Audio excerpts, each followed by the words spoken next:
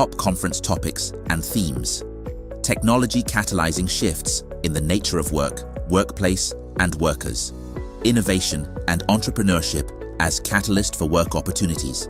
Strengths of inclusivity at the workplace, globalization and business competitiveness. Partners: Ministry of ICT and the Digital Economy, Kenya Private Sector Alliance, KEPSA and Gears Kenya. A big special thank you to our strategic partners. The Future of Work Summit, Nairobi. Reimagining jobs for Africa in a disrupted labor market for global competitiveness. Dates 14 and 15 March 2024. Venue: University of Nairobi, Manu Chandaria Hall. Don't miss out. Welcome to the Future of Work Summit, Nairobi. Reimagining jobs for Africa in a disrupted labor market for global competitiveness. Dates 14 and 15 March 2024. Venue: University of Nairobi, Manu Chandaria Hall. 2 days of engaging sessions, plus attendees and 50 keynote speakers. Future of work, global thought leaders and influencers. Top conference topics and themes. Technology catalyzing shifts in the nature of work, workplace, and workers. Innovation and entrepreneurship as catalyst for work opportunities. Strengths of inclusivity at the workplace, globalization and business competitiveness. Partners: Ministry of ICT and the Digital Economy, Kenya Private Sector Alliance, KEPSA and Gears Kenya. A big special thank you to our strategic partners. The Future of Work Summit, Nairobi. Reimagining jobs for Africa in a disrupted labor market for global competitiveness. Dates 14 and 15 March 2024. Venue: University of Nairobi, Manu Chandaria Hall. Don't miss out. Welcome to the Future of Work Summit, Nairobi. Reimagining jobs for Africa in a disrupted labor market for global competitiveness. Dates 14 and 15 March 2024. Venue: University of Nairobi, Manu Chandaria Hall. 2 days of engaging sessions, plus attendees and 50 keynote speakers. Future of work, global thought leaders and influencers. Top conference topics and themes. Technology catalyzing shifts in the nature of work, workplace, and workers.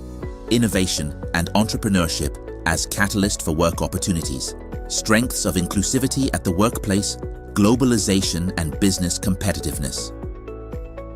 Partners: Ministry of ICT and the Digital Economy, Kenya Private Sector Alliance, KEPSA and Gears Kenya. A big special thank you to our strategic partners. The Future of Work Summit, Nairobi. Reimagining jobs for Africa in a disrupted labor market for global competitiveness. Dates 14 and 15 March 2024. Venue: University of Nairobi, Manu Chandaria Hall. Don't miss out. Welcome to the Future of Work Summit, Nairobi. Reimagining jobs for Africa in a disrupted labor market for global competitiveness. Dates 14 and 15 March 2024. Venue: University of Nairobi, Manu Chandaria Hall. 2 days of engaging sessions, plus attendees and 50 keynote speakers. Future of work, global thought leaders and influencers. Top conference topics and themes. Technology catalyzing shifts in the nature of work, workplace, and workers. Innovation and entrepreneurship as catalyst for work opportunities. Strengths of inclusivity at the workplace, globalization and business competitiveness. Partners: Ministry of ICT and the Digital Economy, Kenya Private Sector Alliance, KEPSA and Gears Kenya. A big special thank you to our strategic partners. The Future of Work Summit, Nairobi. Reimagining jobs for Africa in a disrupted labor market for global competitiveness. Dates 14 and 15 March 2024. Venue: University of Nairobi, Manu Chandaria Hall. Don't miss out. Welcome to the Future of Work Summit, Nairobi. Reimagining jobs for Africa in a disrupted labor market for global competitiveness. Dates 14 and 15 March 2024. Venue: University of Nairobi, Manu Chandaria Hall. 2 days of engaging sessions, plus attendees and 50 keynote speakers. Future of work, global thought leaders and influencers. top conference topics and themes. Technology catalyzing shifts in the nature of work, workplace, and workers. Innovation and entrepreneurship as catalyst for work opportunities. Strengths of inclusivity at the workplace, globalization and business competitiveness. Partners: Ministry of ICT and the Digital Economy, Kenya Private Sector Alliance, KEPSA and GEARS Kenya. A big special thank you to our strategic partners. The Future of Work Summit, Nairobi. Reimagining jobs for Africa in a disrupted labor market for global competitiveness. Dates 14 and 15 March 2024. Venue: University of Nairobi. Manu Chandaria Hall. Don't miss out. Welcome to the Future of Work Summit, Nairobi. Reimagining jobs for Africa in a disrupted labor market for global competitiveness. Dates 14 and 15 March 2024. Venue: University of Nairobi. Manu Chandaria Hall. 2 days of engaging sessions, plus attendees and 50 keynote speakers. Future of work, global thought leaders and influencers. Top conference topics and themes. Technology catalyzing shifts in the nature of work, workplace, and workers. Innovation and entrepreneurship as catalyst for work opportunities. Strengths of inclusivity at the workplace, globalization and business competitiveness. Partners: Ministry of ICT and the Digital Economy, Kenya Private Sector Alliance, KEPSA and GEARS Kenya. A big special thank you to our strategic partners. The Future of Work Summit, Nairobi. Reimagining jobs for Africa in a disrupted labor market for global competitiveness. Dates 14 and 15 March 2024. Venue: University of Nairobi. Manu Chandaria Hall. Don't miss out. Welcome to the Future of Work Summit, Nairobi. Reimagining jobs for Africa in a disrupted labor market for global competitiveness. Dates 14 and 15 March 2024. Venue: University of Nairobi.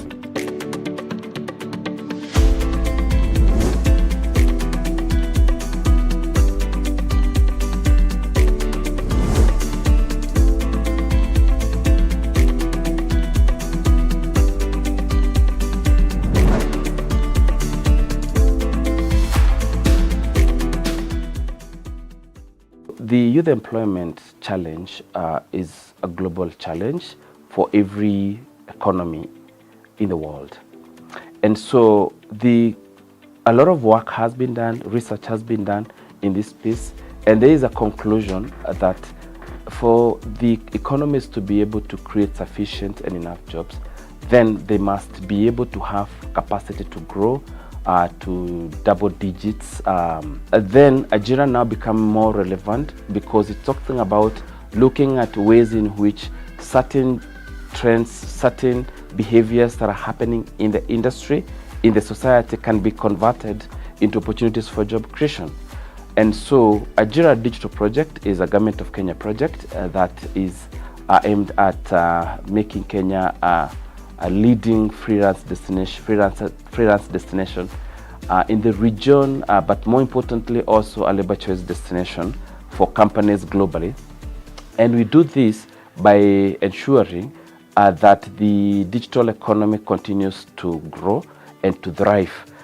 We work within 4 key areas. One is to ensure that there's sufficient infrastructure to propel the growth of digital economy. At the same time, we are looking at the skills that are available in the ecosystem to be able to deliver for the industry. We are also looking at the fact that we need to build trust and awareness on these particular opportunities, and more importantly, to look at ways in which we can catalyze digital work in the ecosystem.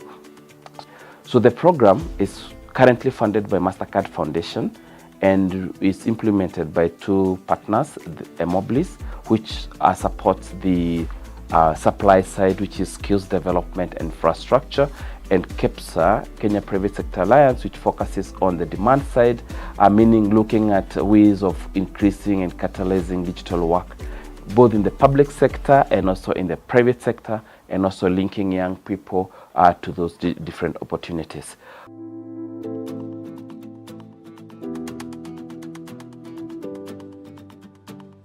I have been working in this transcription project for the last, now headed to 2 years.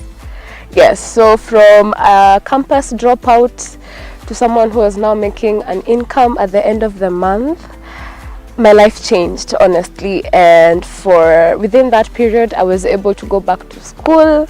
I was able to finish my degree, and I am back to working with the same projects. And yeah, life has not been the same since then. Okay, when I graduated, that was 2017. I came back home. Then I started applying for jobs. But when I was being called, sometimes you apply, you don't get response. But when I got this job, I managed to open a kinyozi. Mtu mmoja ananifanyia huko, I'm paying him some little amount of money because of the money I'm getting from this place. Kwa maoni yangu naona hii kazi iko sawa, juu mahali ambapo mtu anapata shilingi kando na ile kazi anafanya, naona iko sawa. Na bado wale vijana kama sasa naona wakifanya kwa hiyo ofisi ya CDF iko hapa karibu na sisi, naona maisha yao iko sawa. So let me first start by saying that Ajira is a very innovative program and also a very comprehensive program because it touches on all the important areas of digital economy. And more important, it has specialized itself on looking at intersections in the digital economy that has potential to create work and value for young people. Relatedly, it is also looking at how the same value can be translated into national economic value. Our idea here is to create 200,000 jobs in the next 5 years through the business process outsourcing infrastructure or strategy. We are looking at scaling the freelancing model by making sure that young people now have better prospects and better opportunities even to do more advanced digital work.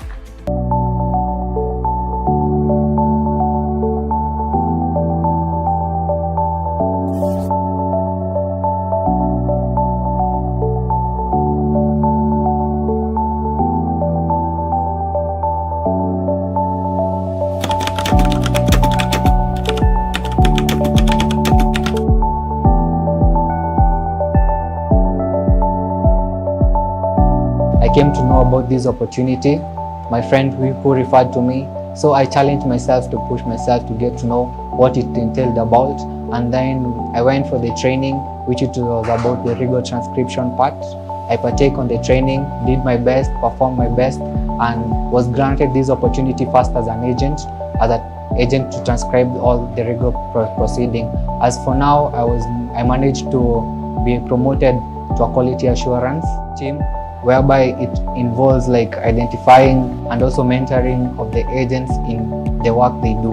Working as a legal transcriber has been quite rewarding for me since I've been able to learn a lot more than I have expected.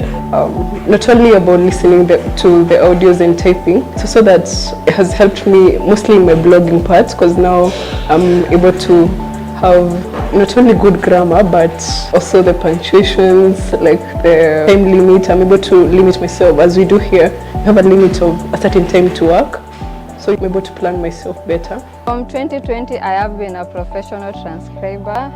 After 6 months, I was promoted to a proofreader. I had gathered enough skills to enable me open my own Go Transcript account, in which I was a freelancer. Due to COVID and economic shutdown, some of my business failed. So I had to look for other ways. Luckily, Ajira came in hand, where I managed to do a course in content writing and digital marketing. From 2019 up to 2022, I've managed to work with international clients, majorly Australia, and local clients who are doing with websites. And now I have the confidence to say that this is quite a remarkable journey that has been made possible by Ajira and their partnership with MasterCard and KEPS and all other groups. With the power of internet, you have access to virtually everything you need, either to upscale yourself, either to look for work on international space, not just your local space. You don't have to really wait for someone. And those are the skills about agility, about resilience, about agency that are very important for every young people to adapt. And this is not even for young people, even for the old people. If you don't upscale yourself, if you don't reskill yourself, then you become very irrelevant, soon. And therefore, for young people, it is important that you raise your ambition, you raise your relevancy by keeping yourself updated to what is happening, by keeping yourself skilled with the current skills that are demanded by the market, and of course being more focused about changing and living purposeful and impactful lives.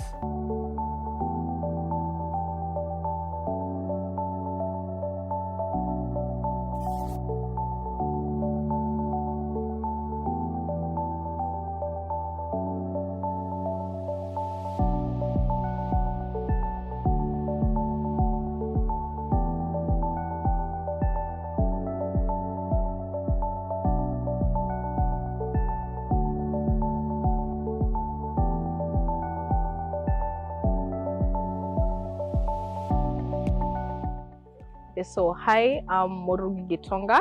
I'm from Kirinyaga County. At Ajira, I am an online worker. I tutor online. I also do article writing. I also do content writing. My name is Lightness Abich. I work at Adept Technologies. I'm doing transcription. So my name is Patricia Kabura, aka Trish Kabura. Mimi ni mkazi wa Kirinyaga, Kerugoya. Mimi nilisoma digital marketing na e-commerce. Hiyo yote ilikuwa kwa mitandao ya Zoom. Hi, my name is Pauline Mutie from Bamburi, Kisauni Sub-County. I'm at Swahilipot. I'm a legal transcriber here at Swahilipot and Ajira Digital. Naitwa Sharon Apondigo, naka Mdhiwa in a place called Kosano. Saizi nafanya transcription. I'm actually a single mother with a 8 months old child. That's a girl. I'm proud at least nilipata kazi because imekuwa hard ever since nili give birth. So when I started working, I was happy because at least I'll be able to support my child. So from working online, I've been able to put aside money for a startup. I'm very passionate about entrepreneurship. I do want to start something else. Yeah. Vile nilianza kufanya kazi na wao kusoma, ilikuwa masaa nzuri sana kwa sababu mimi ni mama. Watoto wakienda shule, ninafanya kazi yangu masaa mawili tu ya kusoma, na hayo masaa mengine ninafanya kazi yangu. Really changed my life because I literally sustain myself from my rent to my food. I pay for everything.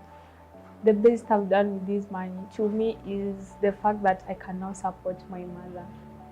Yeah, one way or another, I can reach out when she's short of cash.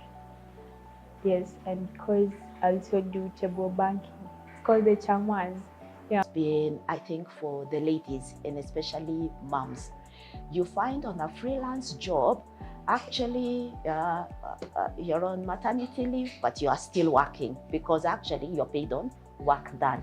The Ajira project has enabled us to have agents on salaries, and therefore we are able to pay our agents even when they're on maternity leave, and they resume work once maternity is over. So I think peace of mind has been great in terms of that.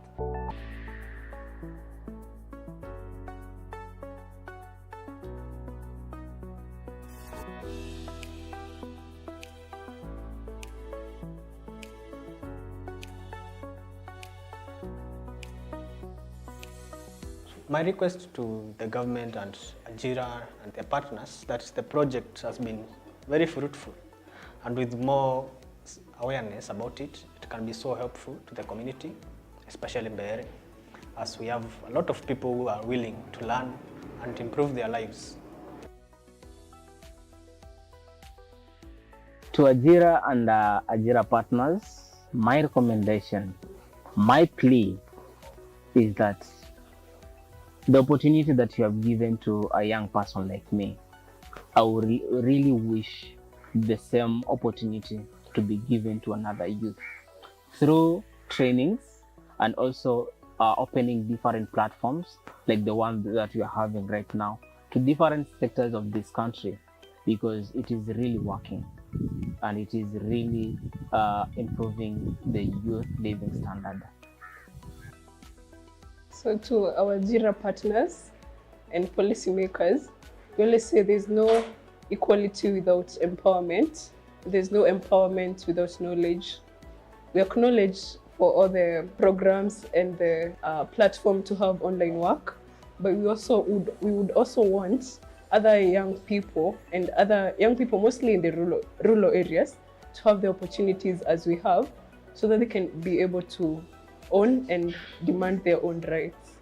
To the government, as the future is online, we would love more online programs to be mobilized, more young people to have access to the online work, as then they will be able to take care of themselves and have something to call their own.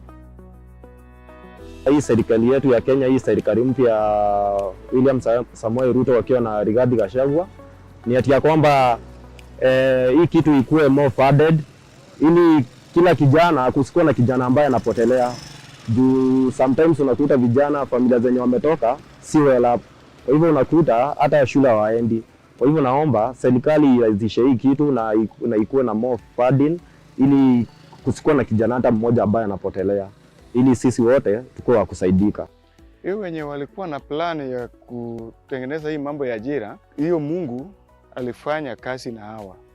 Na vile alifanya kazi na hawa, sisi kama mtu kama mimi, nataka hiyo sekta iendelee kabisa.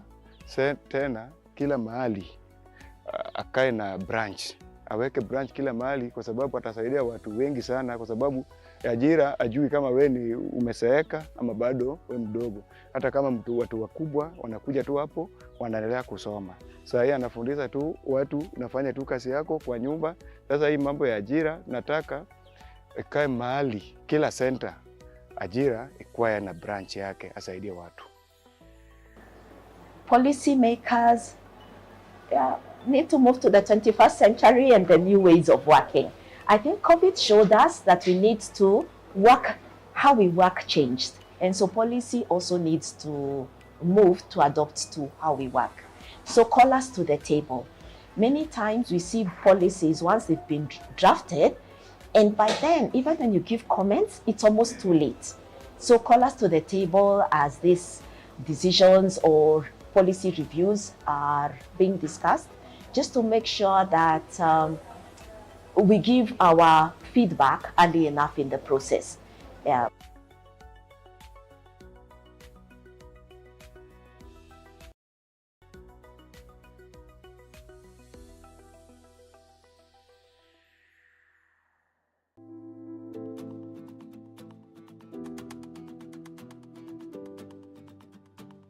I have been working in this transcription project for the last, now headed to 2 years.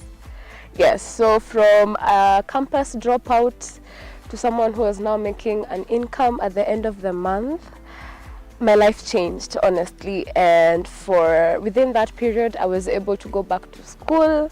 I was able to finish my degree, and I am back to working with the same projects. And yeah, life has not been the same since then. Okay, when I graduated, that was 2017, I came back home. Then I started applying for jobs. But when I was being called, sometimes you apply, you don't get response. But when I got this job, I managed to open a kinyozi. Mtu mmoja ananifanyia huko, I'm paying him some little amount of money because of the money I'm getting from this place.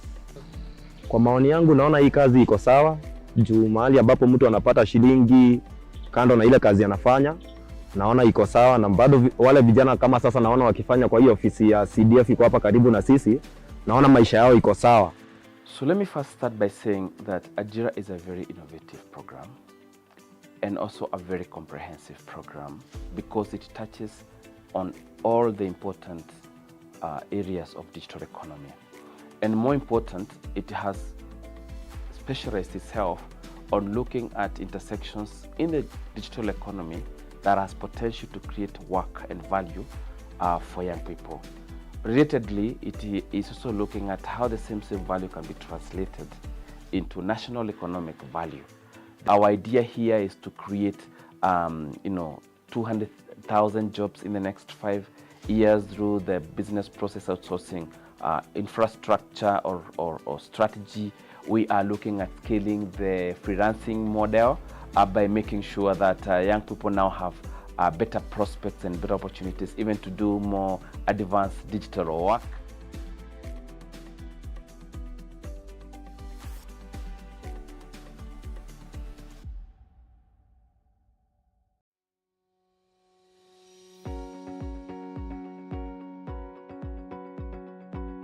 Kwa majina naitwa Abdalla Sheikh. Mimi najihusisha na kazi za online. Huwa nafanya kazi za data annotation. Nilianza kazi hii 2018.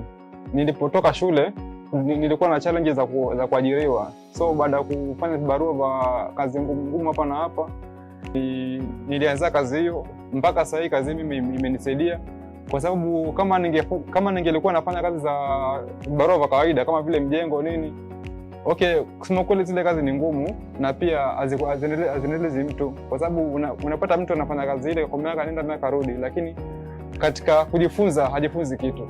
Lakini kupitia kwa hii kazi nimeweza kujifunza vitu vingi kwa sababu kila jinsi unavyoendelea kufanya vitu vingine vinakuja vinajitokeza. Kwa sasa mimi pia najifundisha pia na mambo na web development. Mbali na kwamba nilianza katika mambo na data analysis na transcription. So nikianzia I was getting like 300 in a day ama let's say like $3 in short, which inakuja kama 400 ama 300 in a day.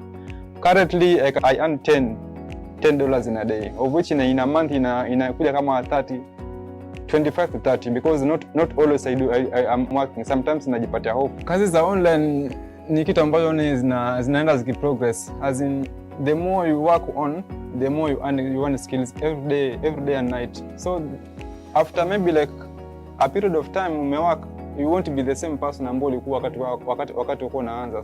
Moja wapo ya sehemu ambayo mtu anaweza fanya kazi online ni ajira. Ajira is a government initiative ambayo husaidia vijana kufanya kazi za online. Is a platform mtu ana register alafu anapatiwa let's say like a username, ana sign, then anytime akisaka kuna kazi anafanya ana login na anafanya kazi. In Mombasa, just like everywhere else in Kenya and across the globe, the unemployment rates are very high. And the beauty about the Ajira program is that it is working to close that unemployment gap by enabling more youths take up work that is flexible. Aside from the few that have been absolved to be involved in the transcription work for the judiciary, others have been linked to online platforms where they can be able to take up online work. And one thing that we observed about the youth is that they prefer flexibility. And one thing that we observed about the Ajira program is that the level of flexibility that it provides them with. In that particular case, I imply that they have the capacity to work from wherever they are on condition that they have a laptop and a strong internet connection.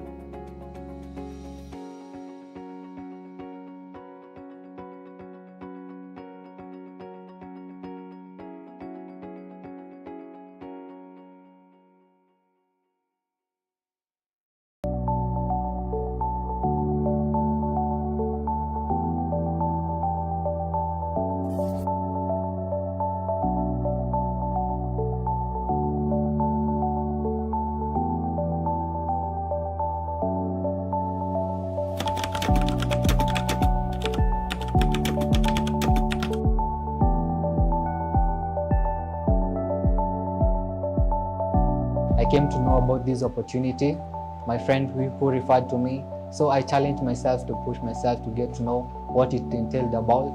And then I went for the training, which it was about the legal transcription part.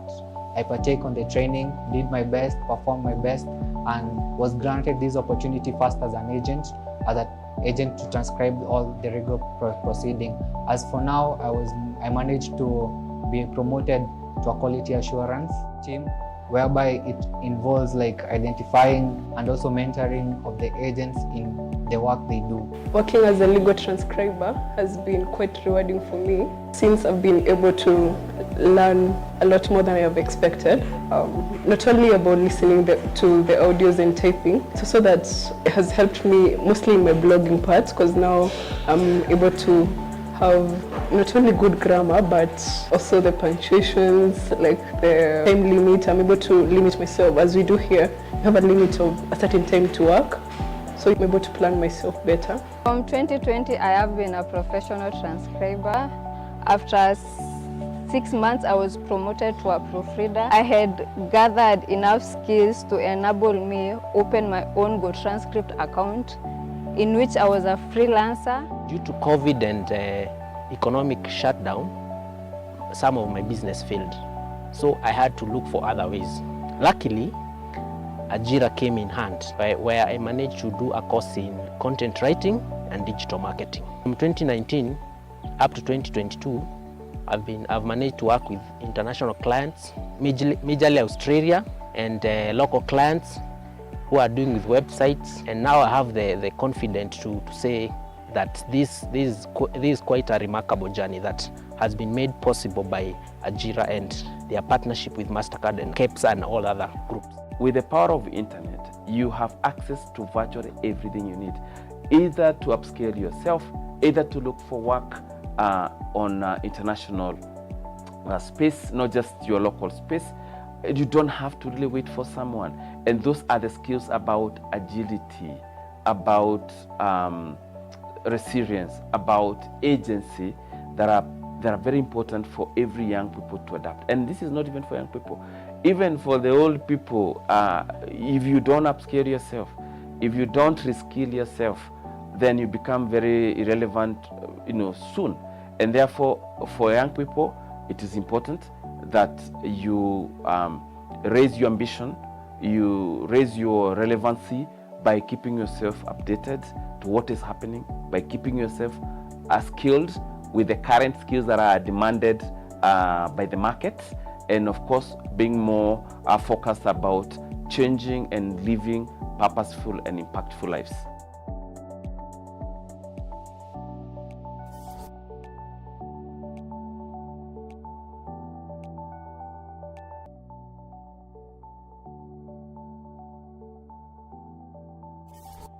So hi, I'm Morugi Gitonga. I'm from Kirinyaga County. At Ajira, I am an online worker. I tutor online. I also do article writing. I also do content writing. My name is Lightness Abich. I work at Adept Technologies. I'm doing transcription. So my name is Patricia Kabura, aka Trish Kabura. Mimi ni mkazi wa Kirinyaga, Kerugoya. Mimi nilisoma digital marketing na e-commerce. Hiyo yote ilikuwa kwa mitandao ya Zoom. Hi, my name is Pauline Mutie from Bamburi, Kisauni Sub-County. I'm at Swahilipot. I'm a legal transcriber here at Swahilipot and Ajira Digital. Naitwa Sharon Apondigo, naka Mdhiwa in a place called Kosano. Saizi nafanya transcription. I'm actually a single mother with a 8 months old child. That's a girl. I'm proud at least nilipata kazi because imekuwa hard ever since nili give birth. So when I started working, I was happy because at least I'll be able to support my child. So from working online, I've been able to put aside money for a startup. I'm very passionate about entrepreneurship. I do want to start something else. Yeah.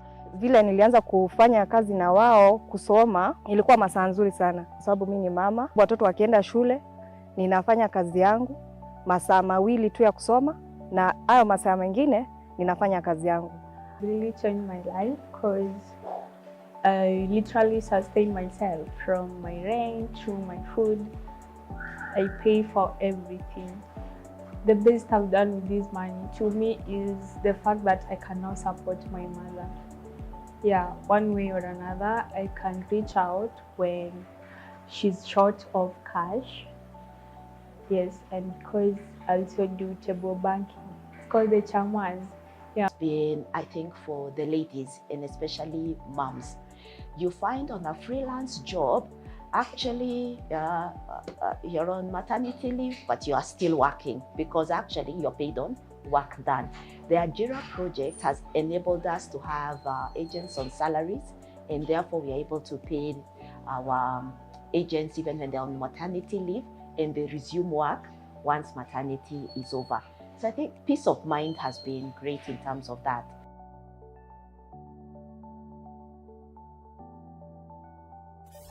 Welcome to the Future of Work Summit Nairobi, reimagining jobs for Africa in a disrupted labour market for global competitiveness. Dates 14 and 15 March 2024. Venue University of Nairobi, Manu Chandaria Hall. 2 days of engaging sessions, plus attendees and 50 keynote speakers. Future of work, global thought leaders and influencers. Top conference topics and themes.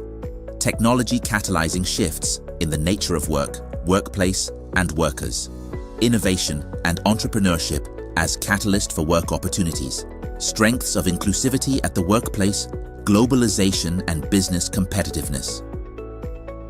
Partners, Ministry of ICT and the Digital Economy, Kenya Private Sector Alliance, KEPSA and GEARS Kenya. A big special thank you to our strategic partners. The Future of Work Summit Nairobi, reimagining jobs for Africa in a disrupted labour market for global competitiveness. Dates 14 and 15 March 2024. Venue, University of Nairobi, Manu Chandaria Hall. Don't miss out.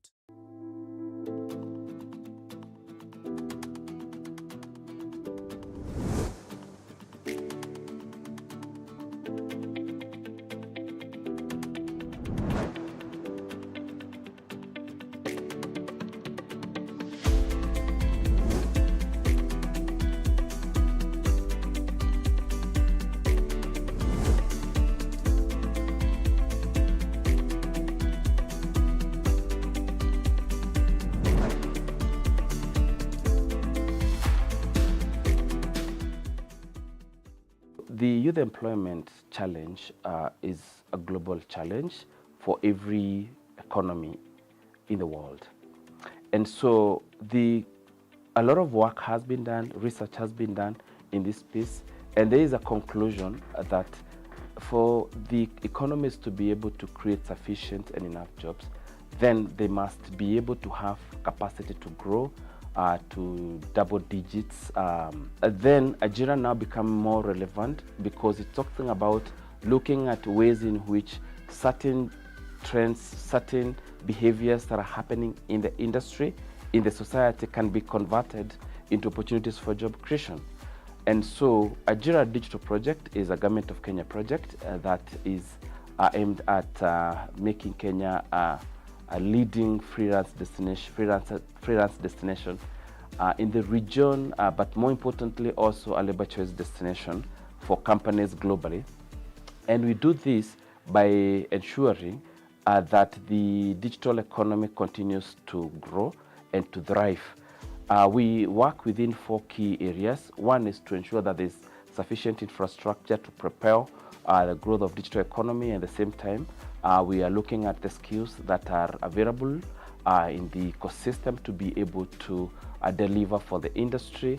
We are also looking at the fact that we need to build trust and awareness on these particular opportunities, and more importantly, to look at ways in which we can catalyze digital work in the ecosystem. So the program is currently funded by MasterCard Foundation and is implemented by 2 partners, Emoblis, which supports the supply side, which is skills development and infrastructure, and KEPSA, Kenya Private Sector Alliance, which focuses on the demand side, meaning looking at ways of increasing and catalyzing digital work, both in the public sector and also in the private sector, and also linking young people to those different opportunities.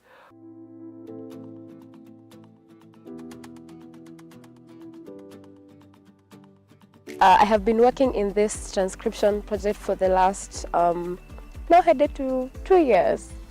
Yes, so from campus dropout to to someone who is now making an income at the end of the month, my life changed, honestly. And within that period, I was able to go back to school.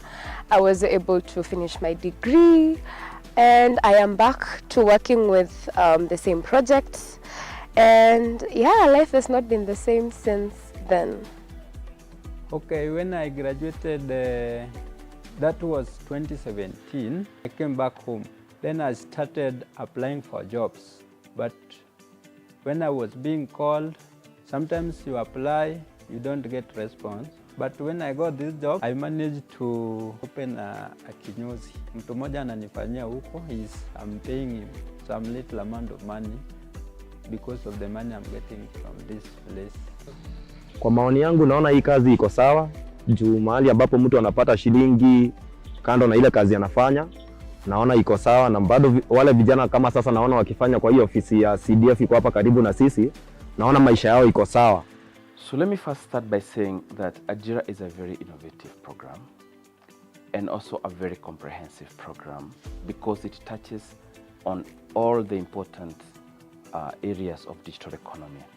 And more important, it has specialized itself on looking at intersections in the digital economy that has potential to create work and value for young people.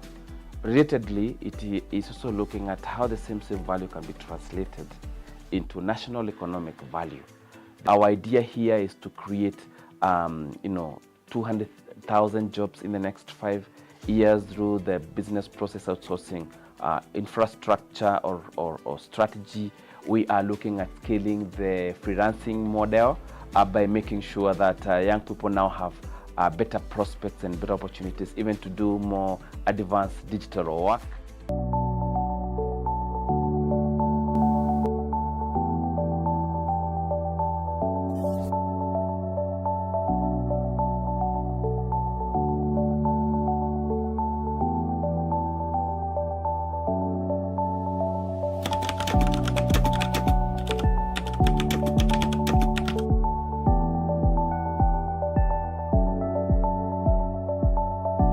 I came to know about this opportunity, my friend who referred to me. So I challenged myself to push myself to get to know what it entailed about. And then I went for the training, which it was about the rigor transcription part. I partake on the training, did my best, performed my best, and was granted this opportunity first as an agent to transcribe all the rigor proceeding. As for now, I managed to be promoted to a quality assurance team, whereby it involves like identifying and also mentoring of the agents in the work they do. Working as a legal transcriber has been quite rewarding for me since I've been able to learn a lot more than I have expected. Not only about listening to the audios and typing, so that it has helped me mostly in my blogging parts, because now I'm able to have not only good grammar but also the punctuations, like the time limit. I'm able to limit myself. As we do here, we have a limit of a certain time to work, so I'm able to plan myself better. From 2020, I have been a professional transcriber. After 6 months, I was promoted to a proofreader. I had gathered enough skills to enable me open my own Go Transcript account, in which I was a freelancer. Due to COVID and economic shutdown, some of my business failed. So I had to look for other ways.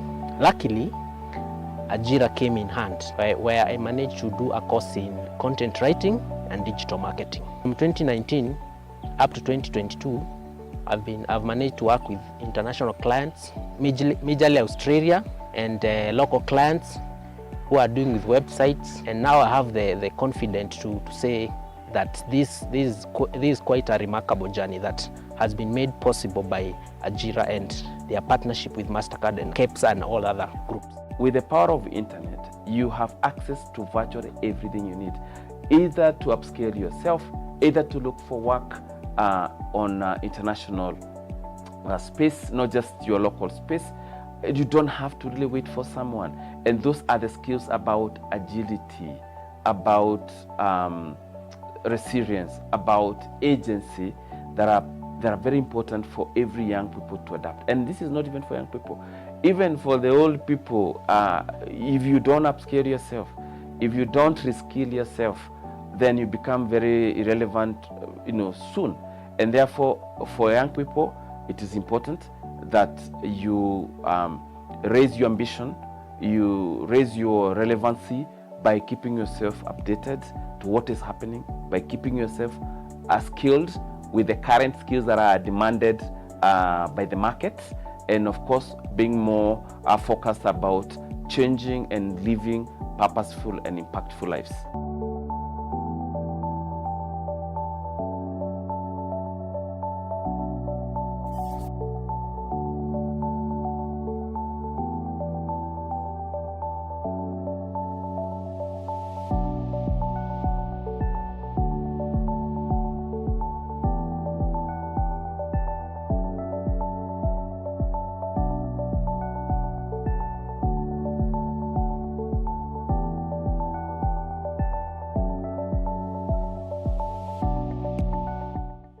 So hi, I'm Morugi Gitonga. I'm from Kirinyaga County. At Ajira, I am an online worker. I tutor online. I also do article writing. I also do content writing. My name is Lightness Abich. I work at Adept Technologies. I'm doing transcription. So my name is Patricia Kabura, aka Trish Kabura. Mi ni mkazi wa Kirinyaga, Kerugoya. Mimi nilisoma digital marketing na e-commerce. Hiyo yote ilikuwa kwa mitandao ya Zoom. Hi, my name is Pauline Mutie from Bamburi, Kisauni Sub-County. I'm at Swahilipot. I'm a legal transcriber here at Swahilipot and Ajira Digital. Naitwa Sharon Apondigo, naka Mdhiwa in a place called Kosano. Saizi nafanya transcription. I'm actually a single mother with a 8 months old child. That's a girl. I'm proud at least nilipata kazi because imekuwa hard ever since nili give birth. So when I started working, I was happy because at least I'll be able to support my child. So from working online, I've been able to put aside money for a startup. I'm very passionate about entrepreneurship. I do want to start something else. Yeah. Vile nilianza kufanya kazi na wao kusoma, ilikuwa masaa nzuri sana sababu mimi ni mama. Watoto wakienda shule, ninafanya kazi yangu masaa mawili tu ya kusoma na hayo masaa mengine ninafanya kazi yangu.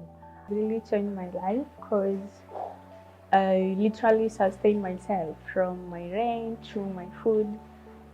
I pay for everything.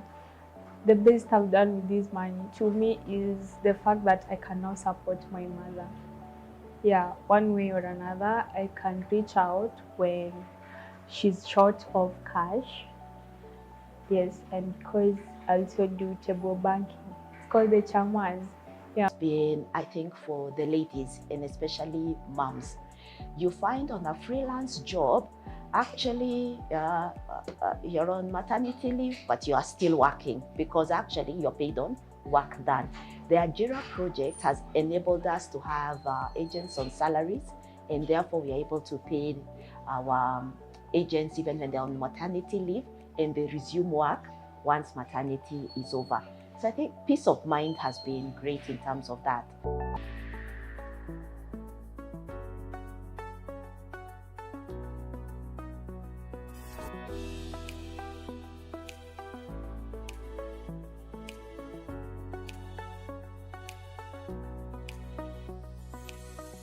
My request to the government and Ajira and their partners that the project has been very fruitful, and with more awareness about it, it can be so helpful to the community, especially Mbeere, as we have a lot of people who are willing to learn and improve their lives.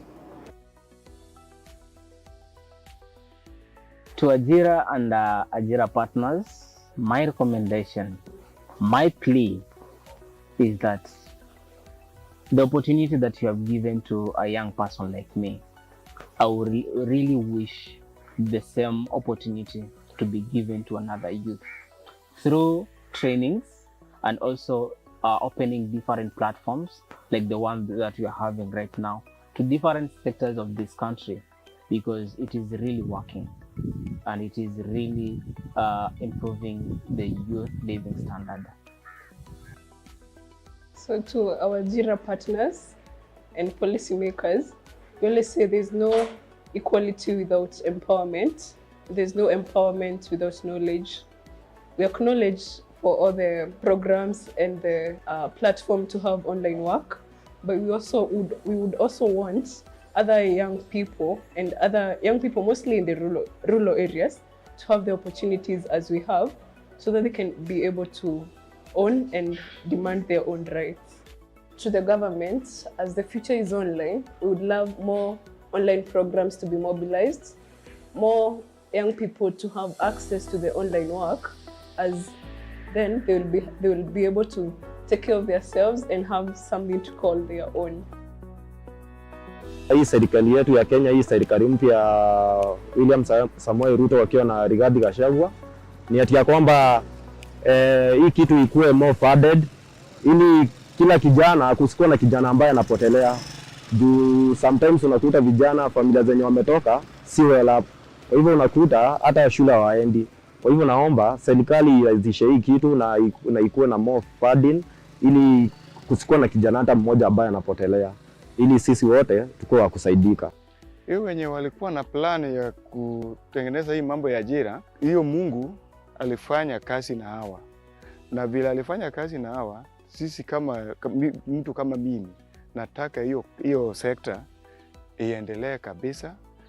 Tena kila mahali akae na branch, aweke branch kila mahali, kwa sababu atasaidia watu wengi sana, kwa sababu ajira ajui kama we ni umeseeka ama bado we mdogo. Hata kama watu wakubwa wanakuja tu hapo wanaendelea kusoma. Sasa yeye anafundisha tu watu, unafanya tu kazi yako kwa nyumba. Sasa hii mambo ya ajira nataka ikae mahali, kila center ajira ikuwe na branch yake, asaidie watu. Policy makers need to move to the 21st century and the new ways of working. I think COVID showed us that we need to work, how we work changed. And so policy also needs to move to adopt to how we work. So call us to the table. Many times we see policies once they've been drafted, and by then, even when you give comments, it's almost too late. So call us to the table as these decisions or policy reviews are being discussed, just to make sure that we give our feedback early enough in the process. Yeah.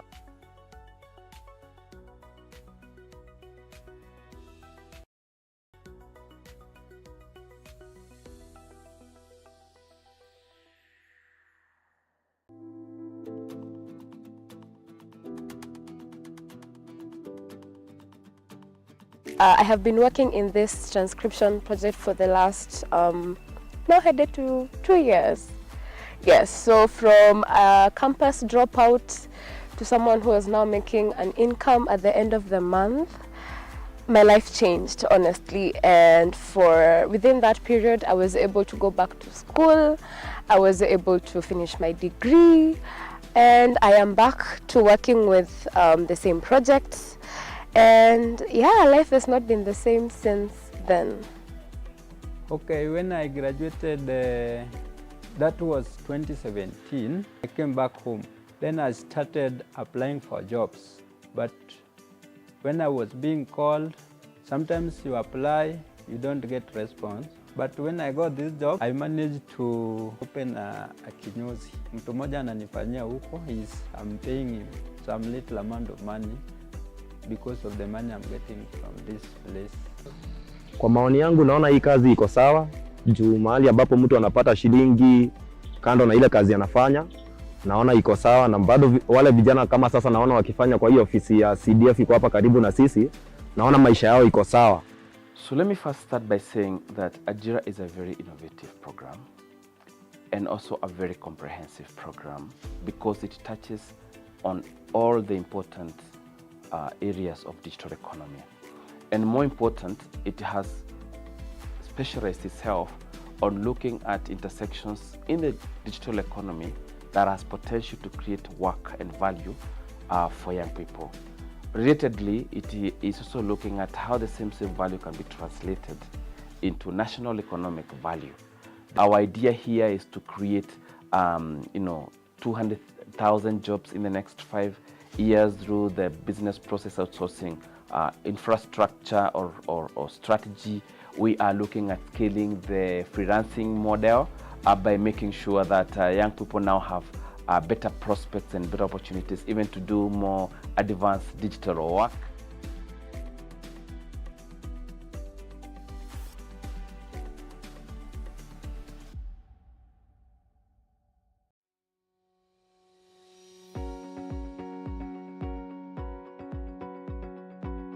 Kwa majina naitwa Abdalashe, mimi najihusisha na kazi za online. Huwa nafanya kazi za data annotation. Nilianza kazi hii 2018. Nilipotoka shule nilikuwa na challenges za kuajiriwa. So baada ya kufanya barua za kazi ngumu hapa na hapa, nilianza kazi hiyo mpaka sasa hii kazi mimi imenisaidia kwa sababu kama ningelikuwa nafanya kazi za barua za kawaida kama vile mjengo nini, okay, kusema kweli zile kazi ni ngumu.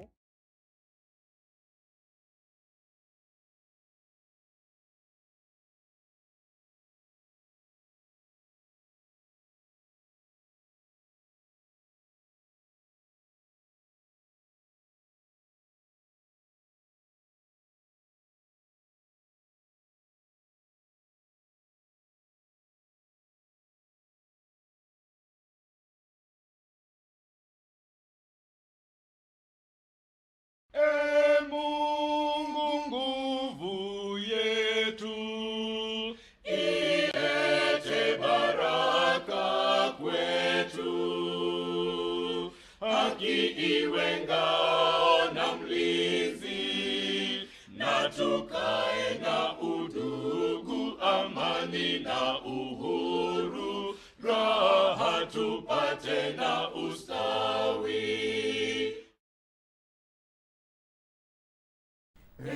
Mungu twaomba uilinde Jumuiya Afrika Mashariki, tuwezeshe kuishi kwa amani, tutimize na malengo yetu. Jumuiya yetu sote tuilinde, tuimarike, umoja wetu ni nguzo yetu, idumu jumuiya yetu.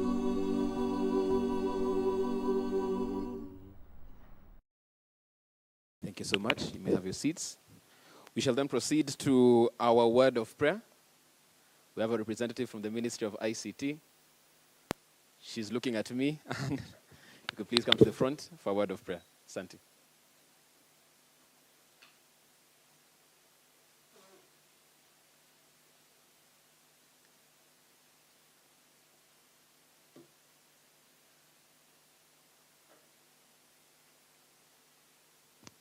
Good morning. I'll request that we bow down our heads for a word of prayer. Heavenly Father, we want to thank you for this wonderful morning. We want to thank you for the gift of life and good health that you've granted unto each and every one of us today, Lord. As we start this second day, Lord, of the summit, we want to put ourselves into your able hands, Lord. We want to thank you for having granted us this opportunity to be here today, Lord. We want to put each and every one of us into your able hands, our speakers, our guests, Lord, and even the entire congregation, that you may bless each and every one of us, that you may grant us a good journey of the day, Lord. And when we come to the end of it, we shall not forget to say thank you. Give glory and honor to your name. For this I pray, believing and trusting in your name. Amen. Thank you. Thank you so much for that. As we proceed into this second day of the summit, of course, there's a lot that will be discussed even as we get into this part of the program.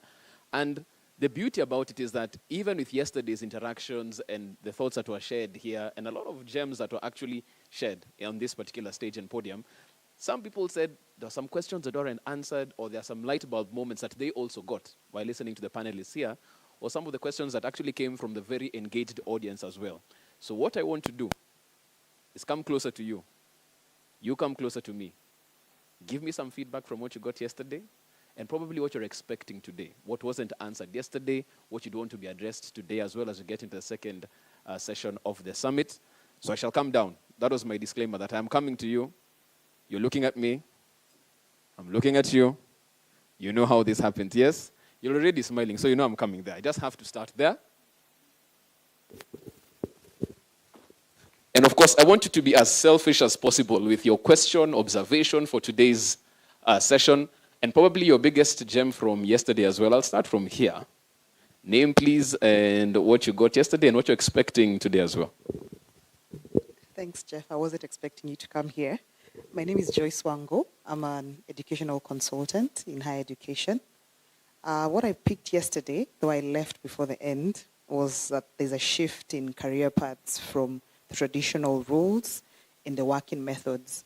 What I'm looking forward to hearing more today is how the different generations can collaborate. It's because we are all strengthened differently, but we can all bring something. So the multi-generational collaboration, that. Thank you so much. And of course, that was also highlighted yesterday when one of the panelists spoke about the fact that in academia, a place like this, you have a professor who's 75, and you have somebody who's joined the department who's 20-something, 30-something. How do they deal with that particular generational gap and make sure they both move together in their strengths in this particular space in time? I told you, this is now I know how it feels when you're a teacher. You're there, everybody's looking at the front, and you're like, what are we looking at? There's no one there. I'm here. You look at me. I don't get it. But I'll start at this particular end. Name, please, and what you're expecting today, ma'am. My name is Milka Osiako. Today I'm here to learn. I wasn't in yesterday, so I'm looking up for a packed day for me. And that you shall definitely get, Milka. May I get some space to pass through here? Is that okay? Because she knows where I'm going, but she thought I'm in the middle and get here. Safe. Safe. Well, here I am. Good morning. My name is Lucy Telesky Limited. It's a call center. And from yesterday was quite insightful. I loved the social and gender inclusion. For us, gender inclusion is not a problem. The social part is where we have a gap. And going back, it's something we'll need to look at so that we can have basically inclusion in all parts and sides. And as we know, the future of work is us young people. Today, I'm looking to see how all of us can work together to make sure that for sure the future of work is young people. Thank you. Thank you so much, and you're definitely in the right place for that. Inclusion was a big conversation yesterday, of course, and the numbers didn't lie when you got the statistics that even as a business, and looking at it purely from a case of business success, it's good for your business to make sure that you're more inclusive. Today, the top row is kind of empty. Is it because I spent most of my here? But I shall come here. There's a gentleman I've seen. Welcome. I did not see you here yesterday. If you're here today for the first time, what are you expecting from day 2 of the summit? All right. Thank you for that and for the ambush. Good morning, everybody.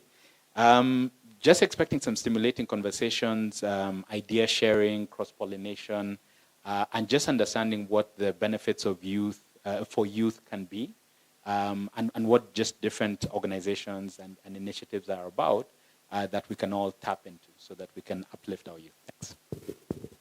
And again, perfect place to be for that particular conversation. Thank you so much for making time to be here for that. As we get closer to an official recap of what yesterday was all about and what we can expect today, there was a question I was asked by a gentleman called Samuel. I don't know where he's gone. Must be somewhere in the audience. And he really challenged me. For a person who sometimes makes a living out of speaking, he asked me, what is artificial intelligence in Kiswahili? Well, even ChatGPT doesn't know that one. So, we shall use wisdom of the crowd. Go to the other side as you think about it. No, you guys have to help me answer that question, by the way. No. ChatGPT doesn't know. Someone in this room might know what is artificial intelligence. Because we've spoken about AI for a while here. It's been like the buzzword. AI is going to disrupt. It's going to bring opportunities we should leverage. You know, all those things we say.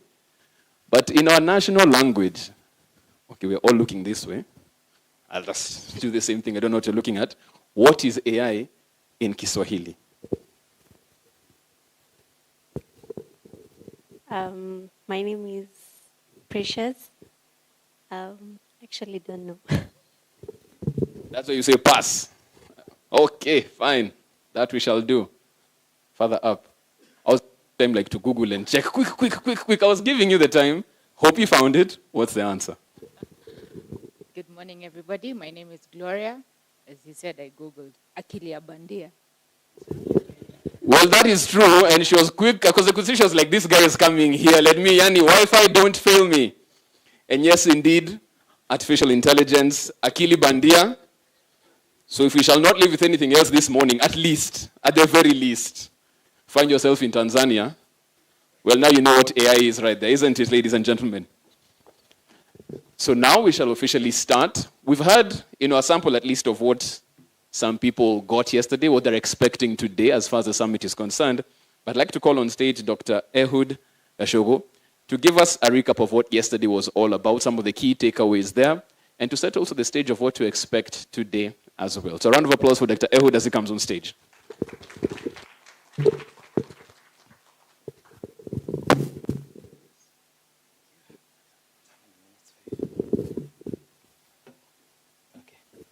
Good morning once again. Good morning. Thank you very much for turning up today again for the second day of this summit. It's an exciting moment for us as a country as we reflect on the role of stakeholders coming together to discuss an important topic like the future of work, thinking through how our current population of young people, our current population of children are going to navigate the future complexities of the world of work. So we are very excited today to continue the same conversations. I also want to acknowledge and appreciate the contribution of the co-hosts of this event, the ICT Authority, Digital Transformation Center, the GIZ program, as well as the Kenya Private Sector Alliance. We are really truly humbled to have come together with this thought.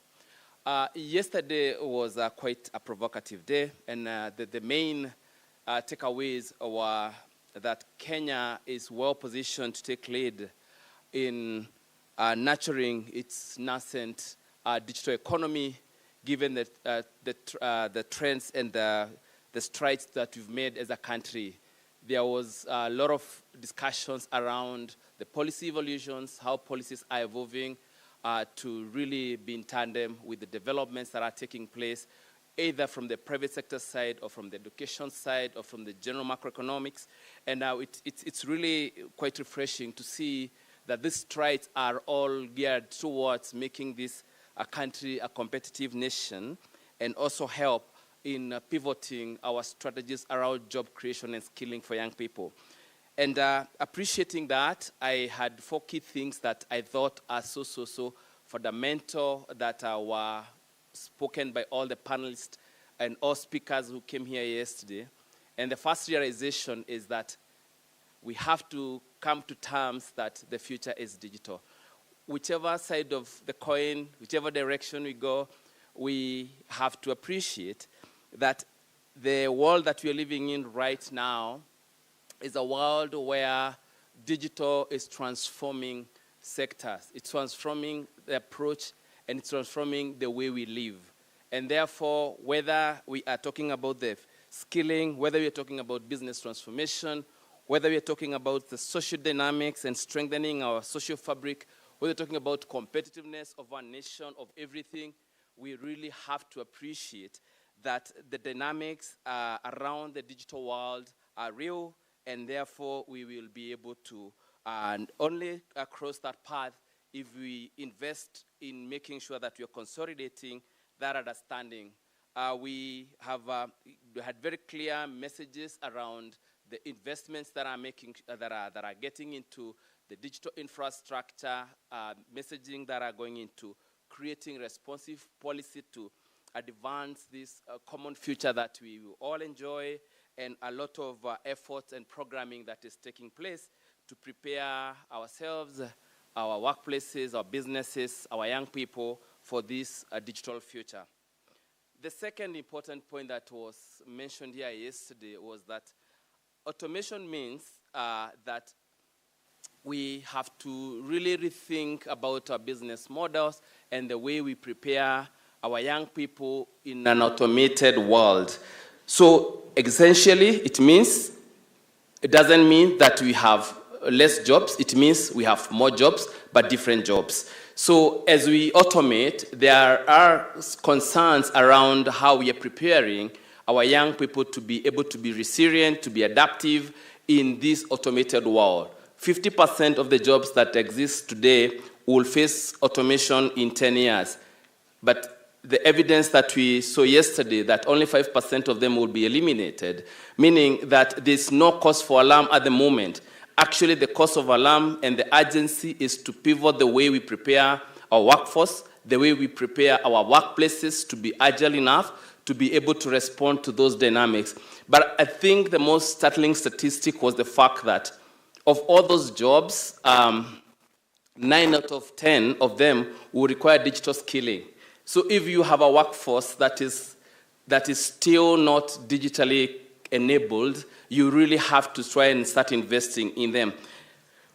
Again, there was a conversation between the balance between technical skills and hard skills, and what was coming up is that maybe the nuance and the balance between technical and hard skills is shifting, and there is therefore need to be able to invest in the right set of skills, with soft skills taking more prominence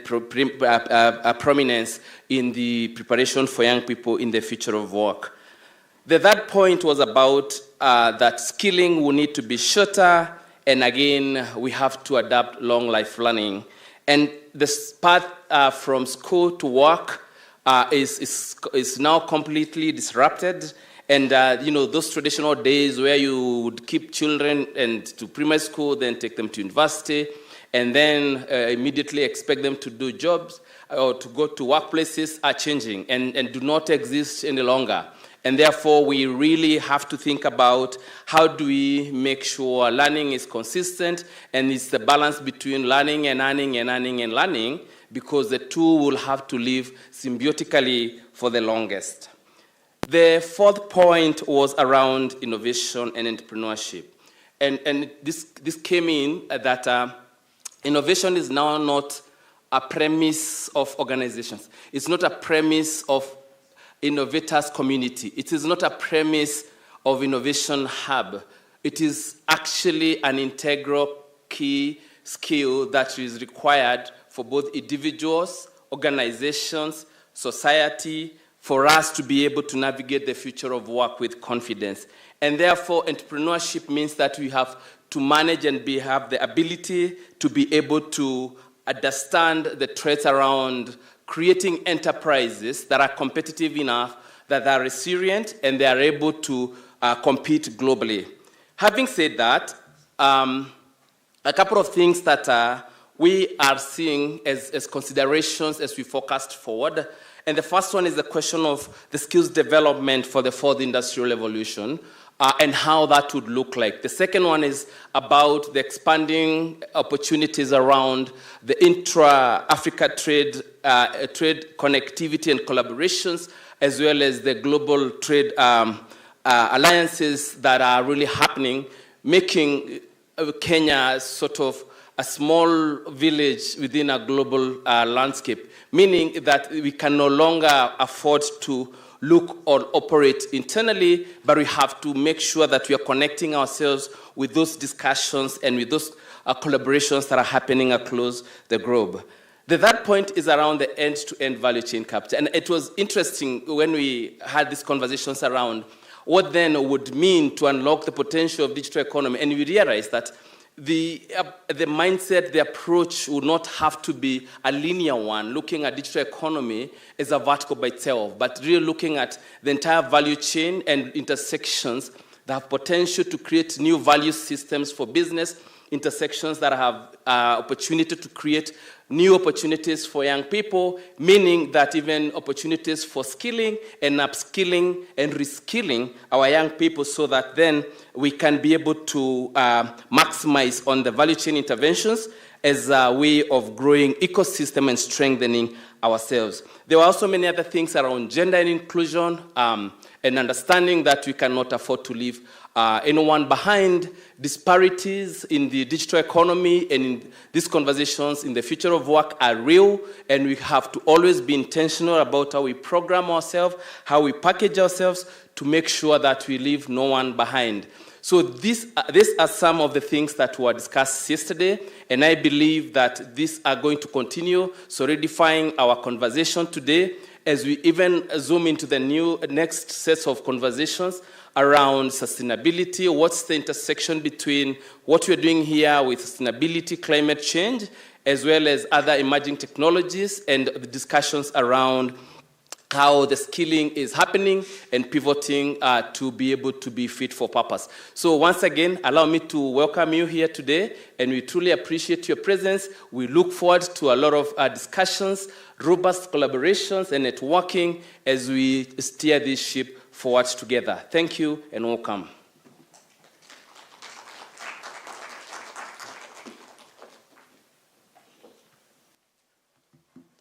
My good people, we already agreed yesterday, when Dr. Ehud gets off stage, you have to help me. Give him a better round of applause. The check hasn't been signed yet. No, we can't. We have to make sure we get that check signed. Thank you so much for those remarks, Dr. Ehud, and of course setting the scene for what will happen today as well. And there's something important that he pointed out in the sense that the upskilling and reskilling that we'll be doing is going to be a constant way of life as we look at it moving forward with what AI and technology is doing. And not only for young gig workers. I don't know if we got the chance to see, there's a video going around of a legislator from Singapore. And they're speaking about the Singapore government is making sure they're putting funds aside for, get this, 40-year-olds plus to go back and reskill. Because this world that they're living in, we're talking about the future of work. It's now. It's here. So the skilling and reskilling is happening right now to be order to be ready for the job market and wherever you want to be. So it's happening, and it's a very pertinent conversation. Thank you so much for that, Dr. Ehud. I'd like to call on stage now Christine Charles Kaunga, Head of Digital Transformation Center Kenya at GIZ. A round of applause for her, please.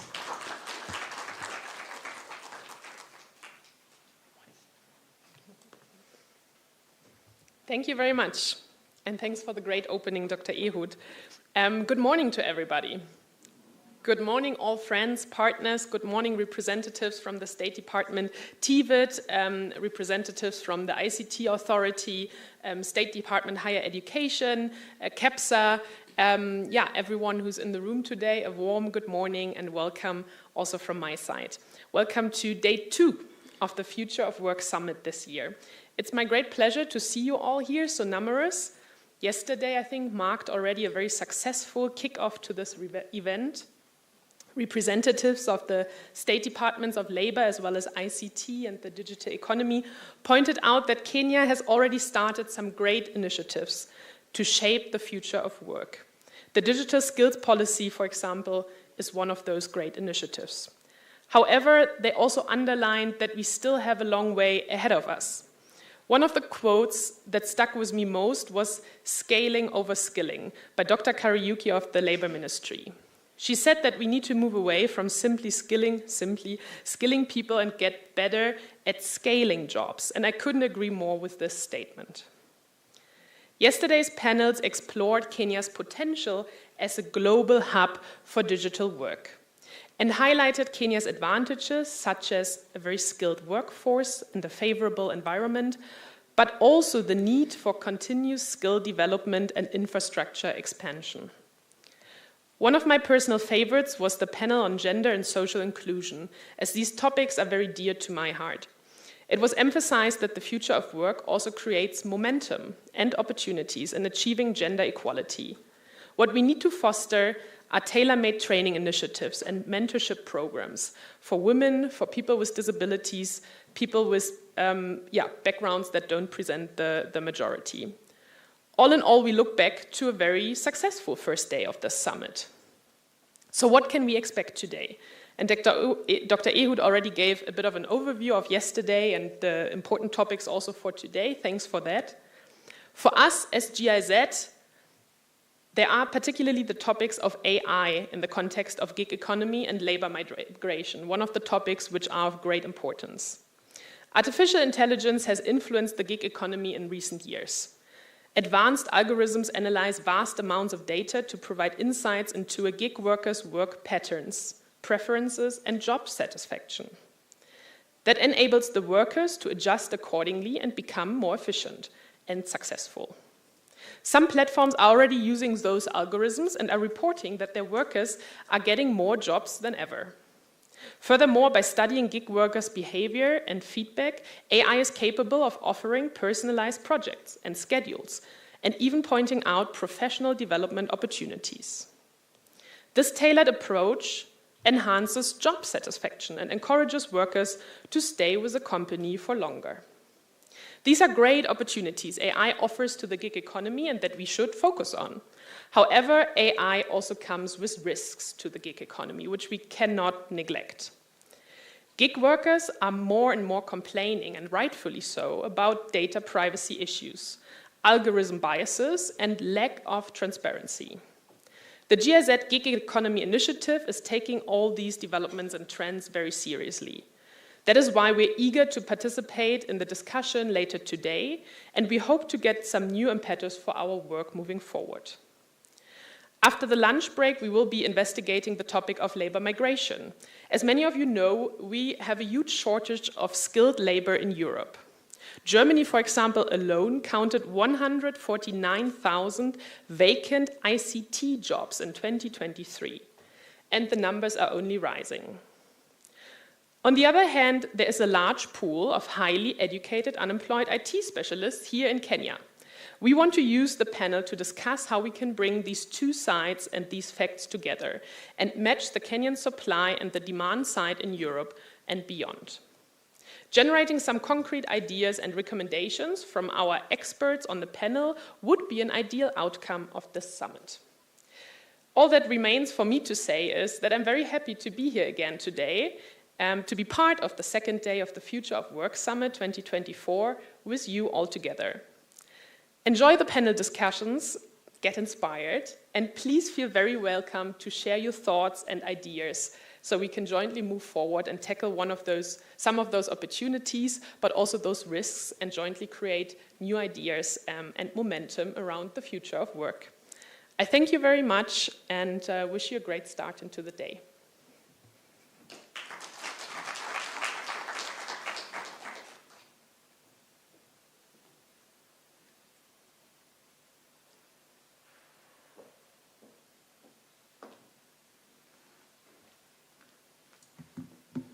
Thank you so much for that, Christine. And of course, just welcoming us as we get into the second day of deliberations. Of course, there's a lot that we'll discuss. I can see some of the conversations we'll be having throughout the day looking at the circular economy. How can we maximize the resources that we have even in a gig economy? She's spoken about upskilling as well. Key word that we're looking at right here, and of course a key frame of mind as well to think on how we'll actually make sure we are more competitive with each day in our respective industries. And of course, even as we look at that, it's not only Kenya. We've realized with technology doesn't respect borders. So how are we being more competitive in a global marketplace? So all these conversations will be happening today. And of course, as always, we like it when you are part of that particular conversation. We'll make sure we have more interaction with the audience, a bit less of a panel as I go through around on it, so you can get more of your observations and more of your questions answered on this. Quick one, if you want to tweet about it, post it on X. That's going to take a while to get. If you want to post it on X, you can do that. You can also share it on Instagram or LinkedIn. The hashtags that we're using is Future of Work Summit and Future of Work Summit Africa. You can use those two particular hashtags as you get your message out there. Some of the key gems that you want to share with the world. So once again, Future of Work Summit and Future of Work Summit Africa, hashtags that you can use as you put that particular post out there. Even before we get to the next part of the program, I really want to recognize what I would call unsung heroes. They've worked tirelessly yesterday, started today, and at times because of how well they do their work, you even forget that they're in the room.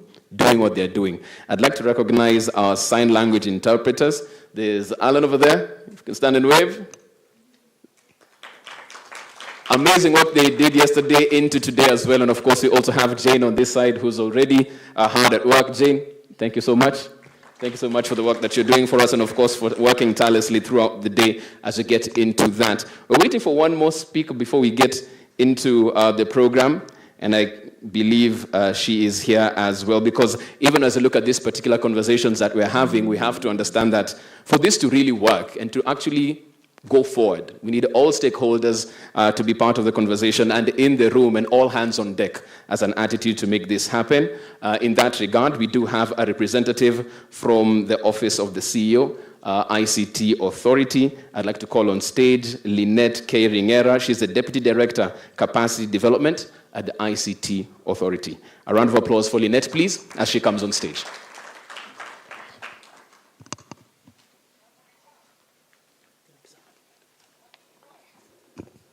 Good morning. Good morning. It seems it's not a good morning. Have you had a cup of tea? Thank you. All protocols observed. I'm Lynette Ringera, Deputy Director, Capacity Development from ICT Authority, representing the CEO, Stanley Kamanguya. Thank you. I'm delighted to be here today to discuss the future of work in Kenya. The ICT Authority is mandated to transform lives using ICT, and we are committed to promoting innovation, entrepreneurship, and job creation in the digital economy.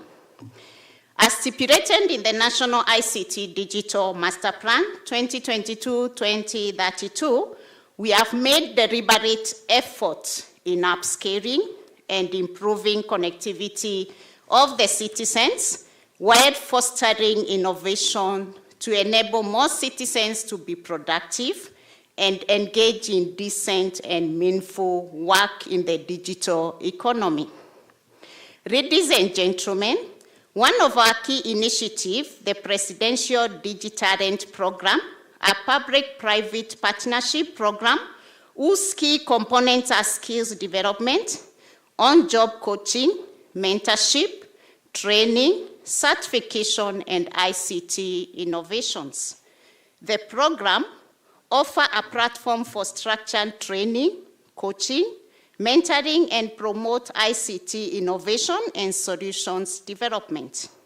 Since its inception in 2015, the program has upscaled over 2,900 interns who have entered the job market as professionals.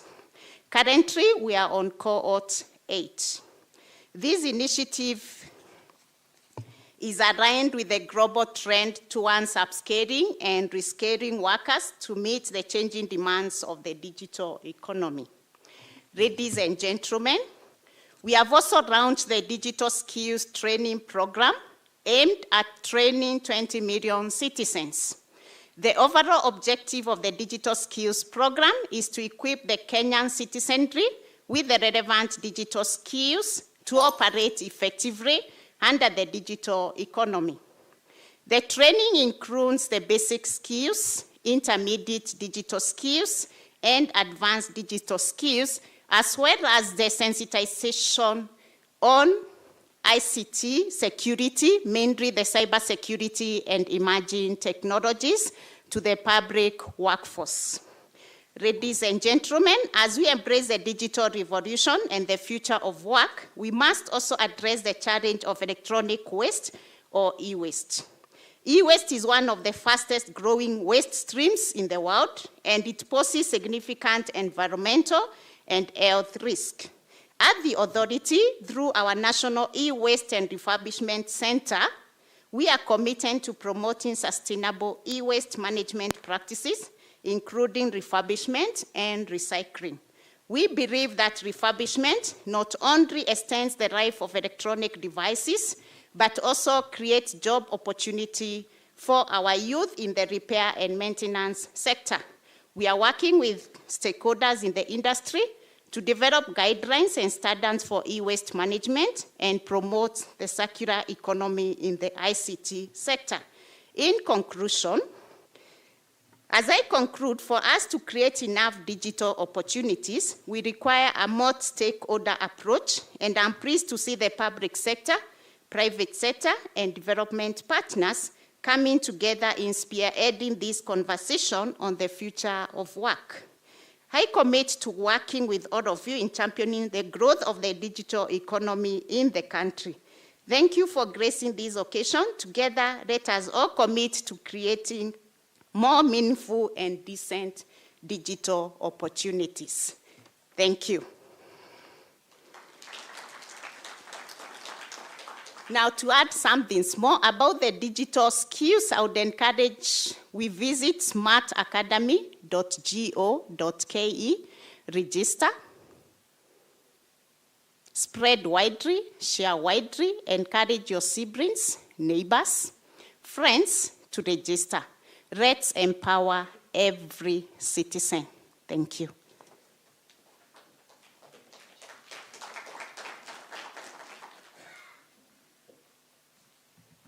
Another round of applause for her, please. Thank you so much for that, Deputy Director. We want to move to our first conversation because she's spoken about it, the issue of waste and waste disposal. So even as we talk about this particular gig economy that we're in and the future of work, how do you maximize the resources that we have, reuse what we have in these particular spaces to the best that we can? That's a conversation we're having now. Charting a sustainable future, how circular economy will translate into job opportunities powered by innovation and emerging technologies. And moderating this particular conversation is Josephine Wawera. She's a communications lead at SIB Kenya. A round of applause for her. She comes on stage and introduces her panel as well. Thank you.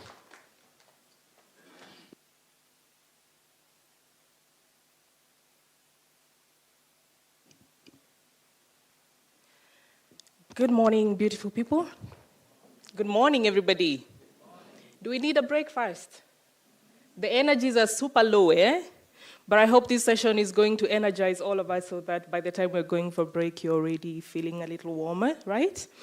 Rightfully introduced, my name is Josephine or Josie, depending on which one is more comfortable with you. And for those who prefer the vernacular, I am Wawira, and I'm the communications lead at Sustainable Inclusive Business, a program under KEPSA. And I'm glad that our keynote speaker has already introduced circular economy, and we'll be diving deeper into that.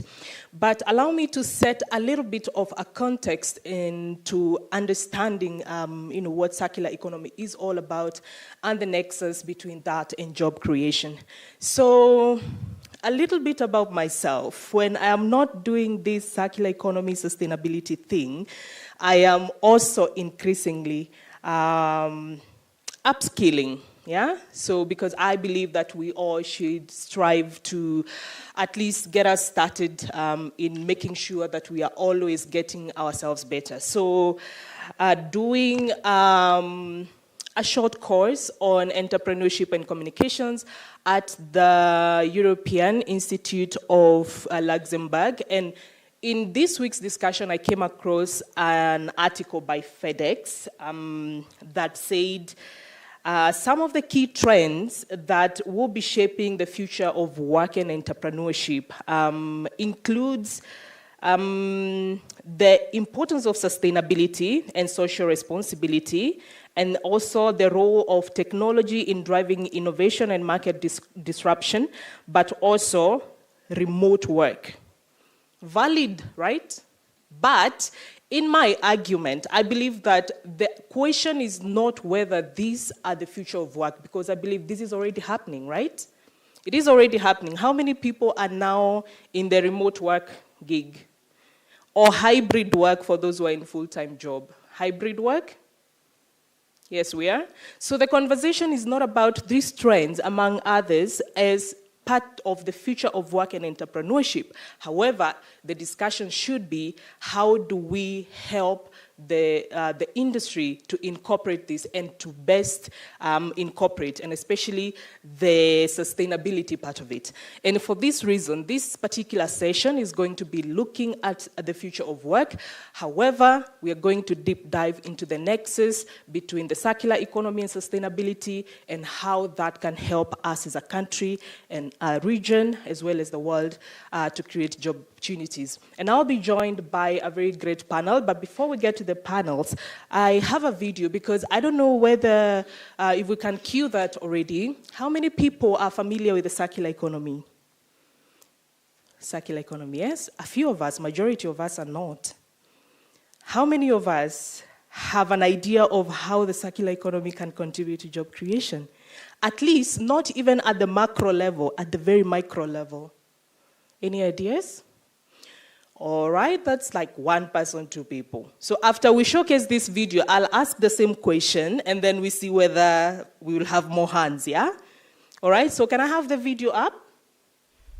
And then I'll ask my panelists to get ready.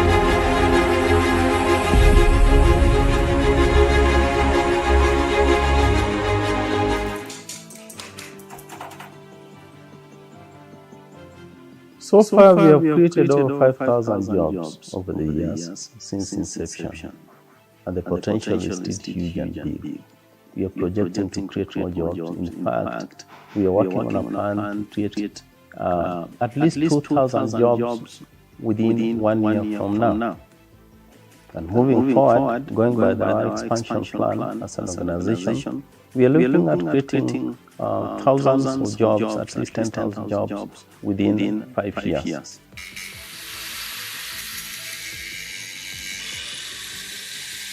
As I get an opportunity through WeSender to train people in Madagascar last year.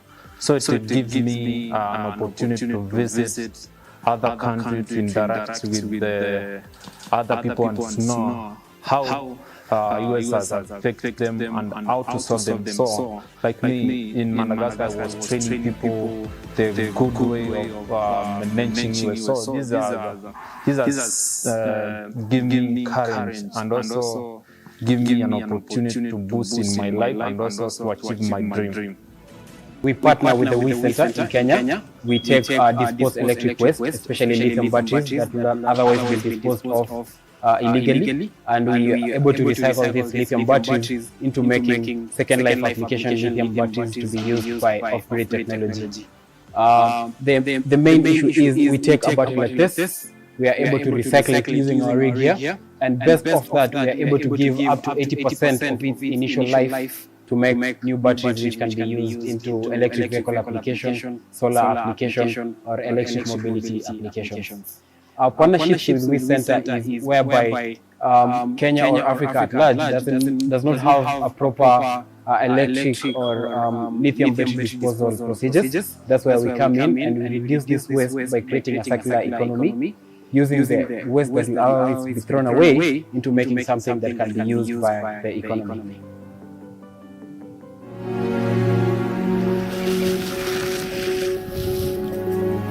We convert raw plastic into fencing posts. We convert the plastic into driveway blocks, solar roofing tiles, and we convert that plastic into walkway slabs. What we are trying to demonstrate here is the value of waste into the bigger construction industry. Got a model where we've got like about 600 youth, a lot of them being street families. We are trying to rehabilitate to make them useful and to get them how to earn a decent living out of waste collection.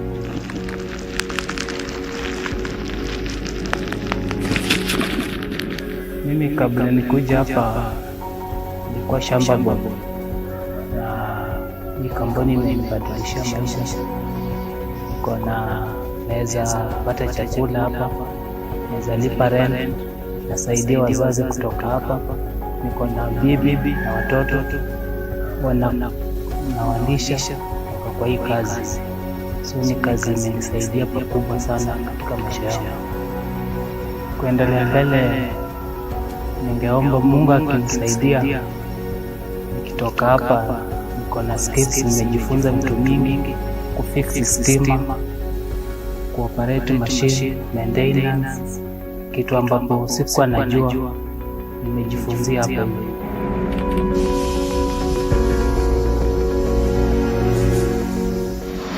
Kwangu mimi sioni chafu hapa, maana pesa ile nitapata hapa kwa hii kazi chafu ni hiyo pesa hiyo yule mwingine atapata. Hakuna pesa tofauti itakuja ya kazi chafu na pesa ya kazi safi. Ni hiyo moja tunatuma watu wote.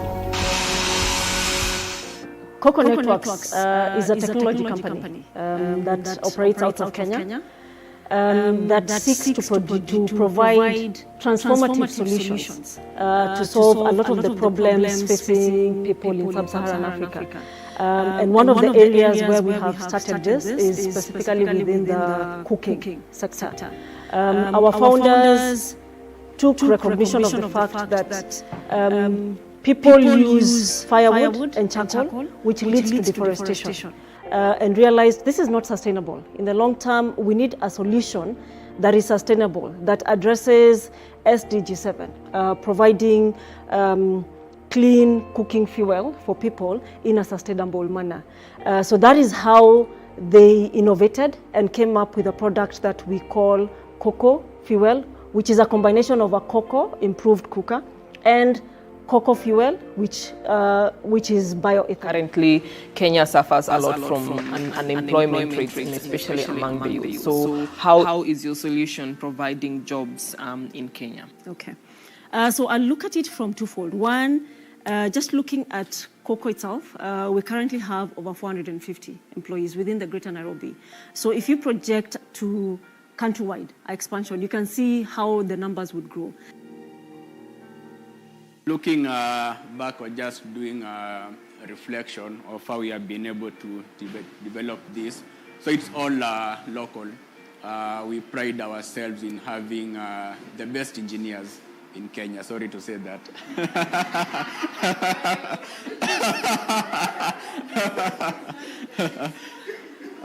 Yes. From design phase to prototype, to test units, to the first commercial unit, all of it has been done here.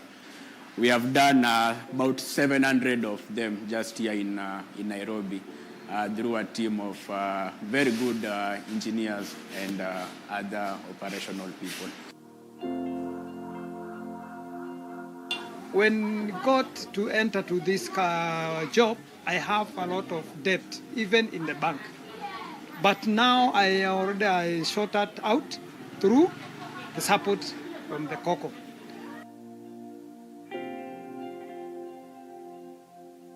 We put our cocoa ATMs or cocoa points in neighborhoods, in Dukas. Right now we have 700 people. So we are providing additional employment. You can go and set up the cocoa ATM. So we are providing these people with an additional avenue for income, an income stream, which means maybe they can also employ someone.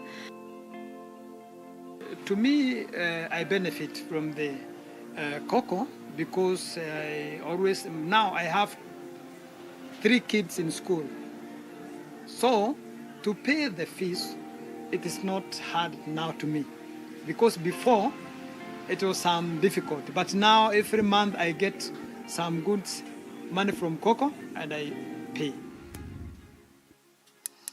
All right. A round of applause for those participants who have participated in a little bit different way. I know it was a little bit long, but now back to the question. Who has a better idea from the beginning now about how circular economy can create jobs?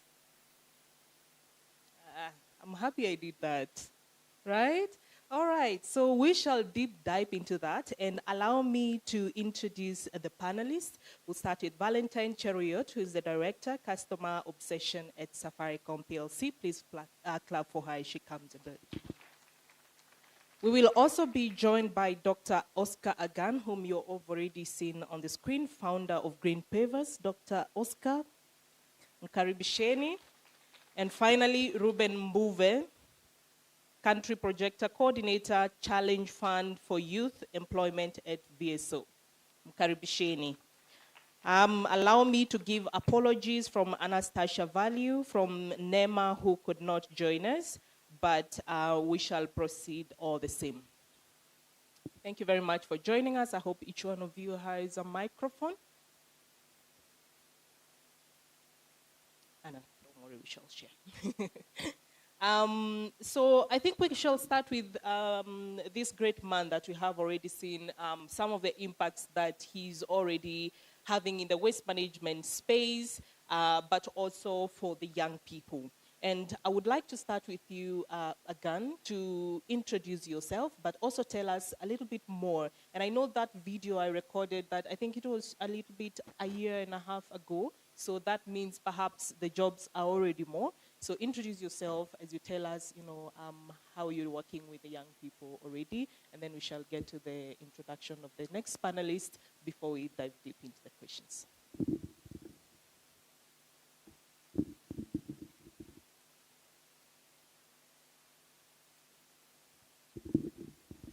Thank you, Josephine.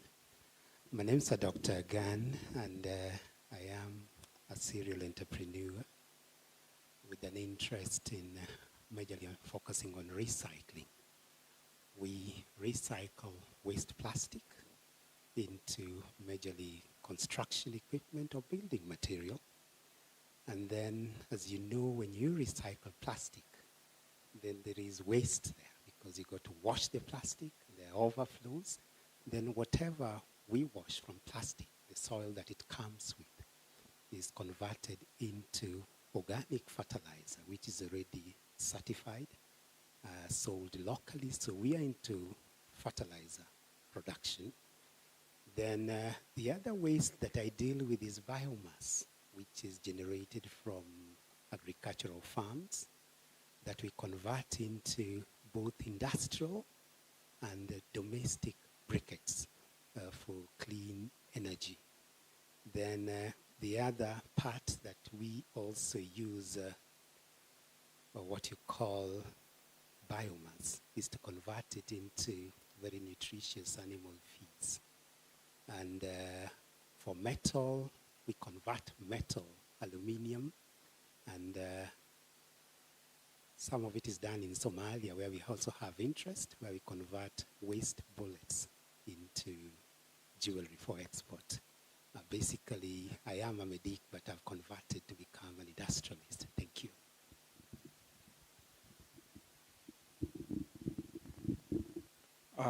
Good morning, everyone. My name is Ruben Bouve. I work with VSO, that is Voluntary Service Overseas.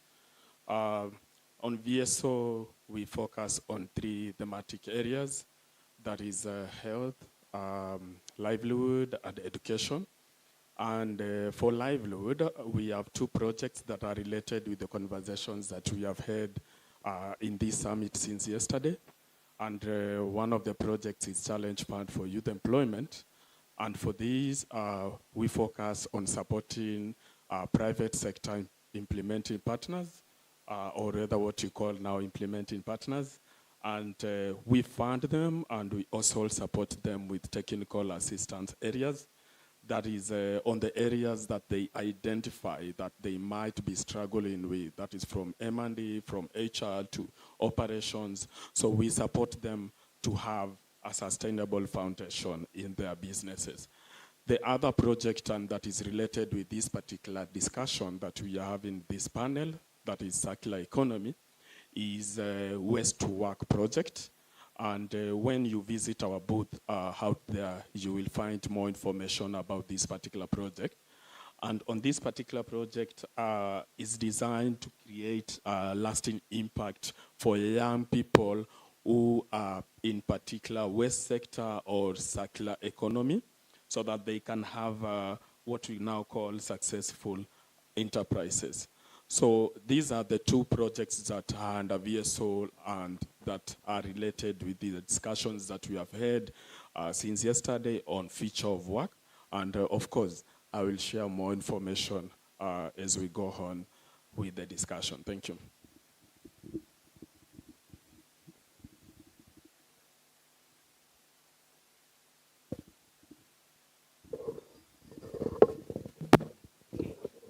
morning, everyone.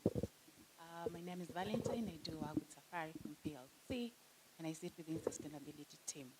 So environmental responsibility for Safaricom is a subject that continues to grow in its importance, given that our network keeps growing every day, because you have a responsibility of providing network connectivity to customers across the country. So we have a commitment to ensure that we prevent, we reduce, and mitigate environmental impacts associated with our operations. So we have developed a strategy that has clear metrics and targets around climate change, circularity, ecosystem conservation, as well as biodiversity conservation, and more so around circularity. We have a number of strategies around circularity, which encompasses dematerialization, buyback of mobile phones, take back of electronic waste from customers. We also auction our network equipment.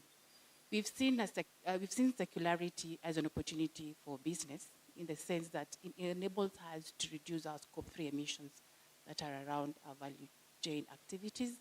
We've seen it as an important imperative in the sense that we'll be able to reduce our waste coming from our operations, and more so, it's an opportunity for us to create green jobs, given that we have a number of stakeholders who are supporting us in waste management, among many other opportunities that we've seen in the space of circularity. Thank you. Thank you very much. Give them an encouragement clap. And please make it, if you hear something interesting, you can also start the clap and the others will join you. Sawa.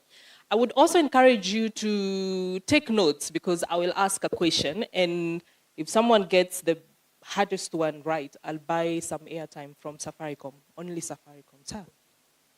And then maybe she can refund me back. But Dr. Gan, I'll come back to you. And you've talked a lot about your focus around recycling, but we would want to just understand, because recycling is just a bit, it's a very small part of the larger circular economy. And if you could give us a statistical look on the potential of job creation in Kenya and even regionally of, creating jobs around circular economy, not just within the recycling space, but also in the other areas around sustainability and circular economy.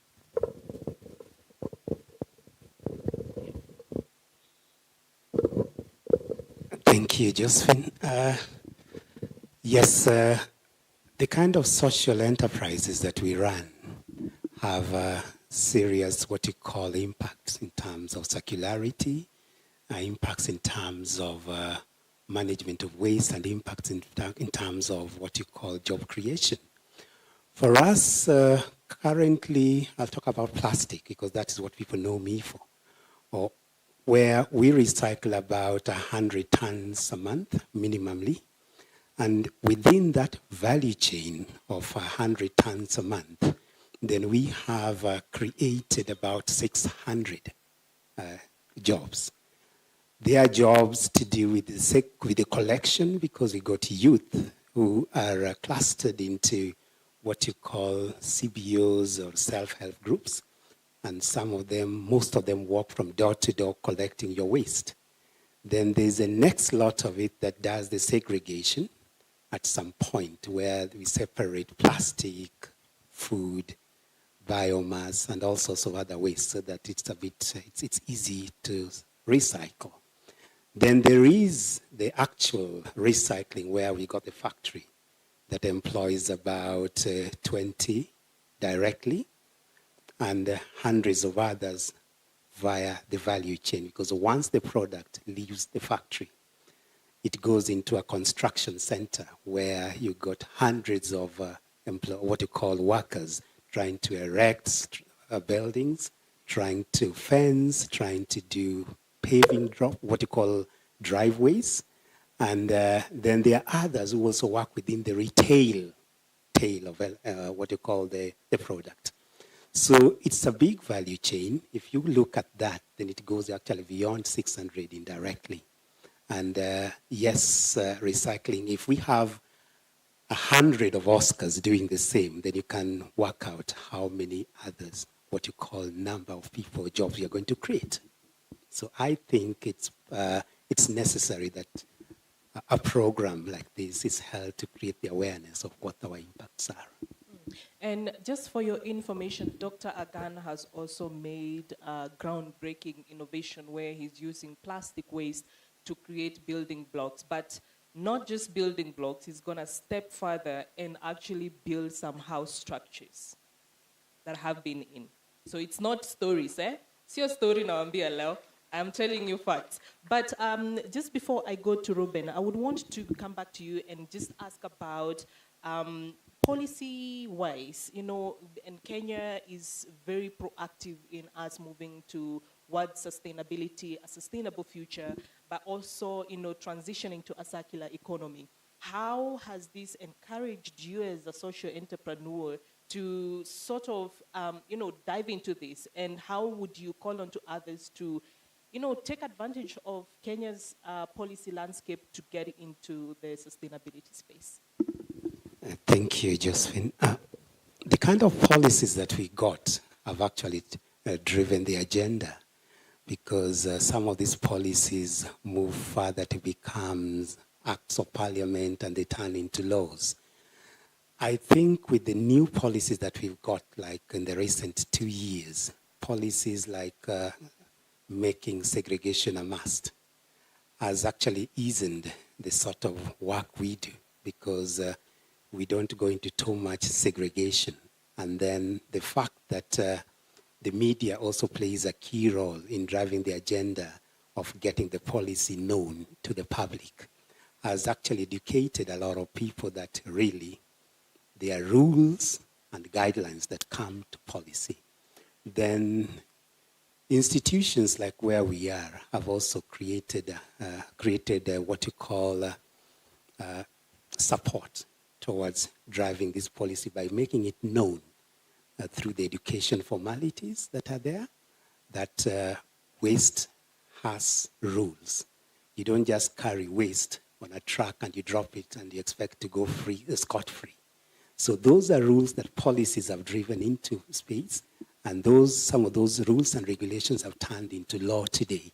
And we are aware that if you do not segregate, then there is a huge fine of 20,000 to be fined to you. So really for us, policies that have emanated from stakeholders, NEMA, and the rest of the parties that are concerned have driven the agenda to clearly understand the value of waste, that waste today is not just waste. Waste has value. And then specifically for me, who is also in the academia, we've come up with a degree and a diploma in waste management. Yeah, allow me to stop you there of that, because I would want you to come back to that a little later. Yes. And let me go to Ruben here. And I think just one of the things that we have identified is that we need skills and talents, or not really just talent, but we also need skills for jobs to work in the circular economy, just like in any other sector. So from your engagements with the youth that you have had through VSO, what are some of those skills and knowledge that are needed for youth specifically to thrive in the circular economy space? Thank you, Josephine. Before we actually talk about the skills, the first thing is having the knowledge of how the circular economy is moving. Which way are we moving, and at the same time, which are the future jobs that we are looking at, so that we can also align the skills towards these future jobs. For example, we are talking about carbon footprinting, we are talking about carbon accounting, we are talking about skills towards environmental law, we are talking about sustainability kind of skills, and at the same time, what you call now consumer preferences. So when you have this kind of understanding, then you can align yourself towards those future jobs. So the kind of skills that young people do need to fit in these kind of jobs, one, for example, when you are looking at, for example, carbon printing, then you need to have mapping skills, you need to have accounting skills, you need to also have very good data analysis skills. So these are some of the skills that young people should be pursuing so that they are able to fit into the future jobs that we are looking at, because this is the way or the path that circular economy is moving towards. When we are talking about consumer preferences, you need to be able to have a skill to capture what the consumer is looking for. Because when we are talking about circular economy, we also have to have in consideration what the consumer is preferring. So once you have these skills, then you are able to fit into the sector. Another skill, and that is also very important, and also that cuts across, is the technical skill. You are able to grasp the circular jargon, like the kind of policies that Daktari here is talking about. Are you having that skill? You are able to grasp that knowledge, and you are able to put it into perspective. I maybe just interject a little bit. Are Yes. we also experts, perhaps using way too many jargons that we are scaring away, Exactly. the youth to venture into it, right? That is exactly. So once you are seated there, or even when you are in this seat, then you need that skill to be able to grasp that jargon, because there are so many places, and also once you look at this particular sector, it's still young, and it is still not well documented, and there is no, present.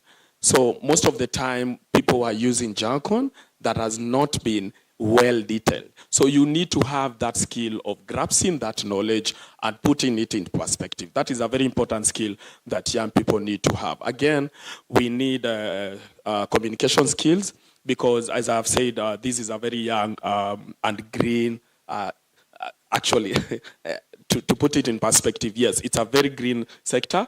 So we need to have a communication skills in such a way that all this information that is being put across, it is being thrown across. How do we put it in writing and in presentation to attract investors and to attract donor funds? Because most of startups and most SMEs that are in this particular sector, they are struggling in bringing out their objectives, struggling in bringing out what exactly are they focusing on. And this is all about communication skill. So this is a very important skill that young people need to acquire so that they are able to fit into this particular sector. And the last one I have to mention is project management skills.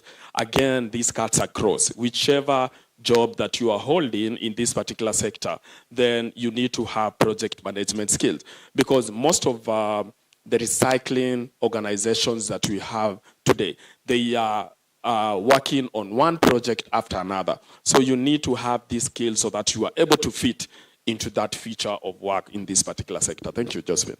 Thank you very much for creating that context. Valentine, umekaa mbali. But we shall come now to you. And, we know Safaricom, as we call it, the home of innovation, particularly because perhaps M-Pesa has become a groundbreaking innovation, not just in Kenya, but globally. So in your opinion, and as we talk about job creation among the youth, what role do innovation and particularly emerging technologies, help us to create that gap or to bridge that gap between circular economy and job creation in Kenya? Thank you, Josephine, for that question. We have a vision at Safaricom. Our vision is to be a purpose-led technology company by the year 2025. So we have committed ourselves to develop technologies and innovation that will bring about transformation, not only in the lives of people, but also in the space of planet. In terms of the role that technology and innovation can play in the space of circularity, it's a lot. So I'll begin with the first one, which is around efficiency. So we've seen technology helping us as Safaricom in terms of bringing about efficiency in our processes. I'll give an example of waste management. For a long period of time, we've been having our contracts being printed and signed off.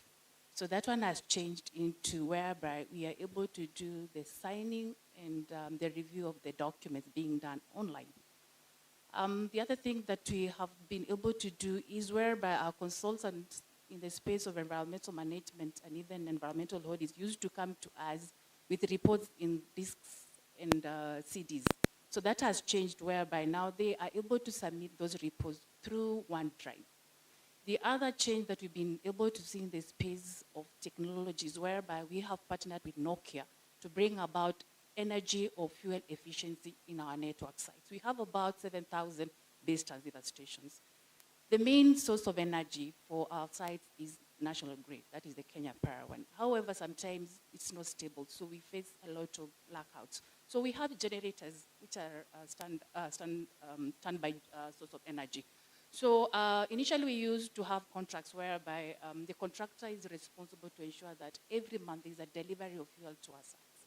But we realized there was a lot of collusion between our employees as well as contractors. So somebody would purport that delivery has been done and yet there wasn't any delivery. So with the use of software, whereby the software is able to monitor the use of energy or the use of fuel, we're then able to know whether you need to do delivery or not. And with that, we've been able to save about 50% in terms of cost and also in terms of fuel consumption. So that is the purpose of technology in terms of efficiency.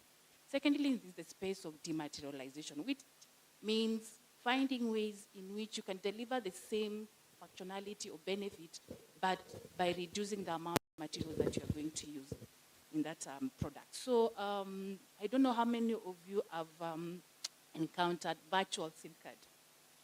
Yeah? We have eSIM. eSIM has a lot of capabilities. You don't need to buy the physical SIM card. With the eSIM, you're able to have multiple numbers. So you don't need to have 3 SIM cards for you to operate. You can only have 1 SIM card, which is eSIM, and you're able to make calls to even other telecommunication companies, say, for example, Airtel and all that. So you don't need to swap. Yeah? So that's the efficiency that technology brings about.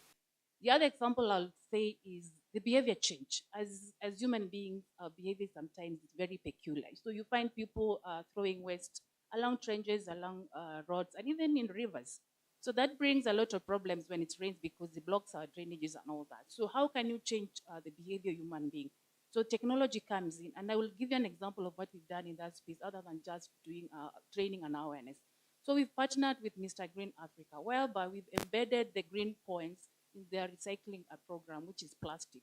And therefore, it incentivizes the customer to see that plastic as a resource or a value that can bring them money to their table. So it's a program that we started last year, and it's progressing very well. Allow me to stop there. Thank you. Thank you very much. And for those who are just joining us, and I know we also have an audience online, we are talking about charting a sustainable future, how circular economy will translate to job opportunities powered by innovation and emerging technologies. And that was a very informative part of the first round of questions. But in case there's anyone who's got burning questions until now, anybody?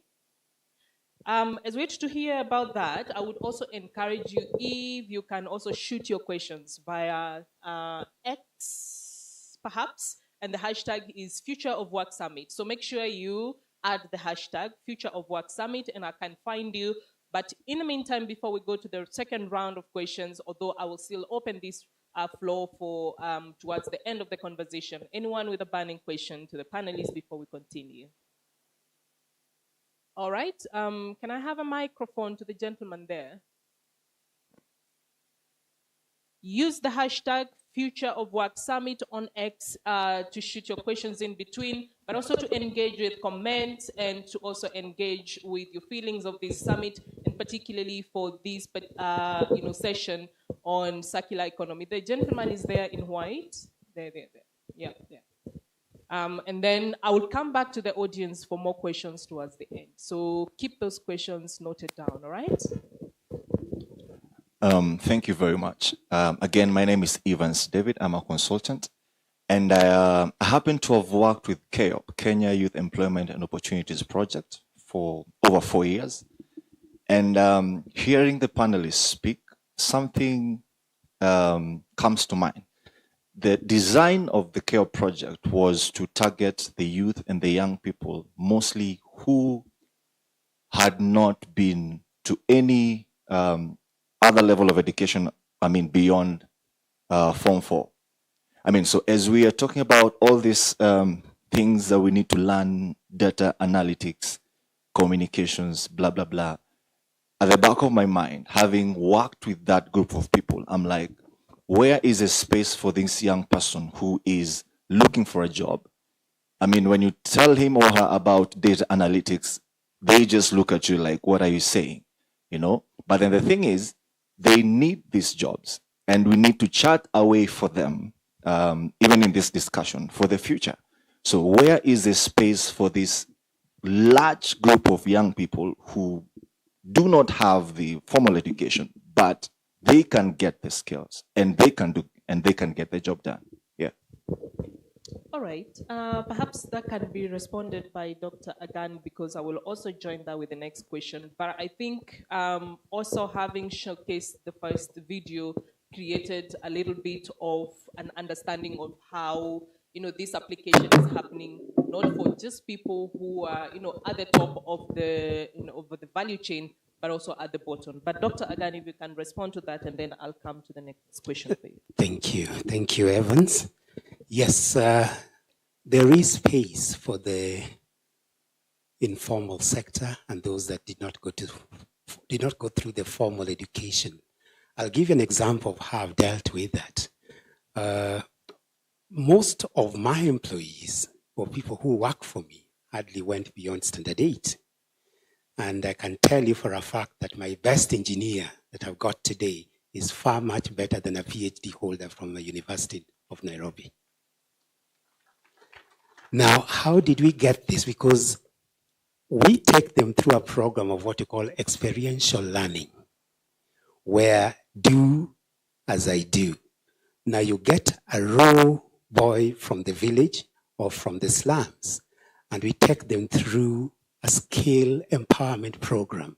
And these are programs that have been heavily supported by some of the donor agencies. I'd like to congratulate World Vision, GIZ, and Care Kenya. A number of, and even Safaricom Foundation have come into this, where we take them through in what you call an experiential learning program for some time. Then they end up not really being able to speak very good English, but they can help you think when you come to designing a machine, because we also fabricate our own machines. And I've seen that program enhance technology and transfer technology to very high levels. Practically on the ground, most of those boys are much better than BSc holders. I can tell you for a fact, because when you come to my factory, it's not going to be about the calculus that you do at the university and all those complexities. I want a gearbox fabricated. I want a switchbox fitted. I want a speed of a machine increased. I want a whole machine line delivered. That is what I want as an entrepreneur. But you see, I've got to empower the kind of people that I work with. So we take them through an experiential learning program. Then in the process, then they also get to understand how much waste. Then they can also analyze the type of waste. Then they can also give you reports at the end of it, like we've used so much waste to produce that. So what I'm trying to say here is that there is space. I've proven that kind of process to be very effective, and that is the kind of product of people that I get. Thank you. Thank you very much. And maybe you just conclude that with the, the issue that you had started on the role of education and training, particularly at our high-level education system. Does Kenya allow for that kind of access to knowledge? And what are you particularly doing to make sure that we bridge that gap? There's a bit of some change, but I'm afraid, I must say that there's been a disconnect between the kind of graduates that the universities churn out as opposed to the kind of graduates that we industrialists are looking at. So having been in both sectors for some time, because I think I've taught at the university for over 20 years, then I've seen where I've had a chance to come up with curriculums that we entrepreneurs will be happy to see in the market.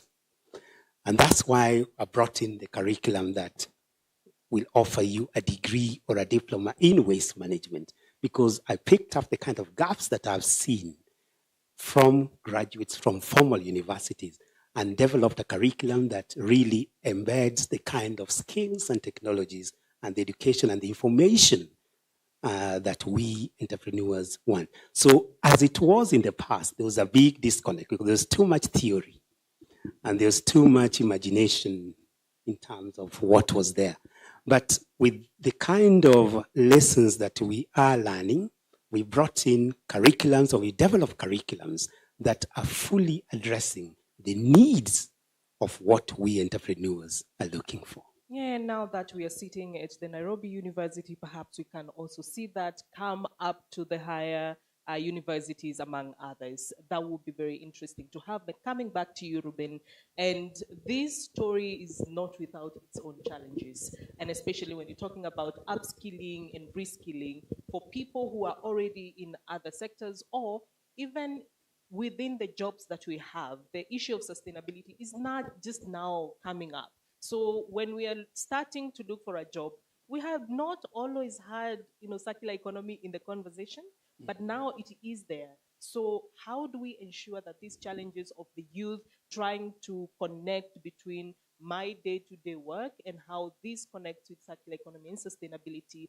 So help us understand some of those challenges, but also the opportunities that come with them. Thank you again, Josephine. When you look at this economy, you find that even though we have the intention and so many efforts and interventions to skill and upskill young people, there still exist challenges. And one of these challenges that I want to mention is the challenge on clarity. Most young people still do not have clarity of this particular area or this sector. There is still no available knowledge for them to pursue. You find that most of them do not have a clear picture of the kind of career they might be looking to pursue in this sector or in this economy. And that lack of clarity is one of the challenges that we are experiencing when we are trying to skill most of these young people. Because when someone does not have that clarity, then even them to learn becomes a challenge. So that is one of the challenges that we are experiencing. And another challenge is lack of exposure again. You find that even though most organizations are still talking about a green economy, they are so much focused on other areas but not circular economy. There's still less focus on circular economy. It's another challenge. The platforms that young people can actually attend and get the knowledge are still few. I know we are here today. It's very ironical. I'm talking this as a challenge, even though today we are here. This is a platform, yes, but the platforms are still few in terms of that young people can actually get the exposure and get the knowledge about this particular economy. This again becomes a challenge in terms of upskilling them and skilling them, because if they don't have that exposure and they don't have the mentorship, then they might not be able to pursue jobs in this particular area. Another challenge is what you call the mindset. I know when we were watching the video, there is that guy who said, mimi sioni kama hii takataka, mimi naona pesa. Very few people have that kind of mindset, that kind of attitude.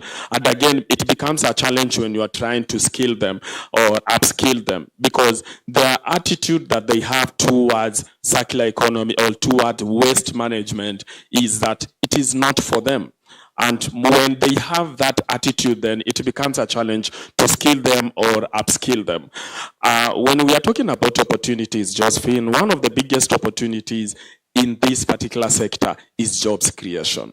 This is the bottom line. It's one of the biggest opportunities that we have. ILO, for example, they predict that if we transition to circular economy and green energy, by 2030, we are going to create more than 100 million jobs for young people. You can look at that as demand side. What about the supply side? This is an opportunity that we have. We can skill ourselves and upskill ourselves that we are ready for these jobs once they are available. So this is a big opportunity that we have in this sector. Another opportunity is we are still limiting ourselves when we are talking about circular economy. We are limiting ourselves on one area of circular economy era. We have two eras. We have the era of reuse, repair, remanufacture, and I think that is where we are limiting ourselves. But again, we have an opportunity to go to the other era, the era of DE, that is deconstruct, decoat, delaminate, and I'll give an example with the deconstruct. When that video was playing, I'm very sure many people never thought that electronics can be part of circular economy. What about motor vehicles, for example? I know this is a very limited area, but it is an opportunity that we have in this particular circular economy. When we have so many vehicles that are today, they are, what do I call it? They are still on the garage and they can't be deconstructed.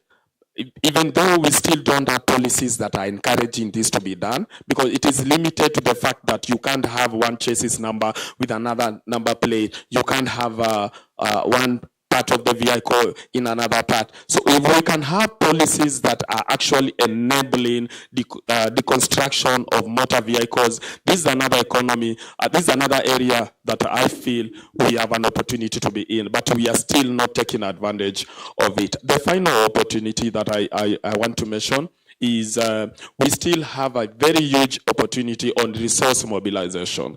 How do we do this? Is having projects that are very sustainable, and actually they are sustainable in the eyes of the investors and in the eyes of the donors.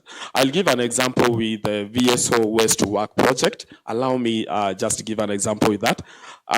The Waste to Work project that we are implementing as VSO. This project is so sustainable in such a way that we first mobilize these young people. We bring them together. They form groups so that they are able to bring their resources into one. That makes them have a larger social capital. So they are able to have a bigger enterprise that when someone is going on sole enterprise. Then we have the Spark budget. This contains now the technical and entrepreneurship training. That gives them an overview of how to have a business plan or how to run the business. Then we have the nurture bucket. This is now for the front runners who can be taken through the business development services. They are able to access business networks and also seed investment. And finally, we have the link bucket. This is now where they are linked with access to finance. They are linked with other organizations that are in this particular sector. So we have an opportunity to have projects that are sustainable in the eyes of the investors, in the eyes of the donor fund, so that we are able to attract more people into this particular economy, and we also to attract more money. Once we have more finances in this in the economy, what that means is we are going to enlarge the economy base, and at the same time we are going to create more jobs for the particular sector. Thank you Very much, Ruben. And as we come to the end, I'm trying to scroll on X, but I can't see any comments. No, I have changed my mind. I will only revert the data to the person who asked a question via X, although I'll still have a few minutes for the audience in the room. And as we come back to you, Valentine, you mentioned about some of the innovations, and it was very interesting to hear about the eSIM. I don't know how many of us still have, when you look at the back of their phone cover, they have 2 more SIM cards, yeah? And then you're always removing to change whenever you want to. So such innovations, are examples of how when we implement circular economy, then we also enable the re-entry of recovered items into the supply chain or the ecosystems. It will also reduce consumption of fresh resources, and minimize the waste that end up in our environment, because most of the times you find that some of those at the end of the life cycle we just end up dumping them. Now I have a final question for you, and we want to understand how the youth can optimize the process. And someone asked, I think it was the MC who was asking about artificial intelligence in Swahili, and we want now to kind of try to digest that information and that jargon of artificial intelligence and how that narrows down to job creation for the youth in the circular economy. That's a good question, Josephine. So there are 3 ways in which, from my own perspective, in which youth can optimize circular economy. One has already been mentioned by my colleagues here, which is around youth upskilling, reskilling, and ensuring that they have the right skills so that they can optimize the opportunities that comes with circular economy. Some of the skills that we are looking at as Safaricom include machine learning, artificial intelligence, 5G, IoT, and the likes, which we see them being enablers for us to bring about transformation in the space of circularity. Secondly, is around the need for us to create or identify secondary markets for these items. I will tell you for sure that as Safaricom, for a long period of time, we've been struggling with network waste. So given that network on the technology keeps evolving every now and then, so we do a lot of upgrades of our technologies and all that. So we end up generating a lot of network waste, from solar panels to generators to metals and all that. So they've been piling a lot in our warehouse, and it's giving us a lot of stress in terms of cost because we have to cater for that. So what have we done in this piece? So we have partnered with GSMA, which is a body of mobile sector players. So what they have done is that they have come up with an online commerce platform whereby it connects buyers and sellers from the technology space, whereby they can do 365 online transaction in this space, whereby if you have a generator, just go online, you post it, and somebody will identify. And with that, you're able then to reduce on your waste. With that, you're able to get back your money. With that, you're able to reduce your carbon emission associated with your activities. Thirdly, I would say from the video that we watched, there is need for us to come up with innovative solutions for these items, because you realize that as we do business, we come up with materials or resources that cannot be reused. So there's need for us to identify how else can we use this material. So innovation comes in. So we were told for plastic, at least we now know there's an opportunity to convert that plastic into fencing boards. There's an opportunity to convert that plastic into manufacturing of pillows, sofas, and the likes. We have a challenge in the space of diapers. Therefore, there is calls for the need for us to do a lot of research and development so that we can come up with innovative solutions to tackle the challenges that we are facing in circular economy, so that then we're able to create jobs and also optimize the benefits that come with it. Thank you very much. And that brings me to the end of my questions for the panelists. But as I promised, I have space for 2 questions from the audience. Anyone? Oh, the lady and then the gentleman were the first ones, and then I'll see whether I can get one more. And then that one. I think those will be sufficient because I have a hard stop at 11:30. So the lady with the striped dress. Are you still engaging on X? No? It's your loss. Hi, I'm Sylvia Opieba. I'm an environmentalist and a climate change activist. And I have a project on Green Got Talent, and we aim to advocate for climate change and environmental conservation through talent and creativity. And mine is not a question, but an opportunity to share. The Kenya Innovation Climate Center has an open call for green ideas and green projects aimed at circular economy. So you can navigate through their website and check for the opportunity. Thank you. Thank you very much for that opportunity. So also be on the lookout, because some of these opportunities will not find you on your doorstep, but you have to actively be on the lookout for them. Yes. Thank you. My name's Asuta Josphat. I'm a business operation coordinator and a digital marketing coach.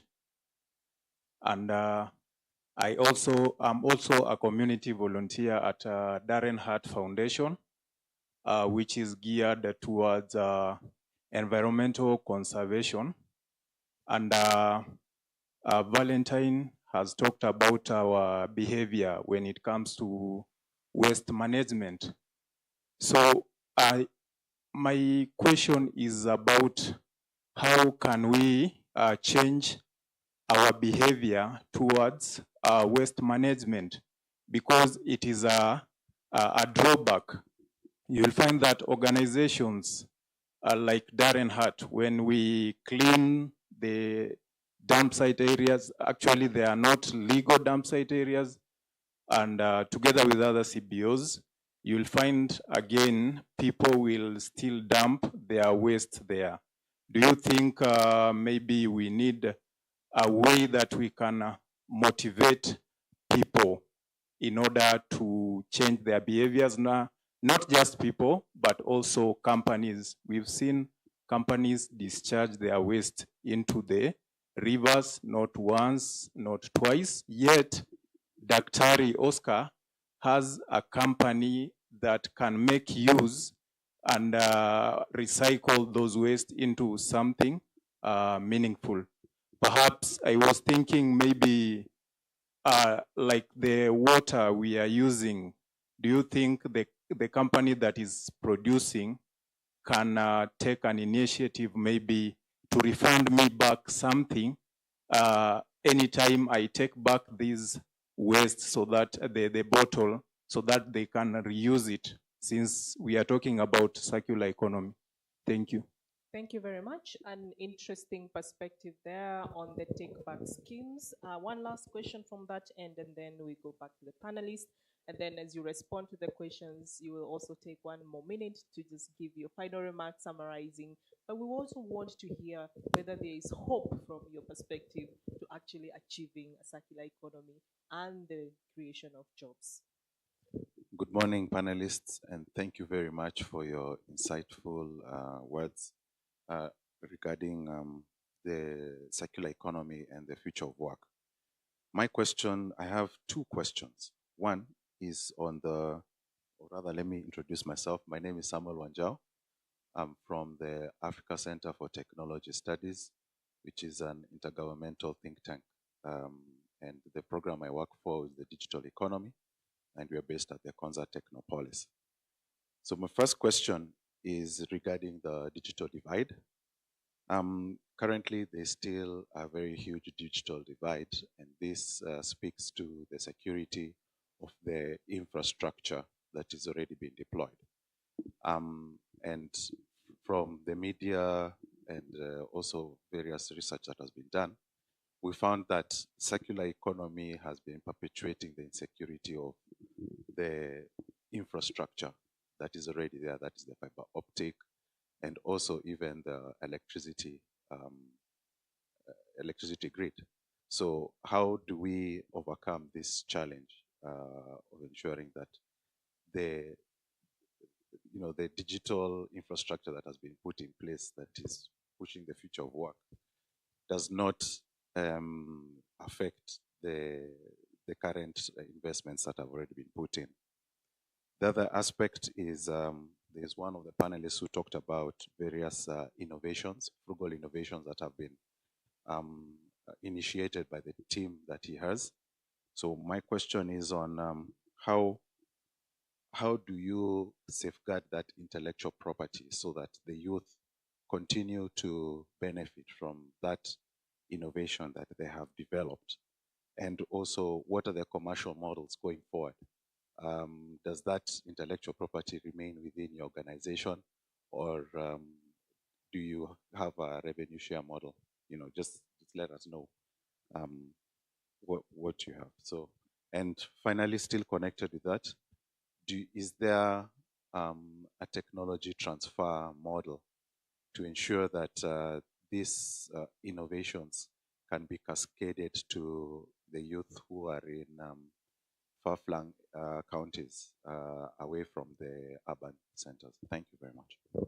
Thank you very much for your engagement. I know the questions are a bit cross-cutting, so we will start with you as we go, and then in case none of it was directly addressed, just choose the one that you want to.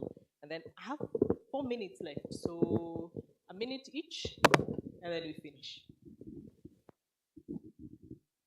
Thank you. Samuel, I think I'll answer the question on innovation because I am a prolific innovator, and I also work with a team of very, very many young people who are very innovative. So one of the areas that we have tried to do is to ensure that whatever innovation that comes up or we generate is patented. We work very closely with Kenya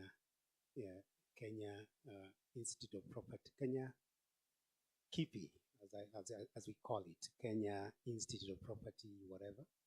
It's in Westlands, and they help you patent. Initially, 10 years ago, they were very slow. It will take like 5-6 years to patent. But of late, they are very fast, where they patent whatever you take them there, so long as it is a novel innovation. And they give you a patent, they generate you their trademark if you do that. And then for those who come up with the innovation, also enjoy what you call the revenue sharing that we do as an institution, so that everybody sees the benefit of what his or her effort goes to.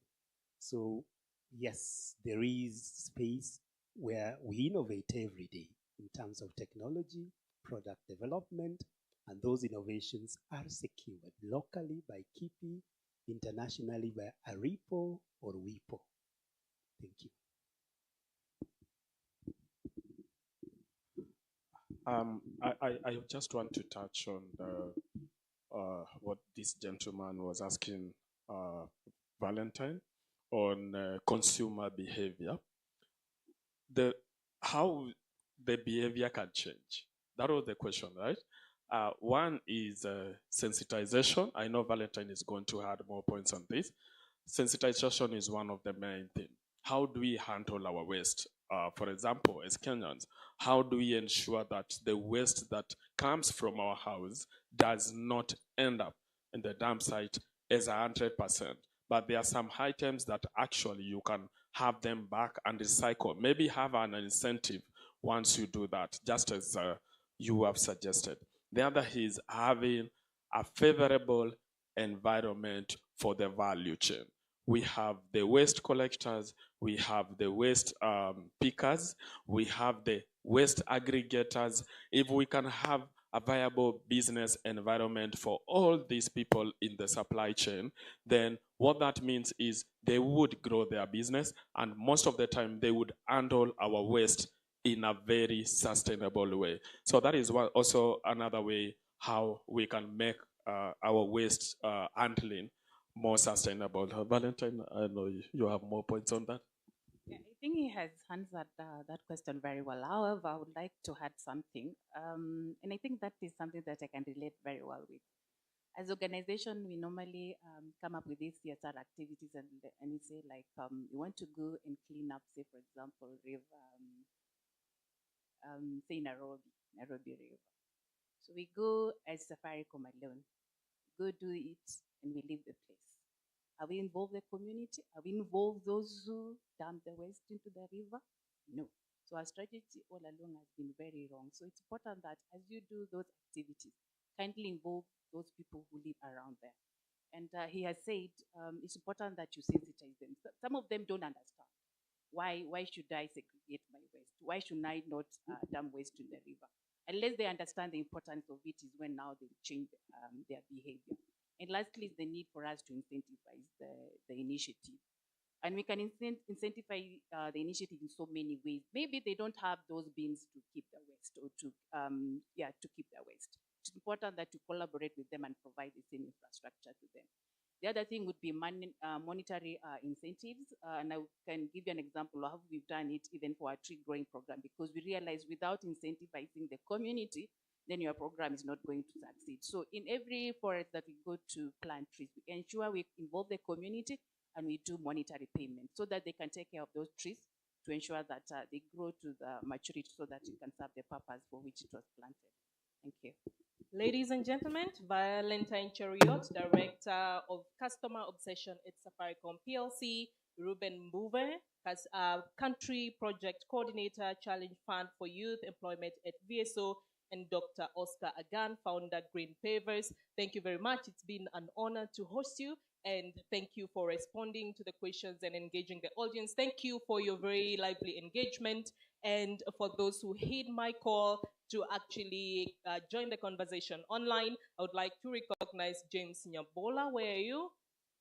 James Nyabola, are you there? He was there.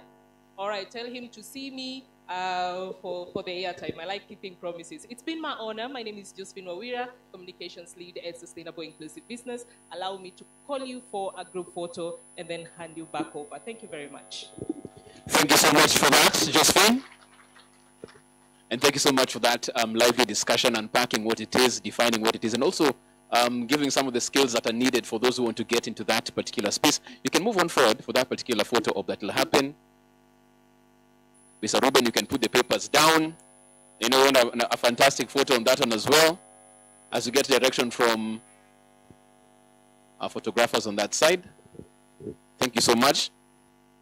And again, even as we proceed to the break, Jocelyn, I will let you know, in order of keeping everything transparent, you'll want to know if that airtime gets to the intended person. We shall follow it up to the end and audit it. Thank you so much for that as well. So what we'll do at this particular point is take a short tea break, 20 minutes, so that we can be back here. Thank you so much, ladies and gentlemen, so that we can be back here at 11:50. After the break, we're talking about upskilling. We've spoken about this a while, and everybody's saying you should, it would be important, you have to. What exactly are you doing and how does it happen? That's a conversation we're having after the tea break. Upskilling for the gig economy, thriving in an AI-powered future. So it is there. What skills do you need to get yourself ready for that? Those are the conversations happening after that particular tea break. So come with your questions ready for that. We break for 20 minutes. We're back at 11:50. Have a good morning.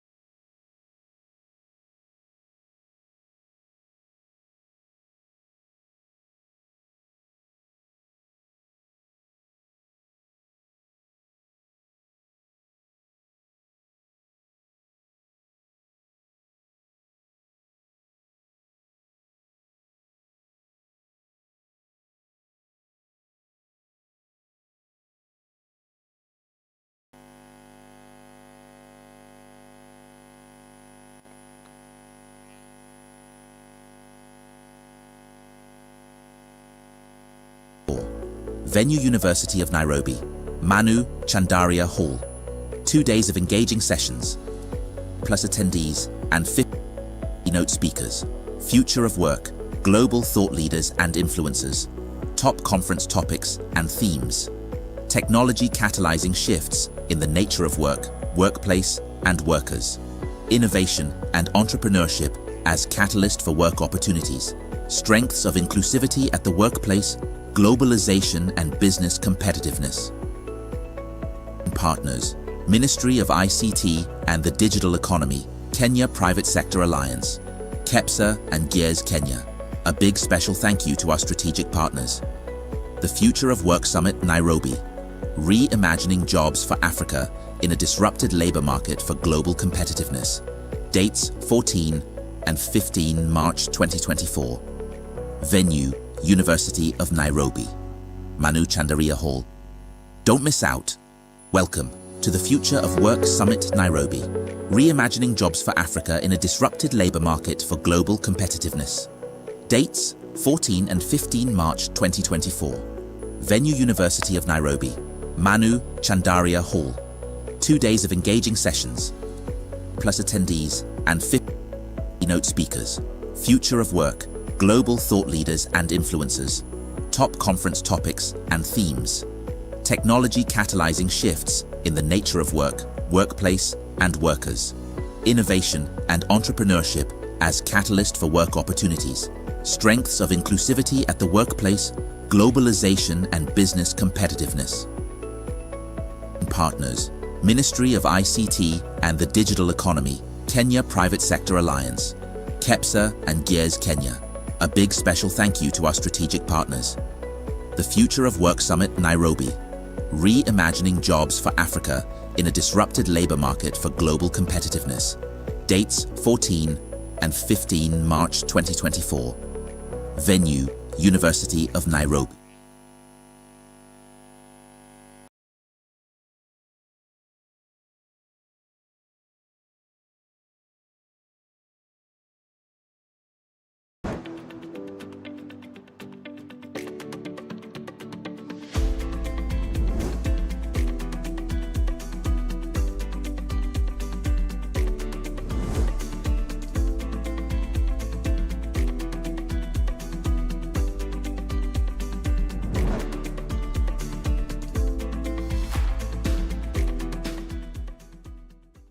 The youth employment challenge is a global challenge for every economy in the world.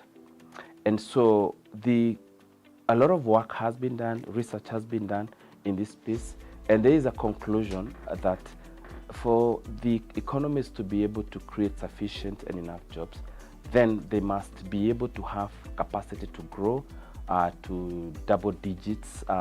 Then Ajira now become more relevant because it's talking about looking at ways in which certain trends, certain behaviors that are happening in the industry, in the society can be converted into opportunities for job creation. And so Ajira Digital Project is a Government of Kenya project that is aimed at making Kenya a leading freelance destination in the region, but more importantly also a labor choice destination for companies globally.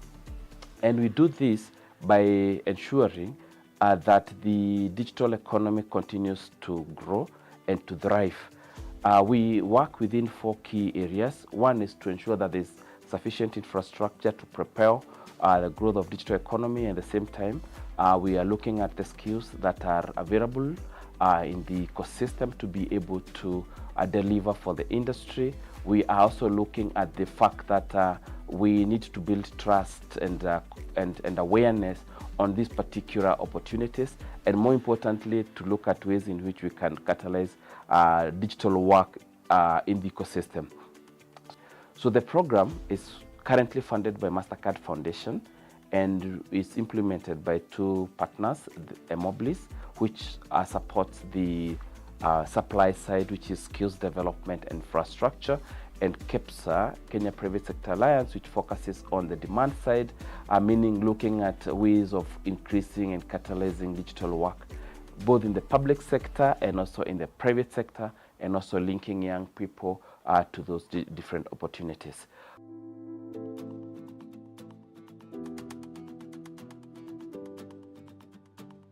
I have been working in this transcription project for the last, now headed to 2 years. Yes, so from a campus dropout to someone who is now making an income at the end of the month, my life changed, honestly. And within that period, I was able to go back to school. I was able to finish my degree, and I am back to working with the same projects. And yeah, life has not been the same since then. Okay, when I graduated, that was 2017, I came back home. Then I started applying for jobs. But when I was being called, sometimes you apply, you don't get response. But when I got this job, I managed to open a kinyozi. Mtu mmoja ananifanyia huko, I'm paying him some little amount of money because of the money I'm getting from this place. Kwa maoni yangu naona hii kazi iko sawa, juu mahali ambapo mtu anapata shilingi kando na ile kazi anafanya, naona iko sawa, na bado wale vijana kama sasa naona wakifanya kwa hiyo ofisi ya CDF iko hapa karibu na sisi, naona maisha yao iko sawa. So let me first start by saying that Ajira is a very innovative program and also a very comprehensive program because it touches on all the important areas of digital economy. And more important, it has specialized itself on looking at intersections in the digital economy that has potential to create work and value for young people. Relatedly, it is also looking at how the same value can be translated into national economic value. Our idea here is to create, 200,000 jobs in the next 5 years through the business process outsourcing, infrastructure or strategy. We are looking at scaling the freelancing model by making sure that young people now have better prospects and better opportunities even to do more advanced digital work.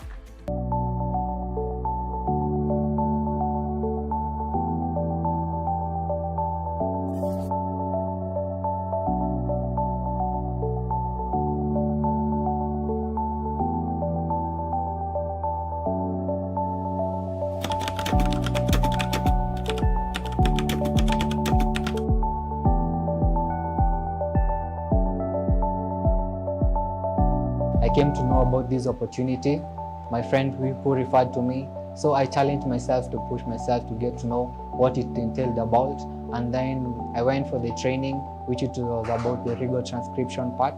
I partake on the training, did my best, performed my best, and was granted this opportunity first as an agent to transcribe all the rigor proceeding.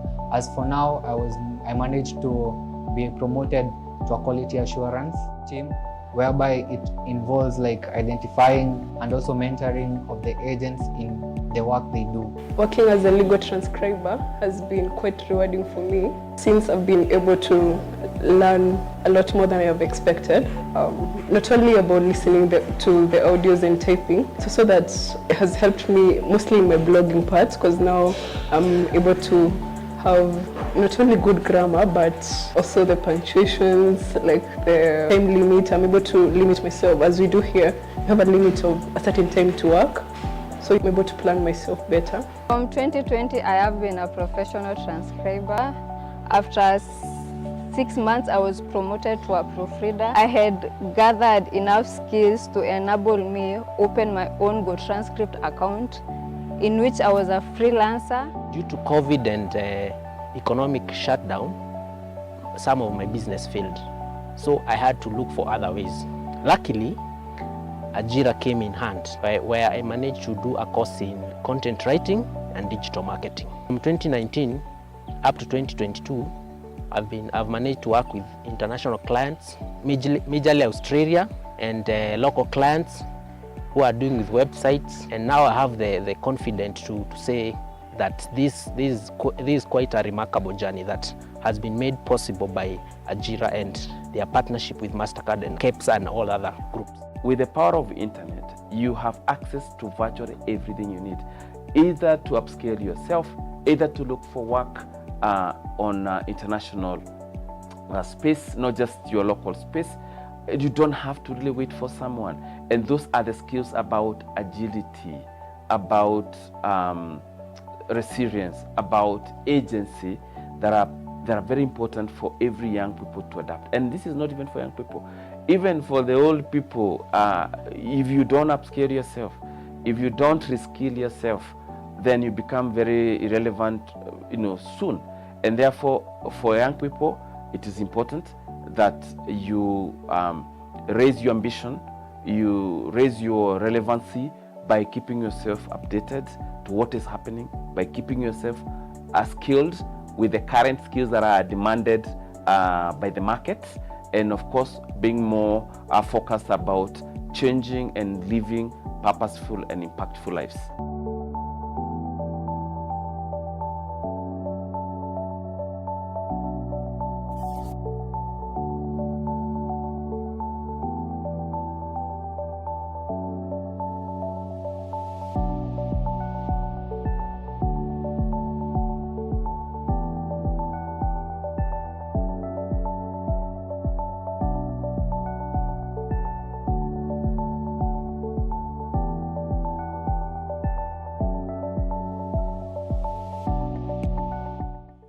So hi, I'm Morugi Gitonga. I'm from Kirinyaga County. At Ajira, I am an online worker. I tutor online. I also do article writing. I also do content writing. My name is Lightness Abich. I work at Adept Technologies. I'm doing transcription. So my name is Patricia Kabura, aka Trish Kabura. Mimi ni mkazi wa Kirinyaga, Kerugoya. Mimi nilisoma digital marketing na e-commerce. Hiyo yote ilikuwa kwa mitandao ya Zoom. Hi, my name is Pauline Mutie from Bamburi, Kisauni Sub-County. I'm at Swahili Port. I'm a legal transcriber here at Swahili Port and Ajira Digital. Naitwa Sharon Apondigo, naka Ndiwa in a place called Kosano. Saizi nafanya transcription. I'm actually a single mother with a 8 months old child. That's a girl. I'm proud at least nilipata kazi because imekuwa hard ever since nili give birth. So when I started working, I was happy because at least I'll be able to support my child. So from working online, I've been able to put aside money for a startup. I'm very passionate about entrepreneurship. I do want to start something else. Yeah. Vile nilianza kufanya kazi na wao kusoma, ilikuwa masaa nzuri sana sababu mimi ni mama. Watoto wakienda shule, ninafanya kazi yangu masaa mawili tu ya kusoma na hayo masaa mengine ninafanya kazi yangu. Really changed my life because I literally sustain myself from my rent to my food. I pay for everything. The best I've done with this money to me is the fact that I can now support my mother. Yeah, one way or another, I can reach out when she's short of cash. Yes, and because I also do table banking. It's called the Chamas. Yeah. It's been, I think, for the ladies and especially moms. You find on a freelance job, actually you're on maternity leave, but you are still working because actually you're paid on work done. The Ajira project has enabled us to have agents on salaries, and therefore we are able to pay our agents even when they're on maternity leave and they resume work once maternity is over. So I think peace of mind has been great in terms of that.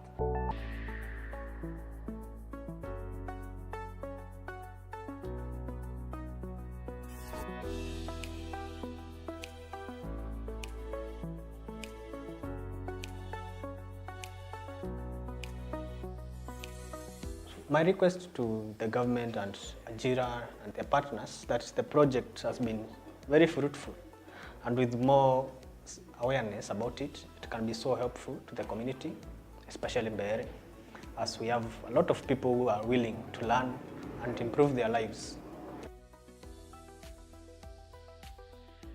To Ajira and Ajira partners, my recommendation, my plea is that the opportunity that you have given to a young person like me, I would really wish the same opportunity to be given to another youth through trainings and also opening different platforms like the one that we are having right now to different sectors of this country, because it is really working and it is really improving the youth living standard. So to our Ajira partners and policymakers, we always say there's no equality without empowerment. There's no empowerment without knowledge. We acknowledge for all the programs and the platform to have online work, but we would also want other young people and other young people, mostly in the rural areas, to have the opportunities as we have, so that they can be able to own and demand their own rights. To the government, as the future is online, we would love more online programs to be mobilized, more young people to have access to the online work, as then they will be able to take care of themselves and have something to call their own.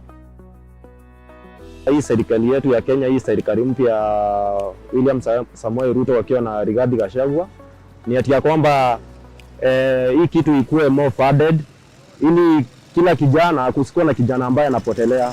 Juu sometimes unakuta vijana familia zenye wametoka si well up. Kwa hivyo unakuta hata shule hawaendi.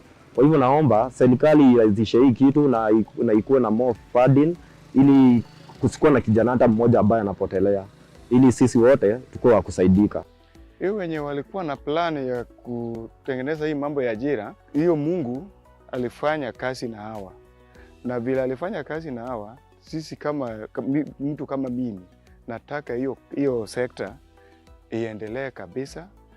Tena kila mahali akae na branch, aweke branch kila mahali, kwa sababu atasaidia watu wengi sana, kwa sababu ajira ajui kama we ni umeseeka ama bado we mdogo. Hata kama watu wakubwa wanakuja tu hapo wanaendelea kusoma. Sasa hii anafundisha tu watu, nafanya tu kazi yako kwa nyumba. Sasa hii mambo ya ajira nataka ikae mahali, kila center ajira ikuwa na branch yake, asaidie watu. Policy makers need to move to the 21st century and the new ways of working. I think COVID showed us that we need to work, how we work changed. And so policy also needs to move to adopt to how we work. So call us to the table. Many times we see policies once they've been drafted, and by then, even when you give comments, it's almost too late. So call us to the table as these decisions or policy reviews are being discussed, just to make sure that we give our feedback early enough in the process. Yeah.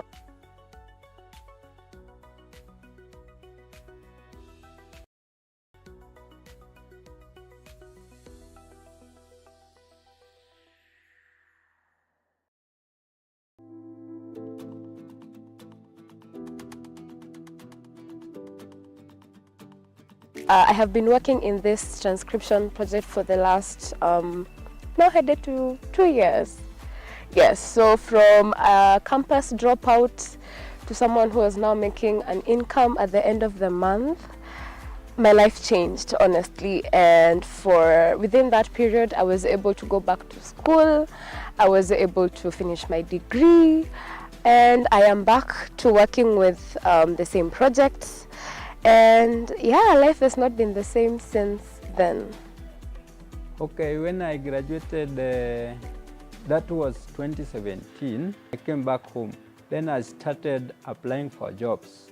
But when I was being called, sometimes you apply, you don't get response. But when I got this job, I managed to open a kinyozi. Mtu mmoja ananifanyia huko, I'm paying him some little amount of money because of the money I'm getting from this place. Kwa maoni yangu naona hii kazi iko sawa, juu mahali ambapo mtu anapata shilingi kando na ile kazi anafanya, naona iko sawa, na bado wale vijana kama sasa naona wakifanya kwa hiyo ofisi ya CDF iko hapa karibu na sisi, naona maisha yao iko sawa. So let me first start by saying that Ajira is a very innovative program and also a very comprehensive program because it touches on all the important areas of digital economy. And more important, it has specialized itself on looking at intersections in the digital economy that has potential to create work and value for young people. Relatedly, it is also looking at how the same value can be translated into national economic value. Our idea here is to create 200,000 jobs in the next 5 years through the business process outsourcing infrastructure or strategy. We are looking at scaling the freelancing model by making sure that young people now have better prospects and better opportunities even to do more advanced digital work.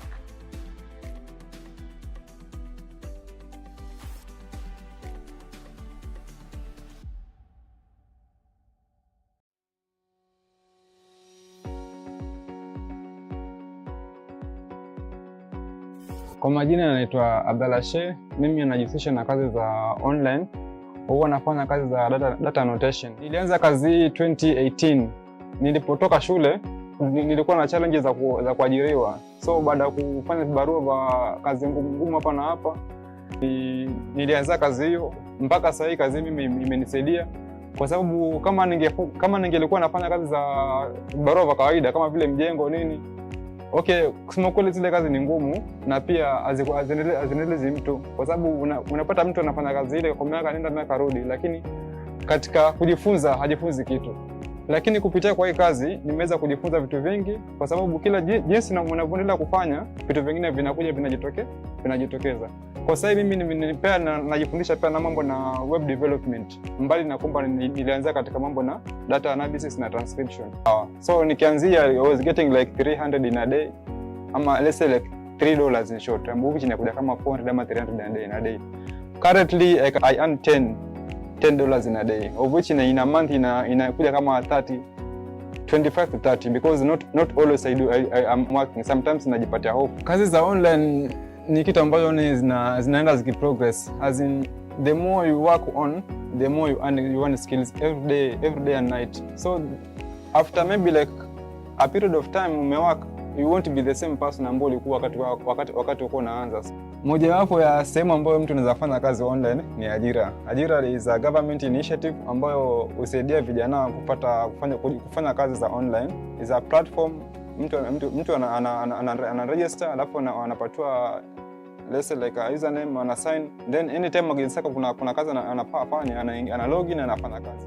In Mombasa, just like everywhere else in Kenya and across the globe, the unemployment rates are very high. And the beauty about the Ajira program is that it is working to close that unemployment gap by enabling more youths take up work that is flexible.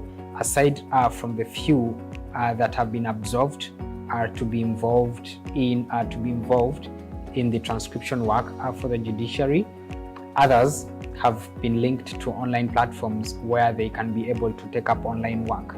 And one thing that we observed about the youth is that they prefer flexibility. And one thing that we observed about the Ajira program is that the level of flexibility that it provides them with. In that particular case, I imply that they have the capacity to work from wherever they are, on condition that they have a laptop and a strong internet connection.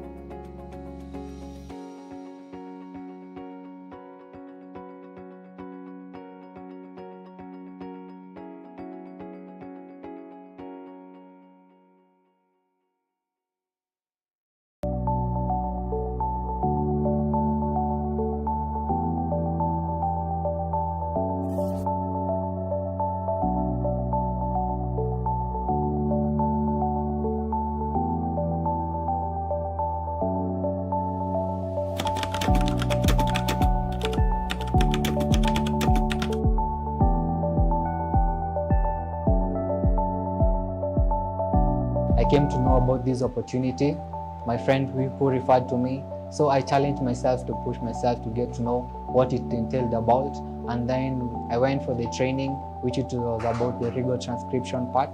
I partake on the training, did my best, performed my best, and was granted this opportunity first as an agent to transcribe all the legal proceeding.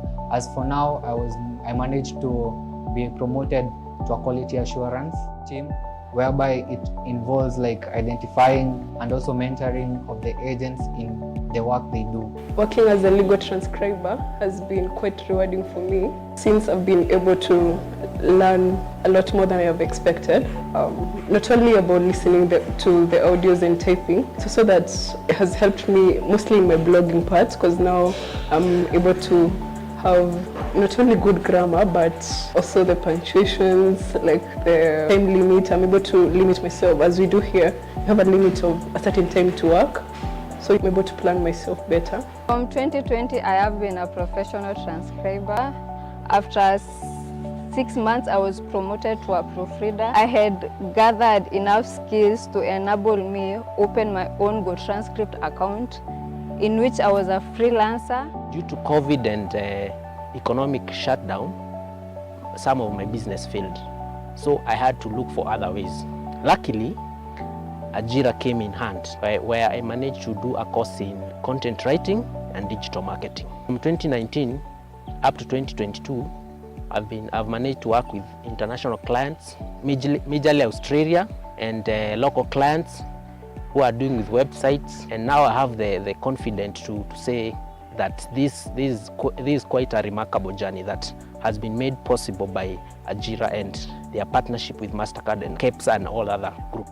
with the power of internet, you have access to virtually everything you need, either to upscale yourself, either to look for work on international space, not just your local space.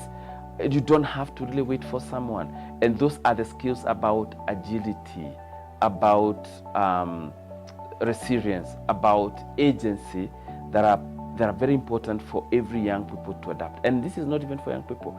Even for the old people, if you don't upscale yourself, if you don't reskill yourself, then you become very irrelevant, soon.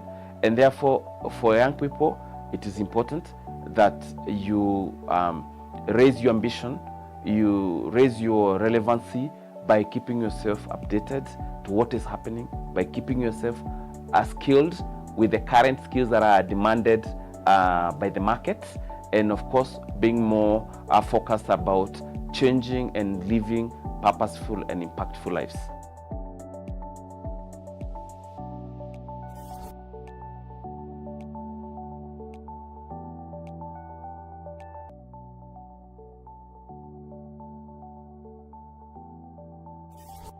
So hi, I'm Morugi Gitonga. I'm from Kirinyaga County. At Ajira, I am an online worker. I tutor online. I also do article writing. I also do content writing. My name is Lightness Abich. I work at Adept Technologies. I'm doing transcription. So my name is Patricia Kabura, aka Trish Kabura. Mimi ni mkazi wa Kirinyaga, Kerugoya. Mimi nilisoma digital marketing na e-commerce. Hiyo yote ilikuwa kwa mitandao ya Zoom.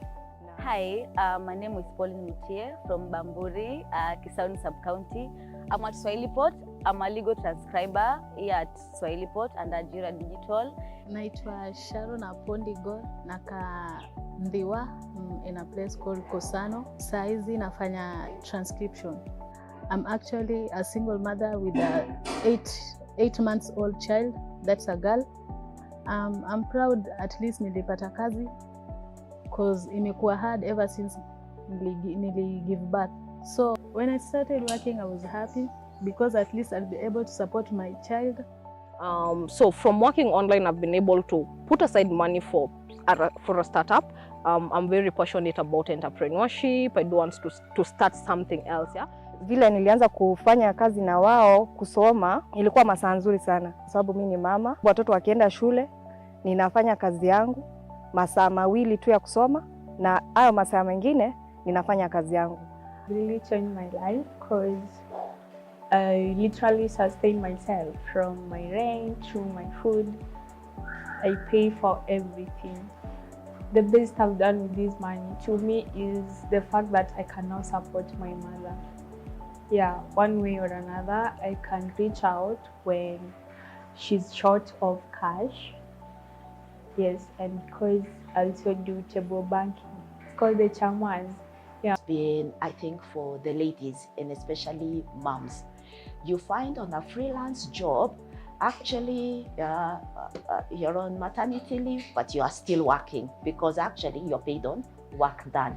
The Ajira project has enabled us to have agents on salaries, and therefore we are able to pay our agents even when they're on maternity leave, and they resume work once maternity is over. So I think peace of mind has been great in terms of that.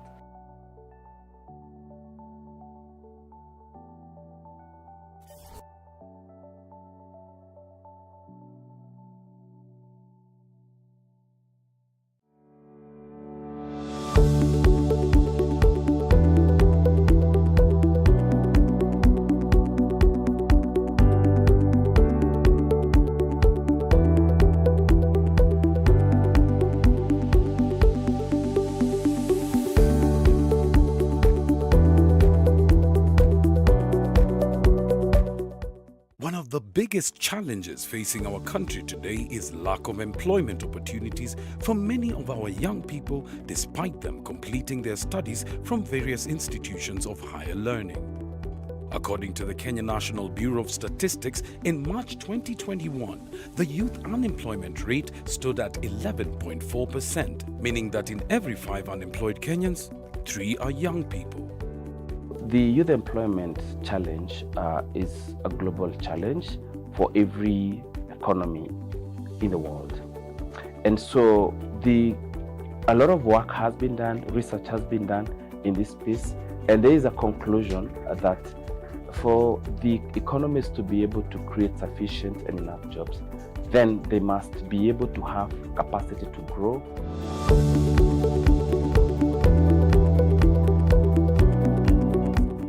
One of the greatest things that I took from Kenya Youth Empowerment Program, and especially the training, was to be able to find out what do I really want to do, to set out a map to get there and to follow. Our first training was all about life skills training. Where in life skills training we learned a lot. Here we learned about ushenzi and ungwana.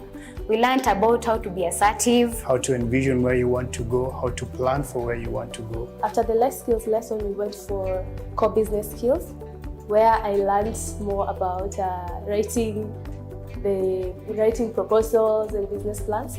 From there, we went for sector specific, which some of us went for tourism, engineering. The importance of this training is to help young people to discover who they are and their purpose in life, and at the same time, help them to understand how to relate with other people, particularly in the workplace context.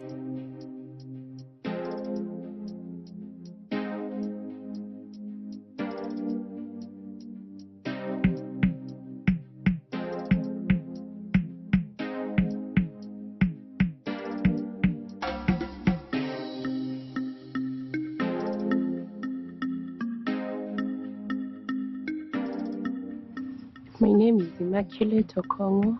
I'm from Kisumu County, Nyakach Sub-County. I'm a student at Maseno University. My name is Mkule Isaac. I'm from Teso North in Busia County. My name is Hassan Medina. I live in Kibera.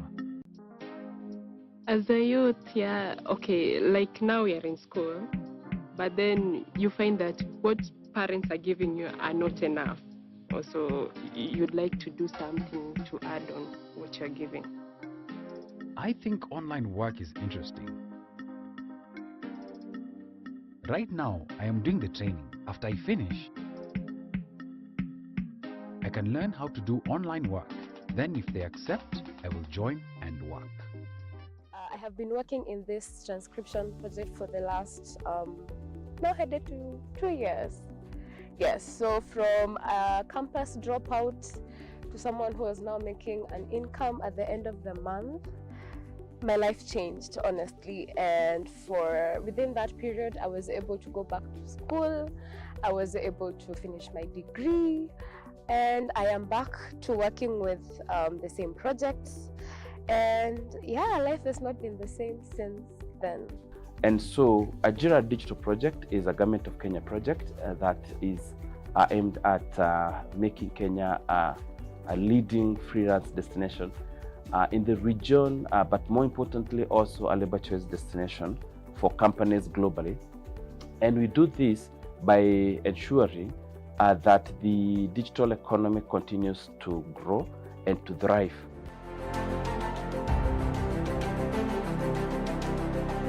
Over the years, the Kenya Private Sector Alliance, the apex body of the private sector in Kenya, has been supporting businesses with opportunities for training, networking, financial linkages, mentorship and coaching, as well as access to markets, value chains, and access to investment opportunities inbound and outbound globally.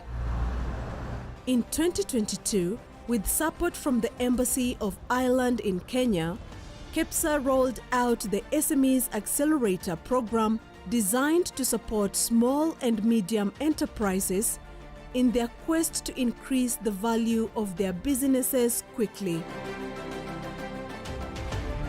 With a target of at least 200 SMEs drawn from all over Kenya, the program was split into 4 cohorts of 50 MSMEs, each handling the following areas: accessing markets for business growth, accessing new business horizons through effective technology adoption, investor readiness, operations and compliance for business success.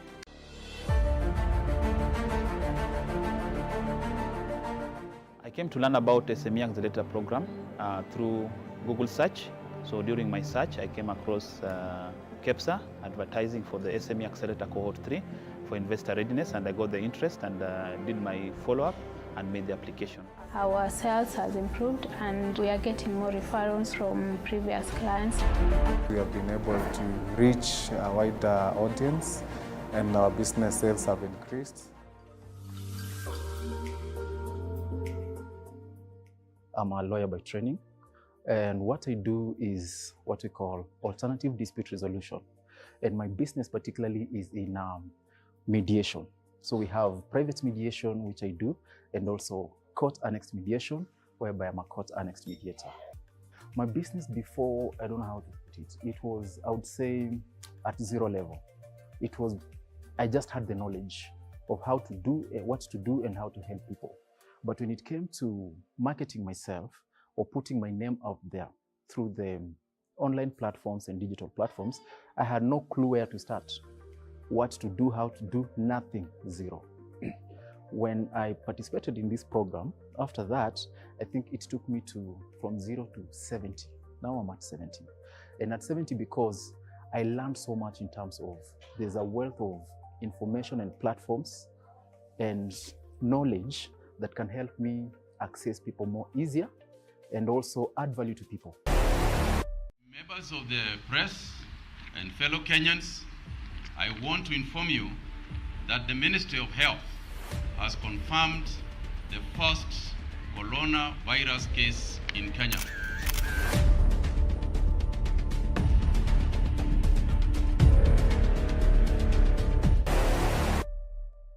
For entrepreneurs, it was a time of shock and uncertainty as business opportunities and deals disappeared. Optimism was replaced by anguish.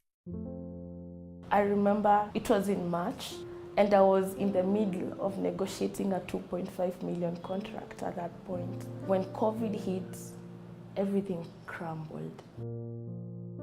I think it was announced on a Friday. My orders were cancelled by Monday. Staff uniform, branded merchandise. And I remember just holding my head and thinking, okay, so what's gonna happen? I had an event on 28th of that March. I didn't do that event. It was a big event. I was supposed even to add more PA on my stock. We shut completely. We were not able to access finances through the banks because they were so stringent. KEPSA, through the MasterCard Foundation, were able to give us access to their loans on an interest-free basis. It enabled us to do our grafting of the Hass avocado seedlings.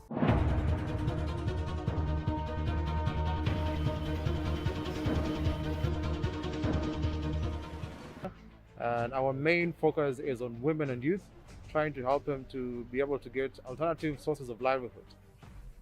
It's more also on behavioral change, trying to separate waste at source, and also trying to help women and youth to be creative so that they can come up with businesses which are within the waste management value chain.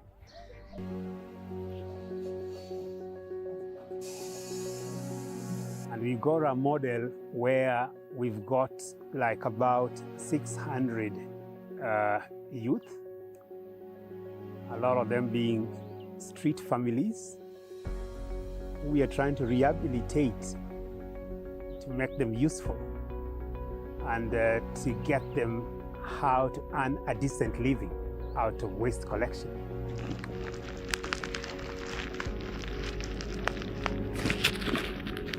Mimi kabla nikuja hapa nilikuwa shamba boy, na hii kampuni imenibadilishia maisha. Naweza pata chakula hapa, naweza lipa rent, nasaidia wazazi kutoka hapa. Niko na bibi na watoto nawalisha kutoka kwa hii kazi. So ni kazi imenisaidia pakubwa sana katika maisha yangu.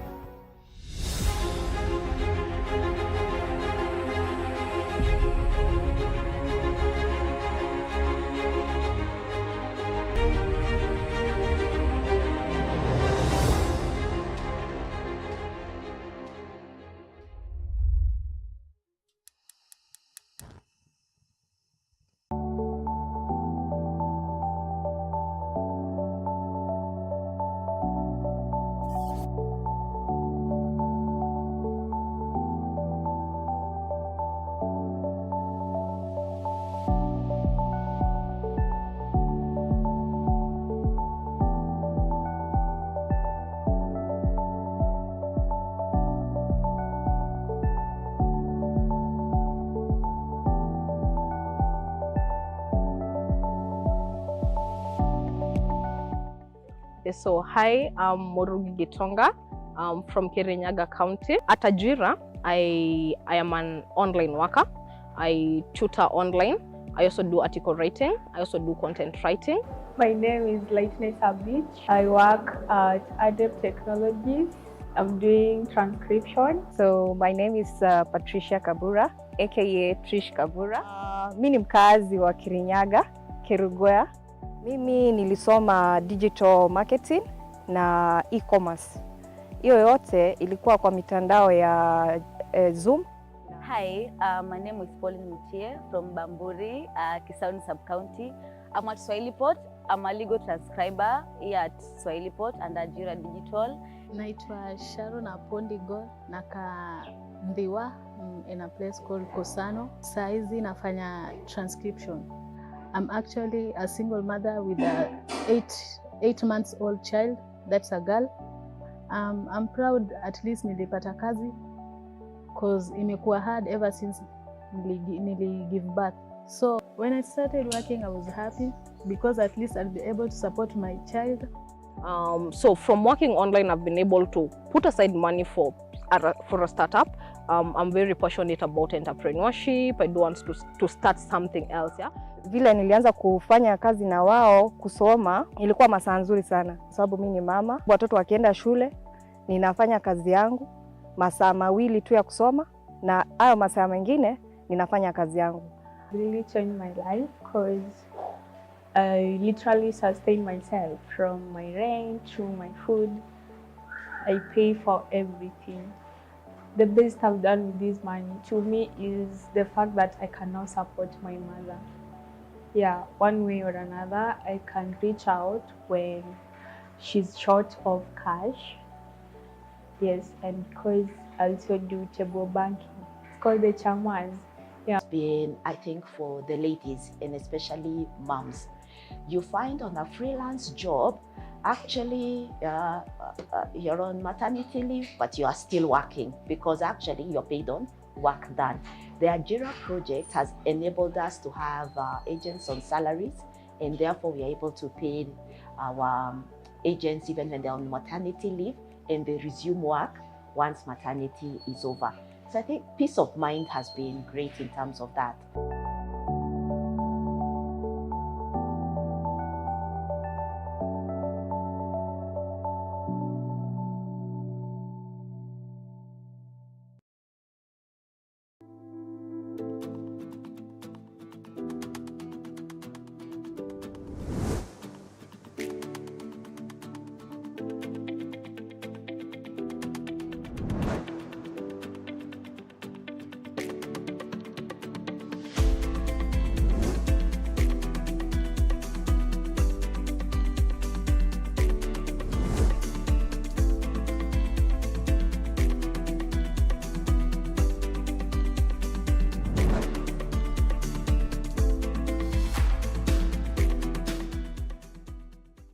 The youth employment challenge is a global challenge for every economy in the world. And so a lot of work has been done, research has been done in this space, and there is a conclusion that for the economies to be able to create sufficient and enough jobs, then they must be able to have capacity to grow to double digits. Then Ajira now become more relevant because it's talking about looking at ways in which certain trends, certain behaviors that are happening in the industry, in the society can be converted into opportunities for job creation. And so Ajira Digital Project is a Government of Kenya project that is aimed at making Kenya a leading freelance destination in the region, but more importantly also a labor choice destination for companies globally. And we do this by ensuring that the digital economy continues to grow and to thrive. We work within 4 key areas. One is to ensure that there's sufficient infrastructure to propel the growth of digital economy. At the same time, we are looking at the skills that are available in the ecosystem to be able to deliver for the industry. We are also looking at the fact that we need to build trust and awareness on these particular opportunities, and more importantly, to look at ways in which we can catalyze digital work in the ecosystem. So the program is currently funded by MasterCard Foundation and is implemented by two partners, Emoblis, which supports the supply side, which is skills development and infrastructure, and KEPSA, Kenya Private Sector Alliance, which focuses on the demand side, meaning looking at ways of increasing and catalyzing digital work, both in the public sector and also in the private sector, and also linking young people to those different opportunities.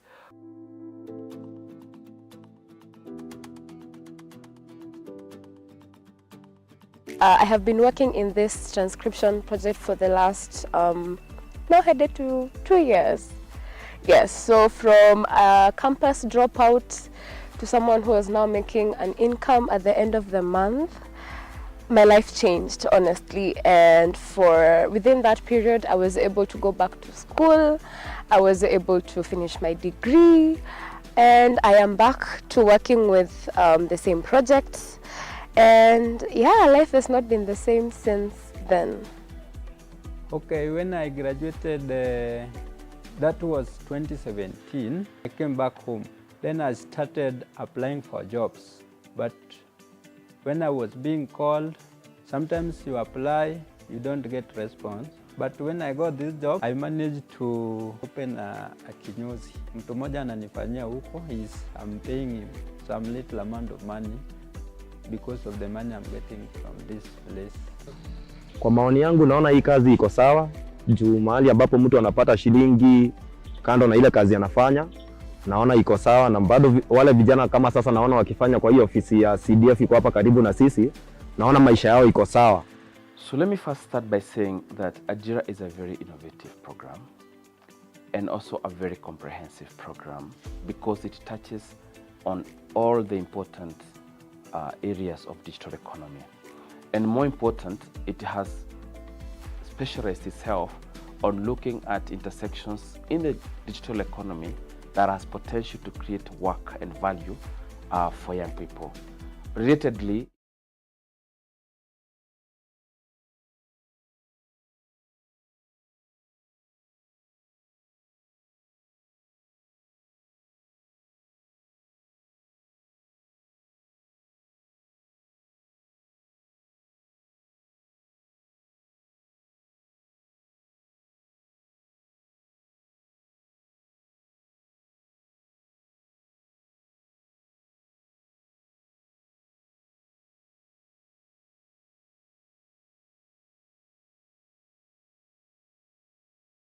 Stella Mohoro to come on stage from Konza to welcome her panel as well and dig deep into those upscaling questions on how you can also thrive in that future. Stella, round of applause for her. She comes on stage, please.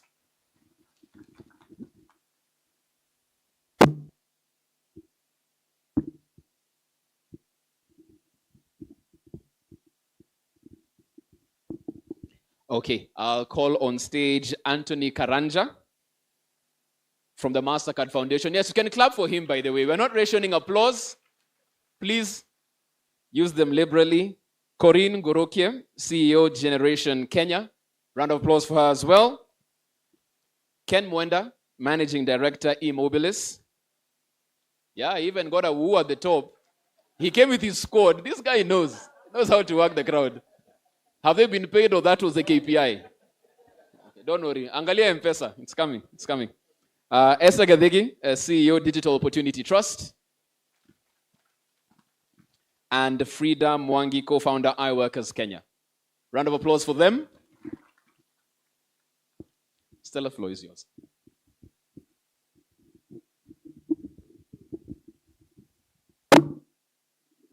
Thank you very much. And karibu to our panel. As you've heard, we have quite a mzito panel for this session. And I think it's good because it's standing between us and lunch. So I'll, without much ado, I'll dive straight into it and allow us to introduce ourselves. Please tell us something that will make us remember this day. Let's start from the gentleman. Thank you, Stella. Good afternoon, everyone. My name is Anthony Karanja. I work at the MasterCard Foundation coordinating our strategy and planning function for the Kenya office. Beyond the foundation, I am a father, I'm a husband. I have 3 boys, 3 very energetic boys, and I'm glad to be with you today. Hello, everyone. Corinne Goroki Eyamo. Let me start by saying I'm also a mother of 1 boy, 6-year-old. But I am the CEO of Generation Kenya. We are employment enablers. What does that mean? Is that we care about the economic mobility through connecting young people into meaningful, dignified work. And we have been doing this since 2015 for the last 9 years. We've had almost 30,000 young people go through our programs, with 84% currently in meaningful work. And I will be happy to share more as we continue. Thank you.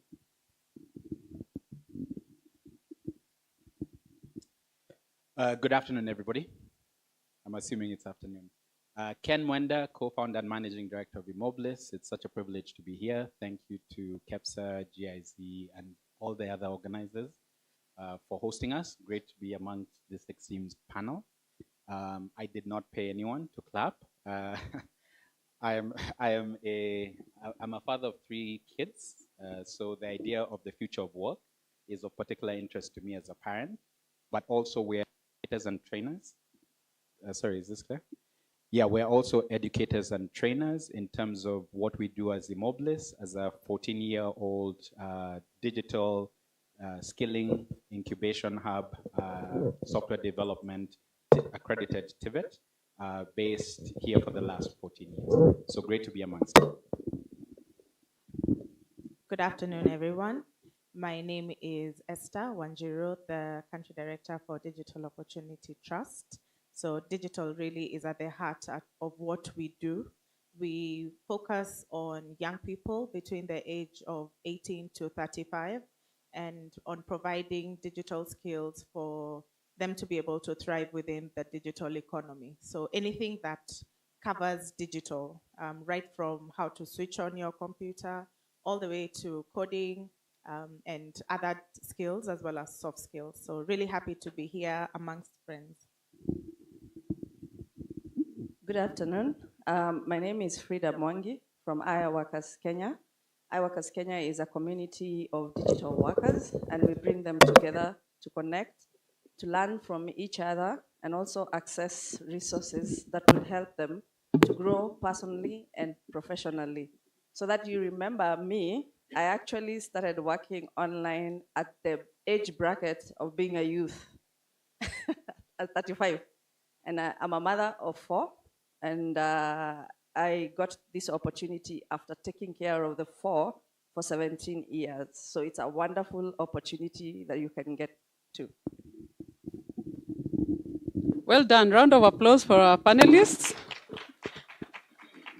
So like I promised, I think this is going to be an exciting discussion. I got them to commit. They have signed a document already that they are going to share with us info that can really help us to advance ourselves and those around us.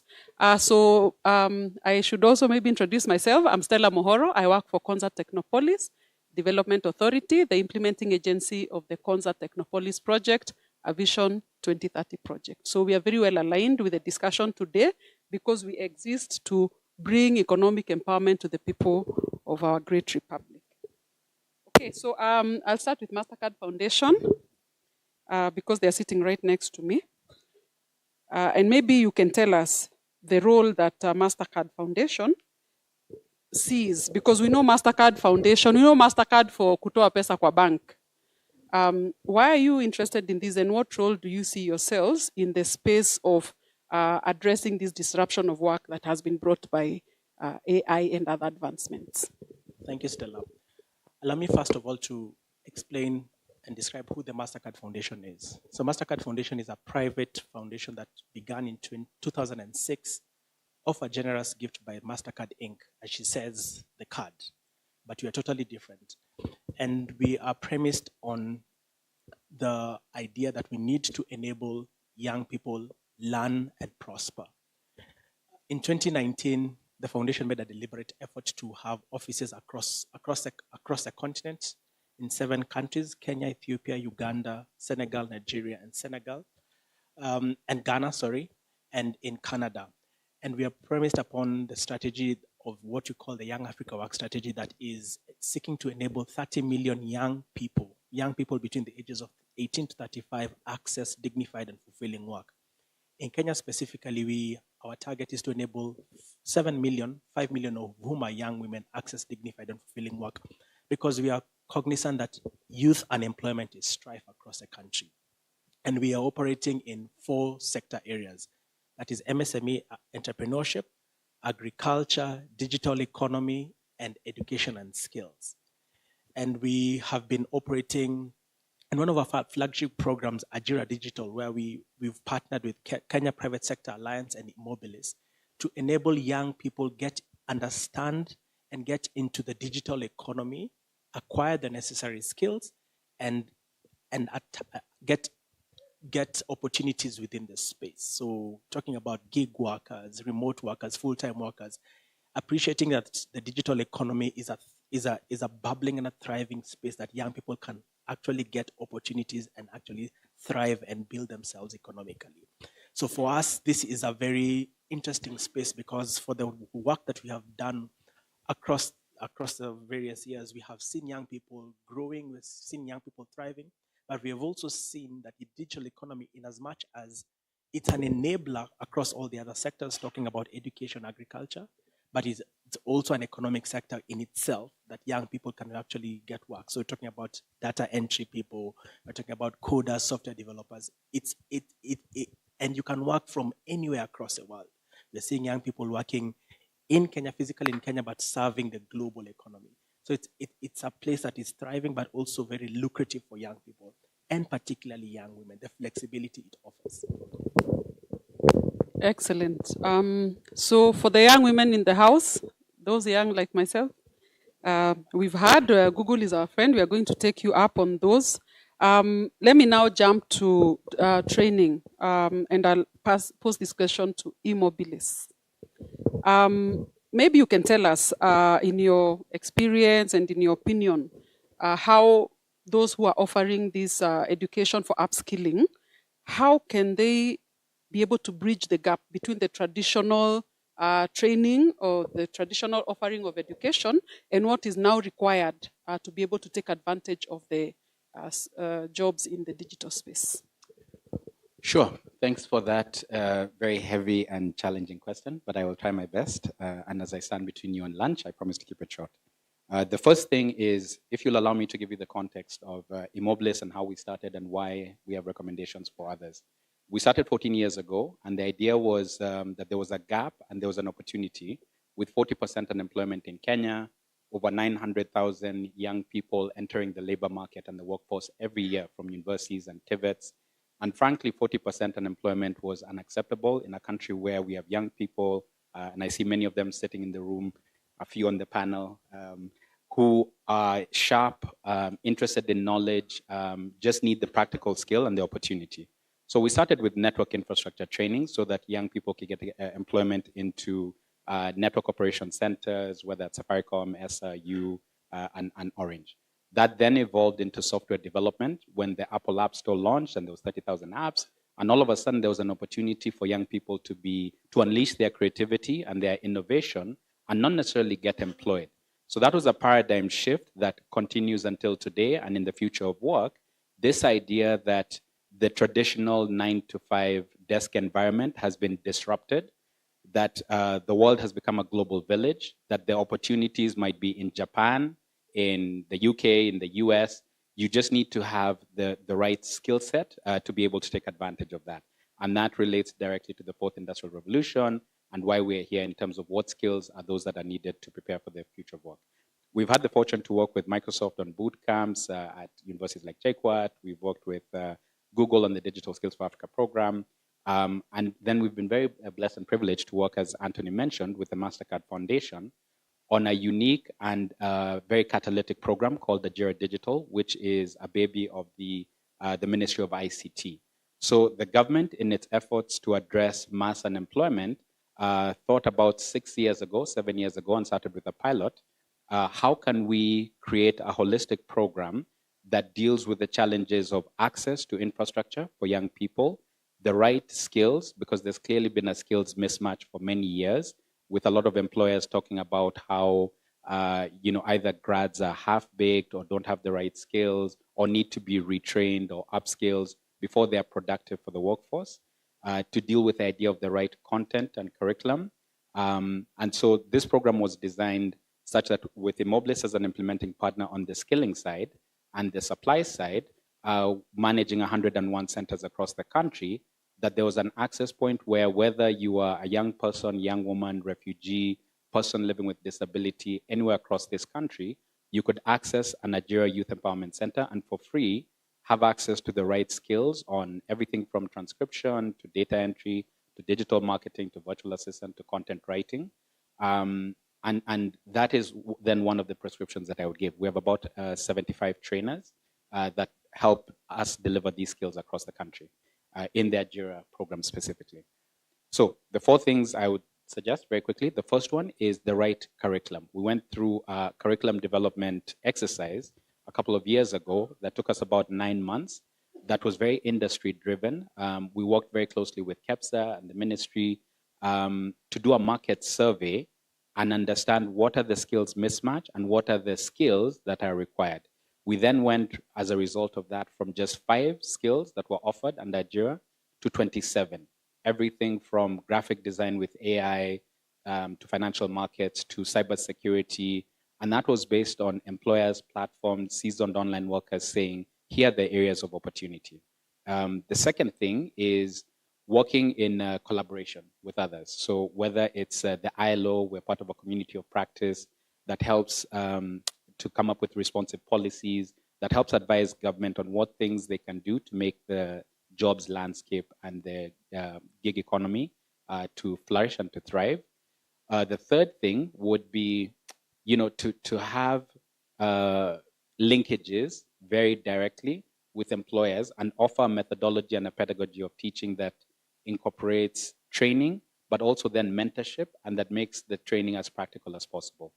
So with Ajira, for example, when you get trained and offer it in a way that young people are responsive to, whether that's virtually through digital or them coming to the centers or through university Ajira clubs that have created a community of online workers and then linking seasoned online workers to younger and newbie workers so that there's an element of mentorship. And then maybe the fourth thing and final thing is one of the offerings with Ajira is the AWS program that started about 3 years ago. We're in cohort 9, over 900 young people have been trained. That content and curriculum, so the context is AWS is the largest cloud services provider. Cloud is an emerging skill that is critical in the future of work. So the government saw fit to partner with AWS so that it's their content, it's their curriculum. It's a 12-week advanced skills program, very intensive. We had 4,000 applications for about 200 slots. And then it's vetted through AWS for the quality control, and then the certification is a global one. So it's recognized whether you move to South Africa or you live in the UK. That's a skill that will help you to thrive. So those are a few ideas. Excellent. So what you're saying is that there are opportunities for upskilling, reskilling available for free without paying anything, or what does free mean exactly? Yes, that's a very important question. We understand hii uchumi ni ngumu and the socioeconomic dynamics of where we live. So credit to the Kenya government, and with the very generous support of the MasterCard Foundation, these 27 modules are offered for free virtually. The AWS Cloud Practitioner Program, the 12-week intensive one, that would normally otherwise cost a young person anywhere from 20,000 to about 70,000, are offered entirely for free.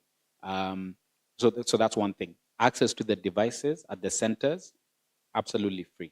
The curriculum development funded through the MasterCard Foundation, and therefore it's industry relevant and it's connected to actual work and opportunities. So yes, it is an entirely free program. and it is available to anyone in Kenya. Yes. Did you guys hear that? Yeah? Is that something exciting? Can we share the news for those who didn't know? Like myself, I didn't know it was absolutely free. I thought free had, unajua free ya siku hizi. So thank you very much. Sticking still with the training, I still want to continue with the thread of training. And I know that also Generation Kenya has also been doing something in training. Maybe you can tell us what are some of the innovative teaching methodologies that you use, or is it just the same classroom type? Nimemaliza shule, then I go and sit again. And who is it that can be trained? For example, if I finished school in the year 1992, which I did, am I still able to be trained? Wow, and you're young. Anyway. Tuko pamoja. Anyway, yeah, the beauty of this conversation is that none of us here is in competition. So we pretty much do the same thing and trying to do more for young people. So exactly what Ken has said, we just to piggyback on also what he said and how we are doing it at Generation. It's very experiential, meaning that we start with the end in mind. What jobs are there? What sort of skill sets are required? And then together with either the employers or the young people that we work closely with, inform us what are the pain points. Then we jointly work together to design the curriculum and the delivery methodologies. So we start with that in mind. But we also think about what are the income opportunities. It's just not a job. Yeah, you can get a job today, and 1 month from now you don't have it. But what are the opportunities to actually have the person who's going to go through that training, get into that job, sustainably earn an income from that job? And that's why for us it's important to understand what the pain points are and curate content that addresses the pain points. So if I think about one of our programs, because we are in 3 sectors. We do customer service and sales, we are in the tech space, and we are also in the trade skill space. But let me focus on the tech space, specifically for freelancing for this particular conversation. So based on the information that we got from industry and from the young people, because we did landscape analysis in 2020 and followed up in 2021, we designed a program that is an 8 weeks intense program. So this program can be accessed virtually, but largely in person. And this is the reason.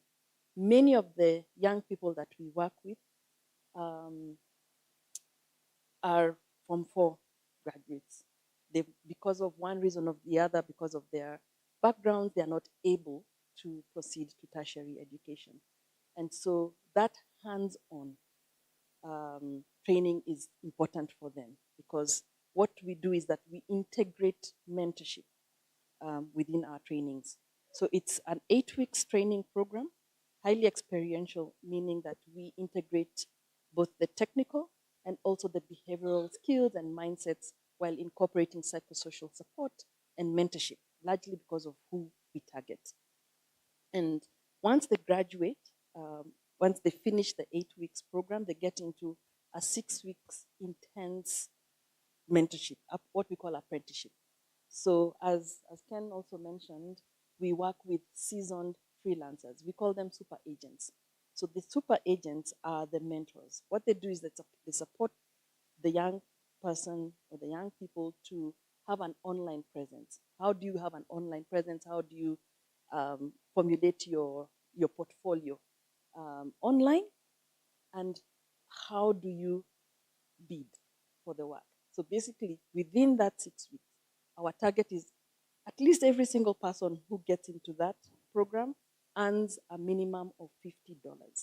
Because once you start that earning, you get the motivation and the encouragement to even do more within that 6 weeks. We've had young people, in fact, very recently in Nakuru County, we had one young person who got work worth $10,000 US within that 6 weeks apprenticeship. But how do we work? they're not able to do that work by themselves. So we have built a community. So we have an alumni community. We have a community within that apprenticeship where they come together and distribute that work so that everybody gets a piece of the pie. So building community is absolutely critical in how we do freelancing. So within that 6 weeks, after that 6 weeks, then they get into a year. Then the rest of the year they are in a mentorship.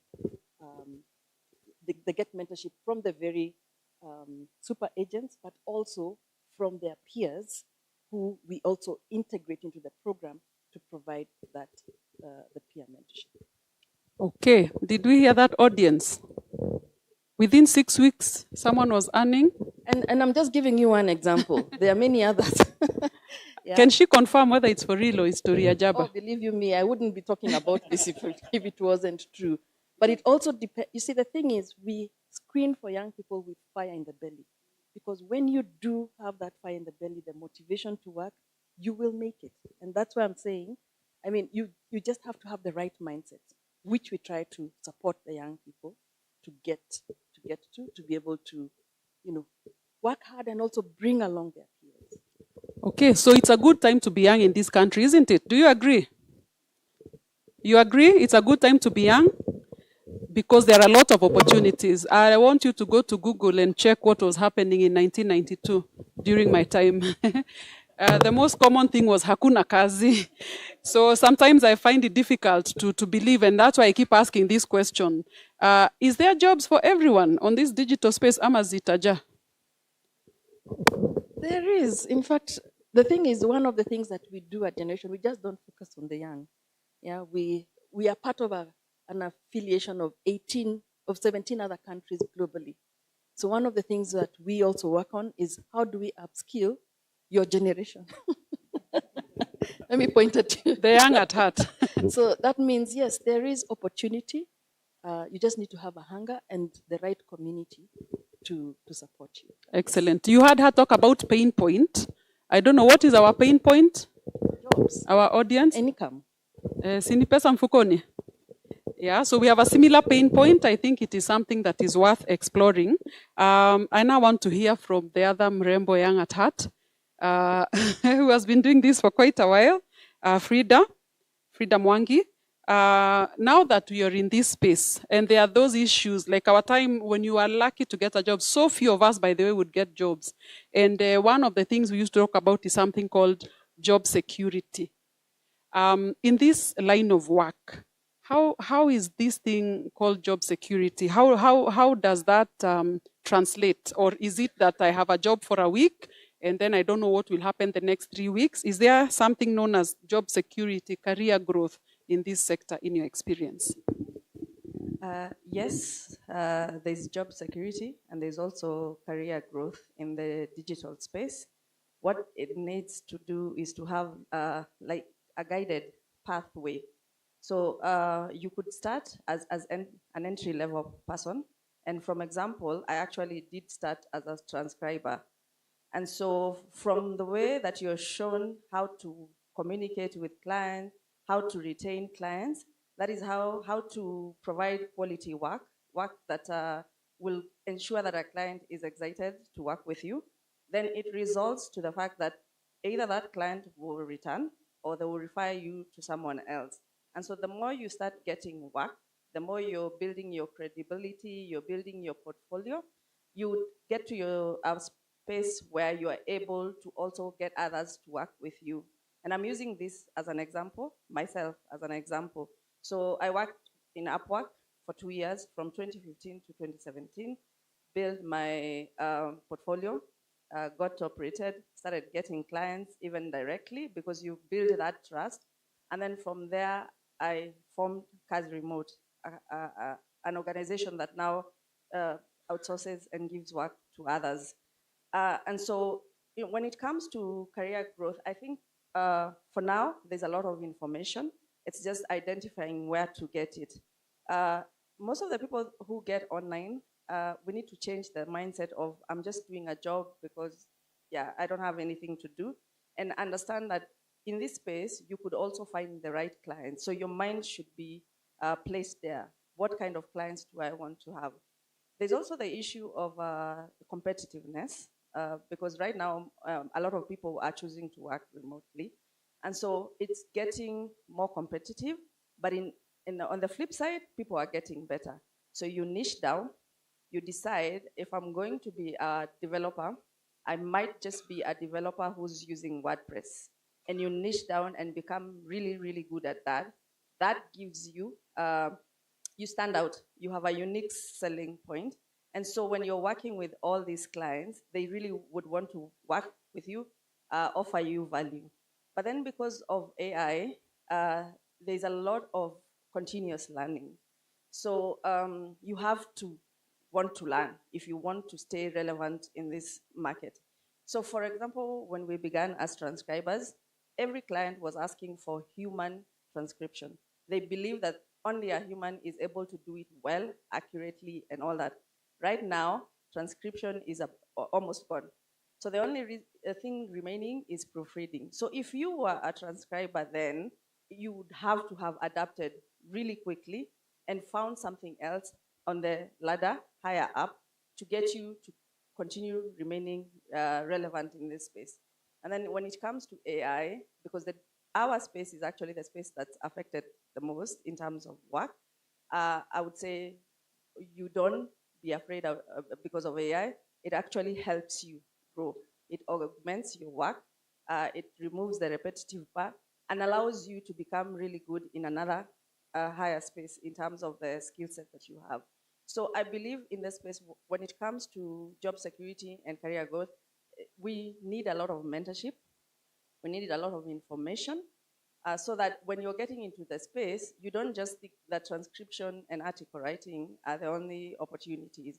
So you have enough information to tell you that you can actually start even without any prerequisite of degree or whatever, and become a web developer. You don't have to start as an entry level.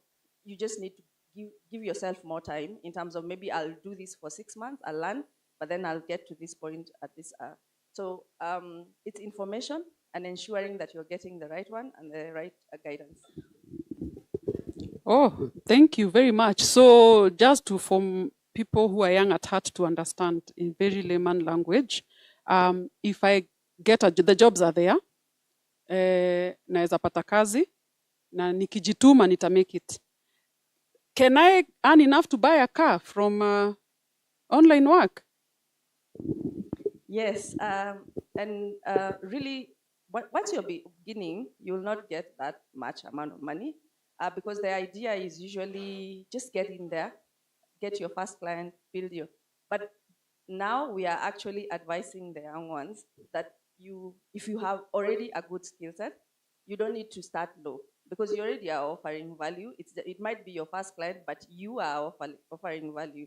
So these jobs, especially in the platforms and out of platforms, the good thing is most of them you're paid hourly, which is not something that is common here.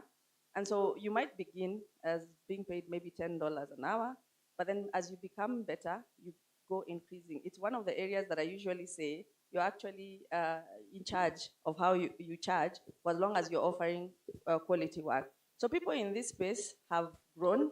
Others have even grown to a point of starting other businesses.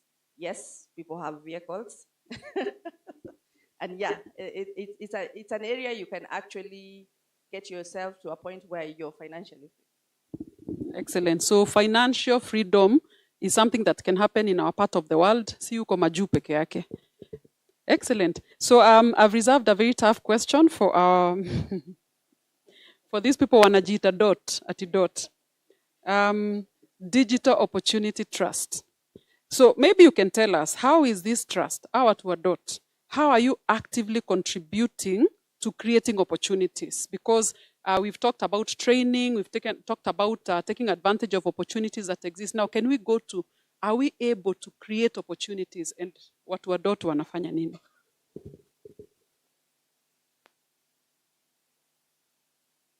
I like that. And the name opportunity is actually part of who we are. And we pride ourselves in being an organization that supports youth to create their own opportunities. So beyond creating opportunities for them, by providing capacity building and training and skilling, we also support them to become entrepreneurs. And the way that we do this is by bringing the young people together. We have them understand within their community and within their context what are the challenges and what are the gaps that they are witnessing. So I'm not coming to tell you this is what you need to solve for your community. You already understand some of the challenges that you're going through within your communities. So how do you solve for those challenges? You have the ideas. Most of the time when youth are coming to us, they already have an idea of how they want to solve a problem that they are experiencing within their communities.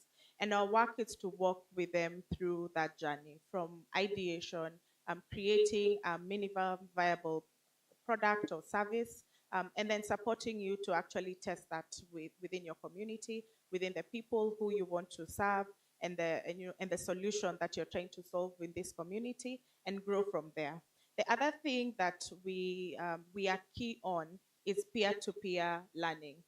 We believe that we already have the solutions within ourselves as young people. And I know I'm already past youth, but young people already know the solutions that they want. They understand their challenges better than anyone else would understand them because you're experiencing it, live. You are going through life experiencing these challenges, so you don't need someone to come and explain to you how to solve these challenges. What you need is someone to guide you through how your solution would best fit within the challenges that you're going through. And because of this, we co-design all our programs with young people. So if you come to DOT, if you've participated in any program in DOT, we have a co-design session where we bring young people together. We ask them, what is your experience? If it's digital, what was your experience in digital? You participated in a program within your community. What was missing within that program? What would you have loved to see and experience? Then we go to the market as well and find out what are the gaps that young people are coming with into the job market, and how do we solve for some of those gaps? And then using that, we create curriculum that is suited for the young people, that they understand, that they value, that they have participated in creating, and then they're able to commit to that to completion. So it's not, I sat down in an office and we designed a program and then we said, here, this is what is suitable. We also listen to the young people and ensure that we're involving them in this entire process. And that has really made a difference. I think I've got alumni somewhere in the room. Are they still here? Yeah.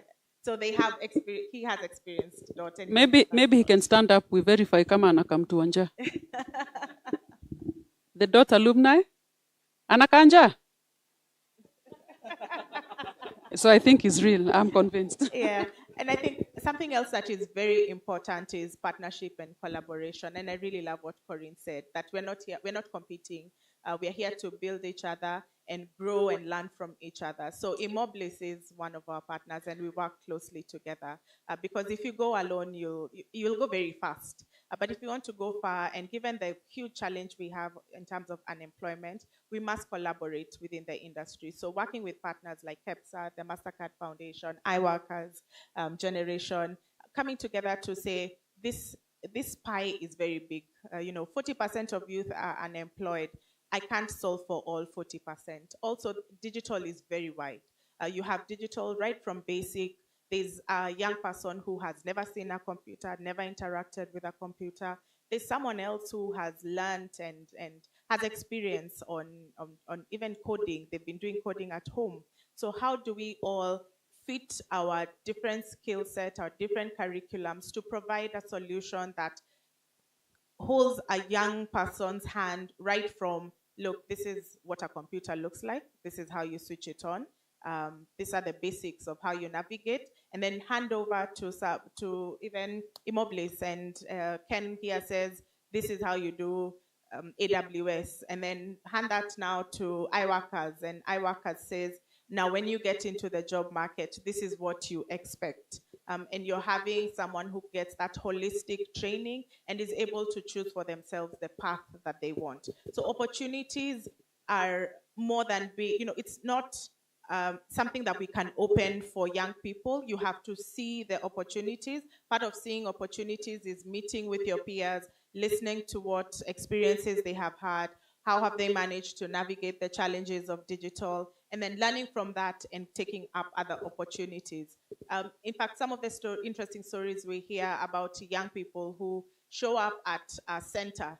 So my friend was going to the center and I decided to accompany them. And while they're there, they saw someone maybe filming a video and decided, what is this about? Can I learn more about it? I want to join. Just that looking for an opportunity by going with someone and the opportunity presents itself. So don't stay at home.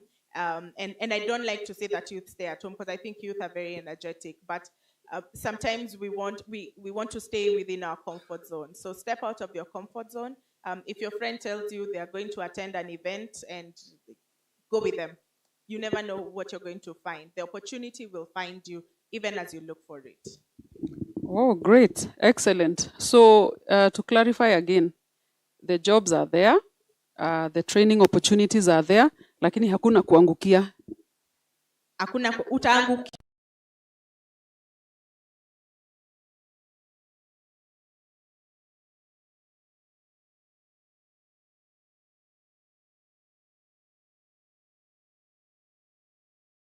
And seek and don't wait to be angukiwad in the house, sindio? Okay, so excellent. So let's go to Generation Kenya. You talked about freelancing.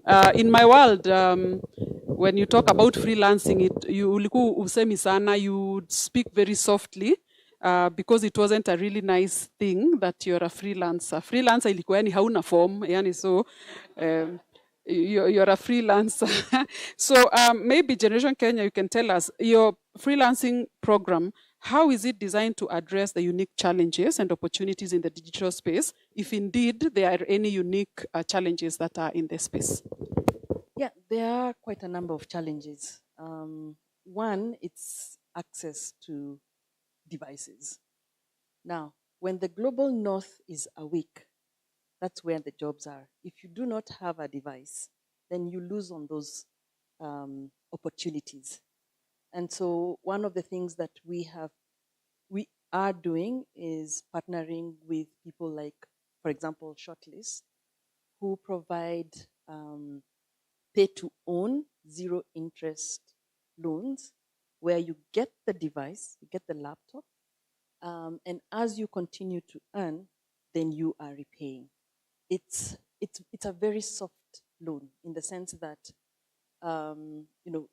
Kenyans, we fear loans because you get the loan, if you're not able to pay, the sharks are there. But the beauty is when we work with people like Shortlist, who also work with young people, they understand that there are times mtu anaweza kula njaa. Yeah. So what are those grace periods that can be given to a young person because the will is there. Sometimes the jobs are not there or they might be delayed. Yeah. So access to devices, and it's just not devices, and it's also data, because we see freelancing as an opportunity that can reach not just youth in the urban centers, but also in the more rural centers. We also have worked with the refugees. The other thing is also mental health. We actually have encountered situations where we've had to support young people to address their own mental health issues, depending on the work that they get. Though we are very careful about who we partner with because of the importance of them getting decent work. Yeah, but when you work as a freelancer, sometimes it can be a lonely journey. And that's why I said initially, building community is part of what we do. We have a network of alumni. So they come into the ICT hubs, and I was also telling you how we've signed an MOU with Konza Technopolis to access the Jitume labs, hubs, so that young people can congregate there. As they are working, they are also engaging with one another, sharing with one another, because psychosocial support is absolutely critical. Now, the other thing is that, yes, we know it is, it's very competitive in terms of the online freelance work. And so what are the other opportunities? And so we have dedicated resources at Generation where the focus is on building that pipeline beyond just online freelance work. I know, Anthony, you talked about the BPO sector, business processing outsourcing. Yeah, there are opportunities even for freelancers to actually get fixed work, fixed income for even a minimum of 6 months where you're actually earning. So it's how do you broaden this the bead work, the small tasks that one has to do through. So it's understanding what are the other opportunities beyond online gig work that you're preparing and skilling these young people to undertake, because as has been rightfully said, that career growth path, you're not going to remain at entry level. It's understanding what does that path, from when you started as an entry level, what does that growth path look like, and who are the other partners that we can collaborate with so that you can also grow into that. Okay, thank you very much. I want to speak for those people who, instead of going to group of schools, they went to polling station. When you said Global North, when the Global North is awake, can you maybe just for the sake of what we're polling? Global North near America, when we are asleep, they are awake. So that's where that's where the opportunities are. Is that what Mbona wanalala mchana? Anyway, ulizaliwa lini? But anyway, yeah, what I'm saying is that a lot of these jobs are beyond, we find that, especially even as we work with the BPO sector, there's now a lot of demand for those international jobs. So it's really beyond the domestic campaigns. It's now internationally. That's where the job market seems to be leaning heavily towards. Asante sana for the geography teachers. I hope you paid attention in the geography class. We have different time zones. So hawalalangi mchana yao ni usiku yetu, si ndio? Kweli. Okay, so thank you. Frida, I want to come back to you. You said you started quite a long while back before it was as common as it is now. She's talked about mental health issues and things like that. I hope you don't mean nikifanya digital work nitachizi. Oh, no, she doesn't mean that. Frida, maybe you can tell us, how have you been able to create that sense of community, especially because, in the congregating spaces is during the training and all that. Now I've finished the training, I'm now on the job, so now I'm mainly by myself. I want to be able, nikikutana na watu wa kwanza kama Stella, niseme hata mimi ni nani, sasa nitasemaje? How are you able to navigate that space? Because we are social animals. How are you able to now create that sense of community away from school? All right. So that is one of the reasons iWorkers was created. And it was because of the challenges that we lived experience in terms of being a digital worker. So these challenges go beyond just finding work or being trained. There's the need to feel like you belong, because like you said, this industry sometimes is the dignity and respect is really not there. And so when you sometimes find someone and they're doing well as maybe a graphic designer, but they will not say, I am a graphic designer working with international. They'll just tell you, I'm a freelancer. So the community is supposed to bring that dignity back so that you can stand and stay and feel good about what you're doing. So when it comes to isolation, most of the people don't work from centers, they work from home. And so you find that there's a term that they usually use, a keyboard warrior. So when you are having all these forums, you talk a lot, you say so many things, but when you're alone, it hits you that I'm actually alone. And as we began, there's something that was very common in terms of the discussions that we had, where people were not completing work, they are not managing their time well, and we'll just call, Miss Juni inaendelea. I'm just procrastinating. But then later we found out that is an issue in terms of mental wellness, because you require maybe an accountability partner, or you need a team to collaborate with each other.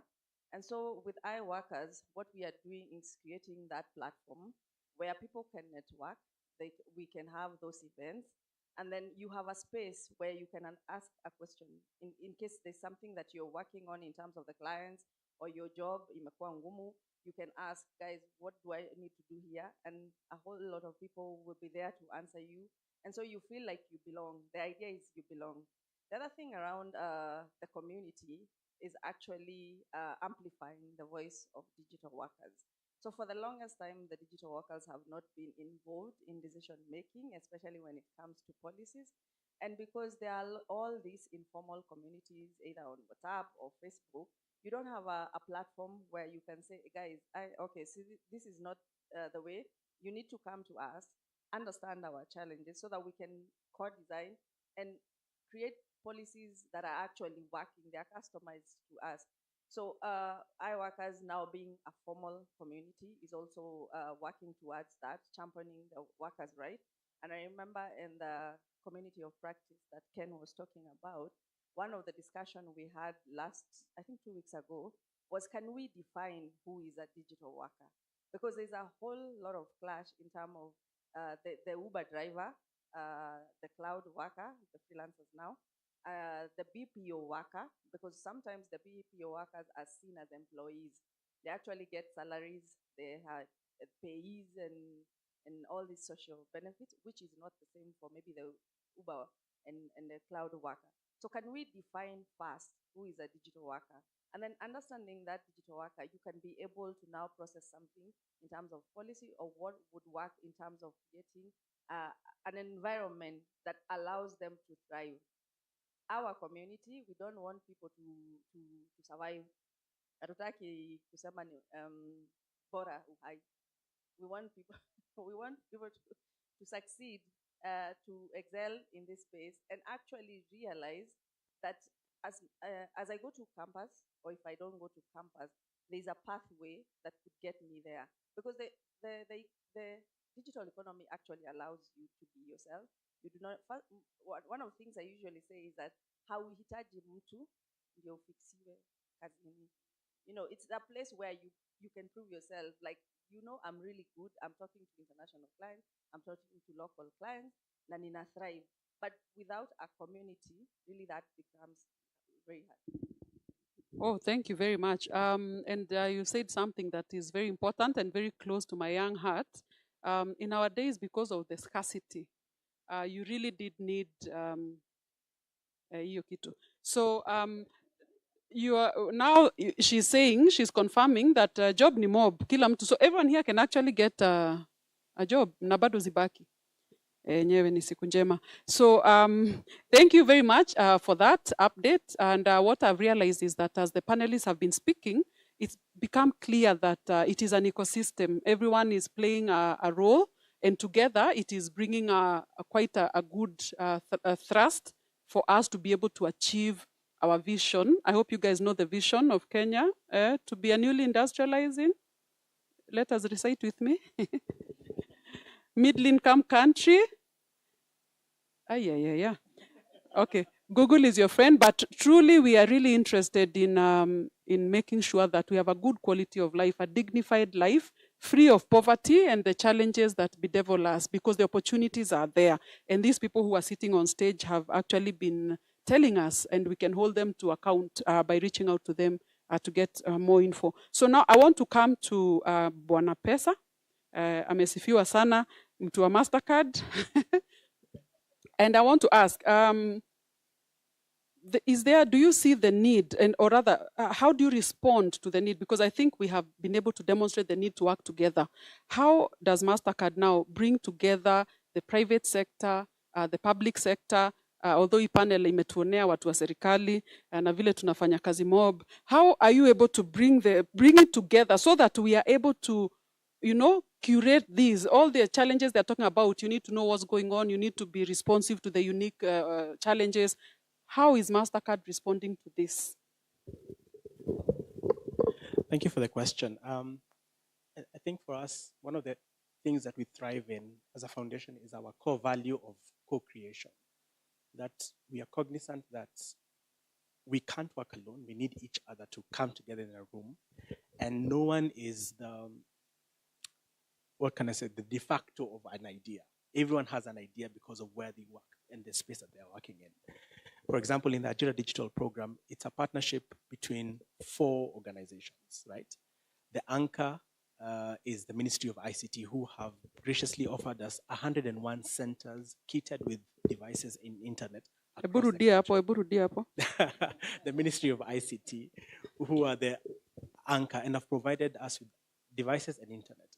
The second one is the Immobilis, who are our training partners, and they have graciously kitted these centers with trainers and content, and are every day engaging the young people, ensuring the young people have access to digital skills that will enable them to get work opportunities.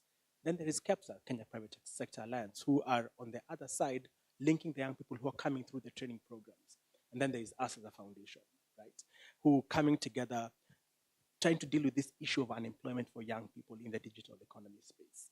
So for us, we thrive in bringing people together and seeing what more could we do in the spaces that we're in, iterate programs, and ensure that we are putting the young person at the center of all the interventions that we're trying to seek, to ensuring that we're dealing with the issues. We're also graciously always talking to the Ministry of ICT to see what policies are there that need to be in place that can enable this place to drive and move forward. Right now we are in the design of a new program, a new digital economy program that will take us to the next level in terms of enabling young people access opportunities both locally and globally, because we are cognizant that there are enough opportunities. It's just that awareness, young people need to be aware, made aware, and channeled towards those opportunities. Capacitated, but also kitted with the right infrastructure to be able to drive so. And we are cognizant that everyone on the needs to come to the table, because as Esther and Corinne graciously said, the pie is too large. You can't eat it all out by ourselves. We have, and we're not in competition. We have to work together towards capacitating the young people to access dignified and fulfilling work opportunities. Excellent. Watu wa polling. Umesikia vile amesema? The jobs are there, si ndio? Yes. In our days ukipata interview huku unaambia mtu. Hata ukiona nini kwa gazeti unararua, mtu mwingine asione. But this is a new world, eh? So hizi job haziwezi isha, si ndio? Because especially our generation, we did a very good job of producing you guys. Hebu tupigieni makofi. Sisi ni wengi, you know. So the opportunities are really many. He's talked about infrastructure, and I want to repeat that because I work for government, and we have really put in a lot of infrastructure that I know we take for granted sometimes.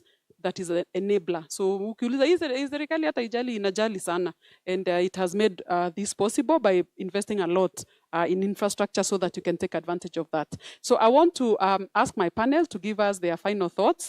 For me, it's very exciting. I've learned a lot today. I wish I could turn back the clock of time, nikuwe tena at least hata kama ni 35 too, but my heart is still at 18. Maybe we can start with Frida, your final remarks. Okay, so as much as we are talking about the opportunities, one of the things that we need to know is get the scarcity mentality out. This is a global village, but at the same time, ensure that you find a way of standing out. Most of these jobs, we actually depend on the global north market, freelance marketplaces. I think it's time now we find a way of positioning ourselves in terms of they are the ones that are coming to us. We are not depending on one platform for everyone.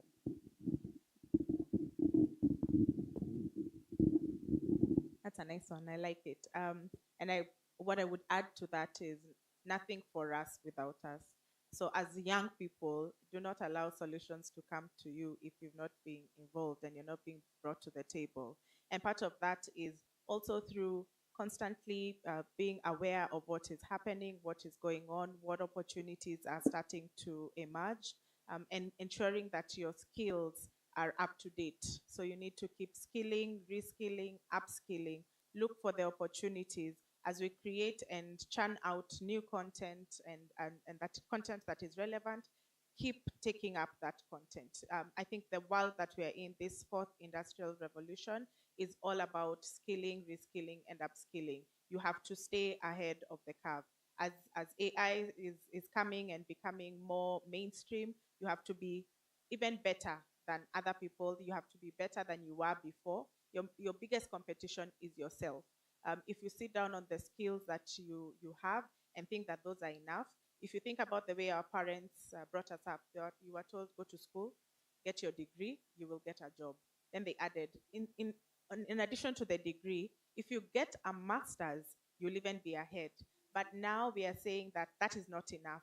You have to skill and reskill constantly.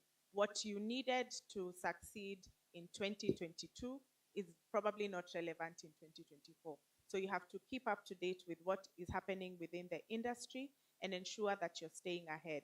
So you don't just think local, you have to think global. That's the only way you'll be able to thrive within this digital economy. Kwa hivyo unajichapa upgrade kama simu. Kila saa upgrade. Unajichapa, iPhone okay. 14 ikitoka, Hata wewe. uki-upgrade, hata wewe uji-upgrade. Excellent. I don't personally have an iPhone 15, but I'll try and keep up. Yeah, thank you for the fantastic discussion. And I think, as has been underscored by all the panelists, it's a collaborative ecosystem. We're all working together. Everyone represented here for you represents an opportunity for upskilling, for jobs, for opportunity globally and locally, and it's very exciting. Bwana Pesa has confirmed that, Mastercard Foundation is happy to do a lot of work in country and has a big target for Kenya. And at the end of the day, what's the common problem we're all trying to solve is jobs, for us to flourish as Kenyans, for us to become a tech capital for Africa, which is possible. I had Ambassador Meg Whitman talk about Kenya, and I was so proud to be Kenyan in Silicon Valley in September last year. And part of what she said is there are, besides the fact that there's 93% of our energy is from renewable sources, but she was like, the tech ecosystem created by Kenya with 60,000 developers and that sort of ecosystem means that there's top talent in this country.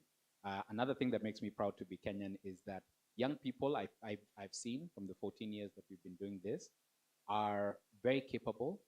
You guys are super creative.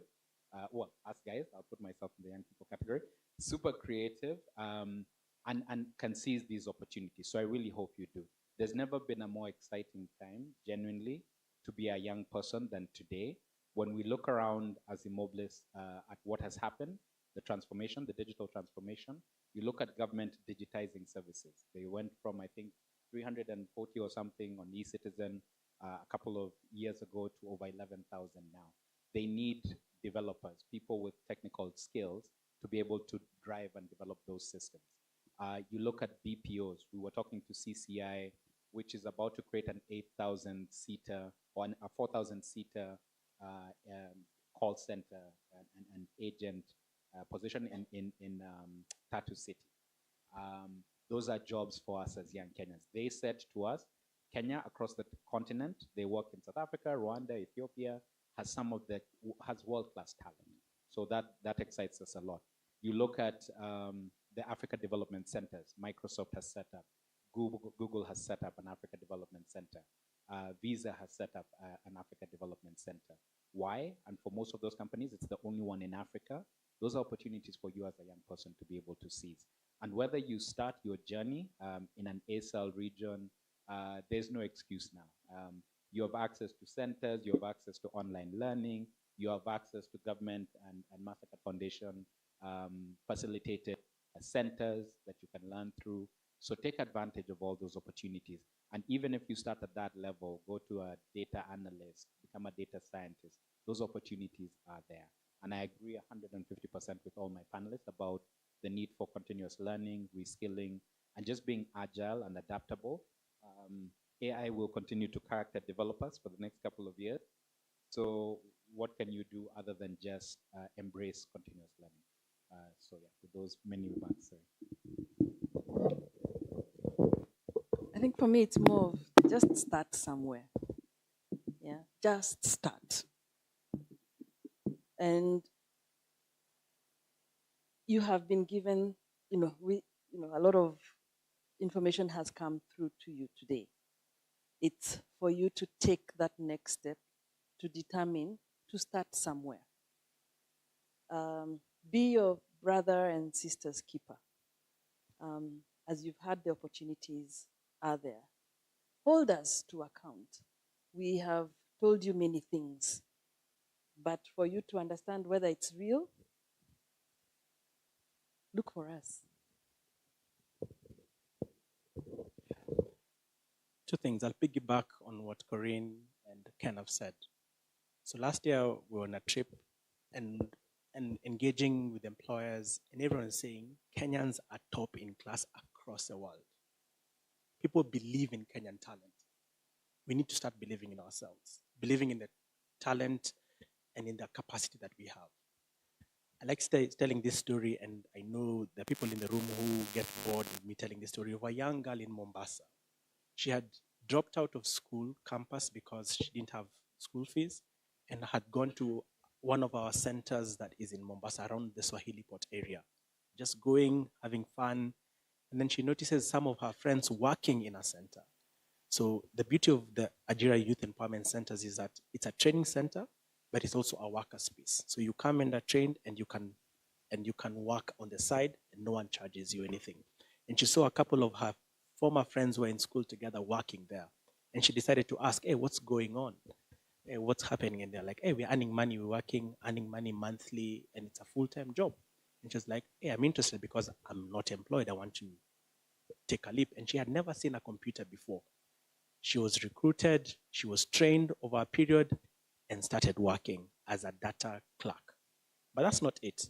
That's not the beauty of it is that she didn't stop there. Within a year, she came in, had never seen a computer, she was a data clerk. Within a year, she had upskilled herself, and she was a software developer, earning almost 10 times what she started earning 12 months before. Young people need to take advantage of novel opportunities. There are so many opportunities as you've had, but we need to take advantage. We also said that we need to, as partners, we need to work together in partnership. You guys also need to work together in communities, as Frida said. You need to empower your brothers, your sisters, your cousins, the people around you. Bring them in. You can't finish alone. You can't finish the jobs that are there.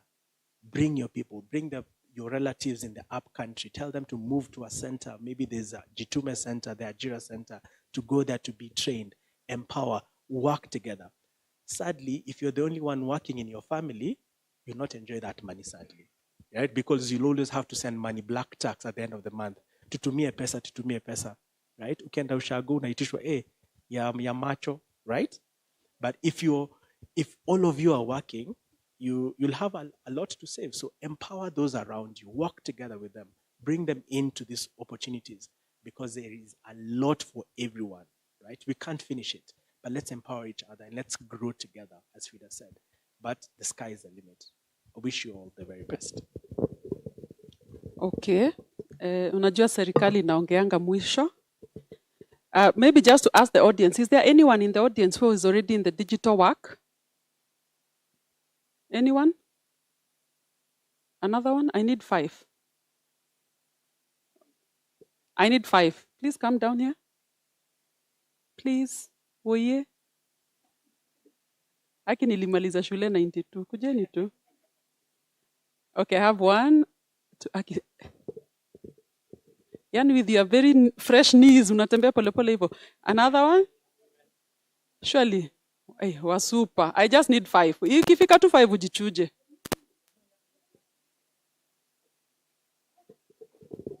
Sasa hawakujileta, tutafanya?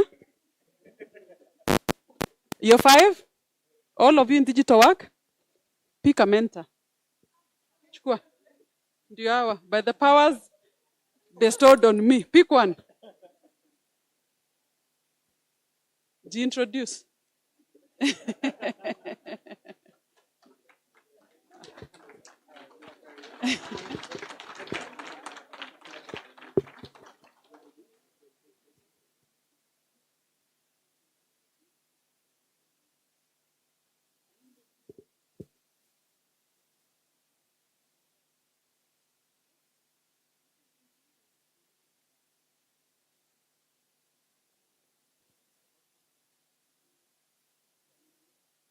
Aya, mkubaliane mtakutana wapi sasa? Imetosha.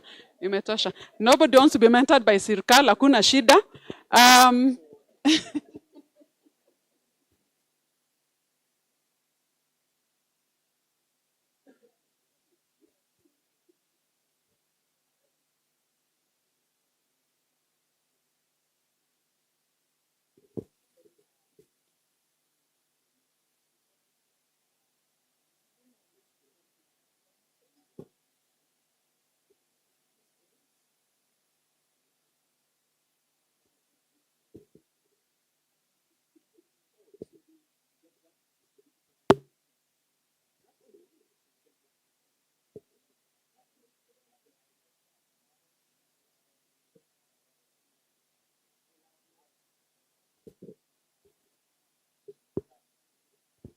Okay, thank you very much, my panelists. Nitaanza kuchukua noisemakers. Thank you, guys. I really want to. Can we clap for these guys? Wamejituma. Hata hawakujua ni nini. Wamba just come na wakakuja, isn't it? So tujitume. The opportunities are there. The willingness is there. By the way, they didn't know I would do that. Did you guys know? Did you see like any one of them is minding? Unaona mtu amekasirika? Yeah. So there is a lot of goodwill for the young people of Kenya from government, from private sector, from development partners, which we should not take for granted. You're very special because you are born in a time when all these things are available. The stories I told you today, I know they sound like they are fake. Imagine si fake. Chali yangu alikuwa akinipatia date asipokuja hakuna namna ya kukuambia hakuji. So it is up to you to know kama whether he changed his mind. These stories are actually real, and I think maybe there exists an opportunity to digitize our experiences, which you guys, you know, I didn't say I'm a mother of boys, 5 of them, and they get very shocked that how did you keep in touch without Instagram? And I'm not even on IG yet. So I really want to thank my panel today. I think you've done us great respect, speaking from your heart and opening yourselves to and your story to us, agreeing to mentor these young people. I really want to thank the audience for being quite a good audience and agreeing to be bullied by Mtuaizo Enzi ati nilizaliwa huko ma 1970s. And I really want to thank the organizers of this forum. I don't think we can speak enough, because much as you think you have put the message out there, there is still need for more. So I really want to ask, please be ambassadors of the rest of Kenya. There are a lot of people who don't know that these opportunities are there. There are a lot of people who don't know that there is free resources to upskill. There are people who don't know that you can do digital work hata kama hauna degree ya BSc. You know, there are many people who don't know these things that we take for granted. When I started working in IT, by the way, it is when computers first landed. So I was a data entry clerk. For Harambee Sacco, I converted all the files used to be manual, all. Ulikuwa bank wanaandika kwa kitabu. So you could only come once a week. And this is a true story. There were no ATMs. So I had never seen a computer. I was even afraid to switch it on. And there was no Windows, by the way. Ulikuwa nafanya MS, colon, hiyo nini, alafu nika DOS. No, nika Win, W-I-N. Yeah, so that Windows can come. So yeah, a lot has changed. Please let us spread the message. And the message I want to give today on my own behalf and on behalf of my employer, the government of Kenya and Konza Technopolis, we care very much. We have invested, we continue to invest, we remain committed. Speak to us. We are online, by the way, to go digital. Go to our website and see what is there. Ask questions, put us to account, engage with us. Sindio? Ama namna gani, my friends? Thank you very much. I thank you.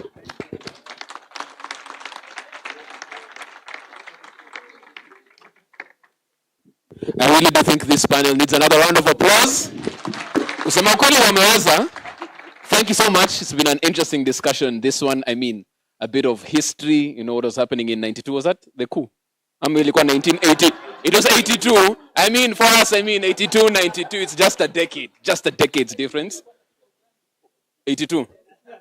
And I mean, story ya kujituma was literal. When she asked 5 people to come down, I heard somebody there saying, where are the ladies? Kujituma isn't gender sensitive. You go for the opportunity, and that's why that happened, right? Then I think it's a lesson in what you shall do in life, generally. Another round of applause for them as they take their photo. Asana. We'll take a group photo right here, ladies and gents, before we exit the stage. And I mean, this particular conversation was about upskilling, what you need to do to make sure you're at that level, because we've been told it's a continuous game. It is not ending, not after you've gotten your master's and you sit pretty on your laurels. No, it's an ever continuous evolution in terms of your skills. After lunch, once you have upskilled, where are we taking these opportunities globally? How do you make sure they're fit for purpose in European and other markets across the world? And that's a discussion we're having after lunch. There you go. And everybody smiled there. Although there's one thing I found interesting. When everyone was picking their mentor, did you realize Karanja was the last one to be picked? Nayanda Konado. I don't know how these guys think. You know me? If I was running down, I just go to him straight. Nimambia ndio number, tuma kwa ingine because that other one, fuliza mefanya the thing.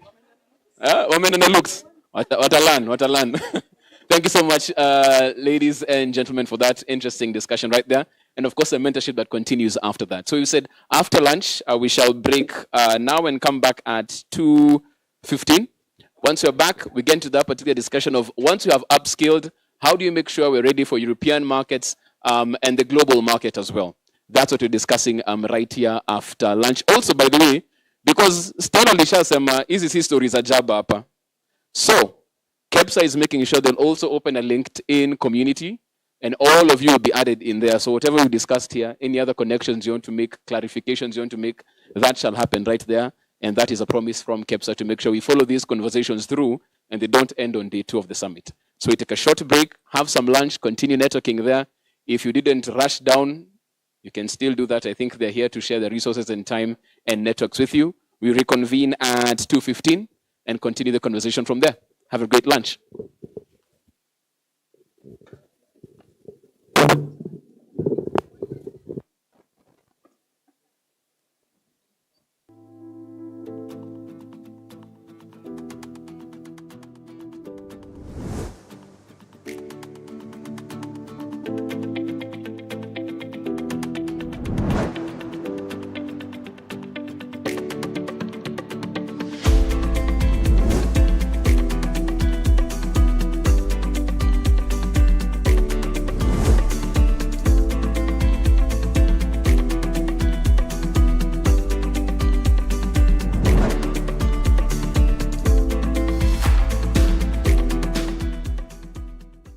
The youth employment challenge is a global challenge for every economy in the world.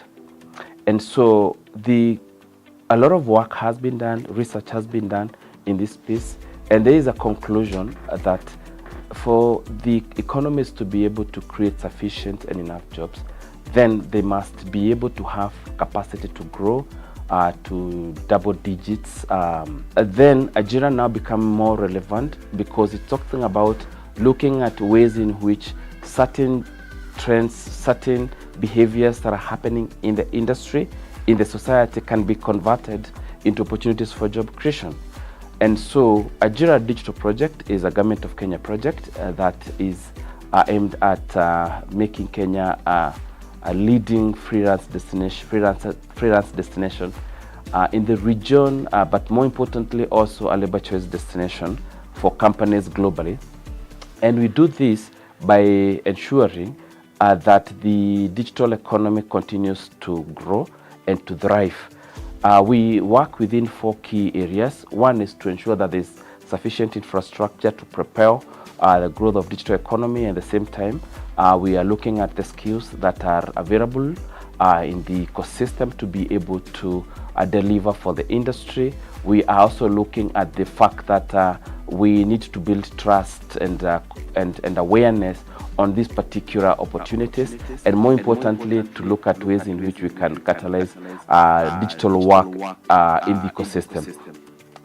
So the program is currently funded by MasterCard Foundation and is implemented by 2 partners, Moblis, which supports the supply side, which is skills development and infrastructure, and KEPSA, Kenya Private Sector Alliance, which focuses on the demand side, meaning looking at ways of increasing and catalyzing digital work both in the public sector and also in the private sector, and also linking young people to those different opportunities.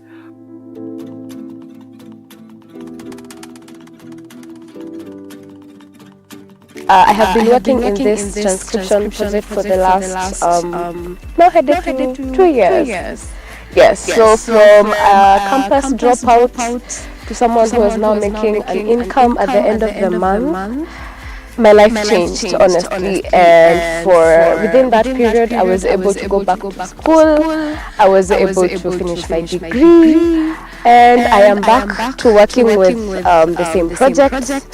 And yeah, life has not been the same since then. Okay, when I graduated, that was 2017. I came back home. Then I started applying for jobs. But when I was being called, sometimes you apply, you don't get response. But when I got this job, I managed to open a kinyozi. Mtu mmoja ananifanyia huko, I'm paying some little amount of money because of the money I'm getting from this place.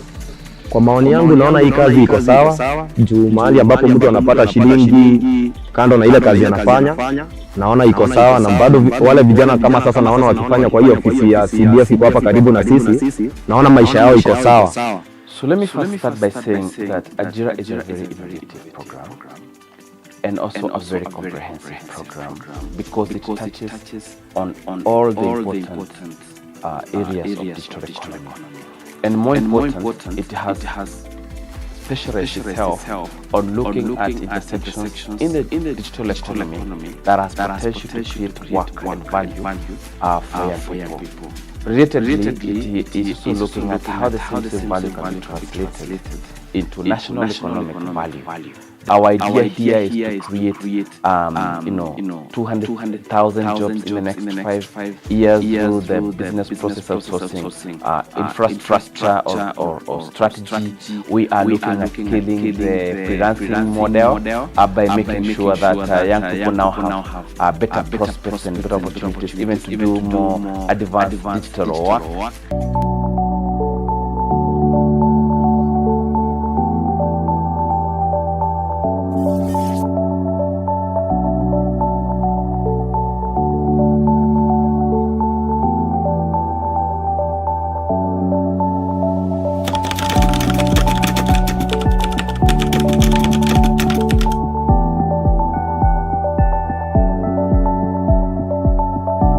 Came to know about this opportunity. My friend who referred to me. So I challenged myself to push myself to get to know what it entailed about. And then I went for the training, which it was about the rigor transcription part.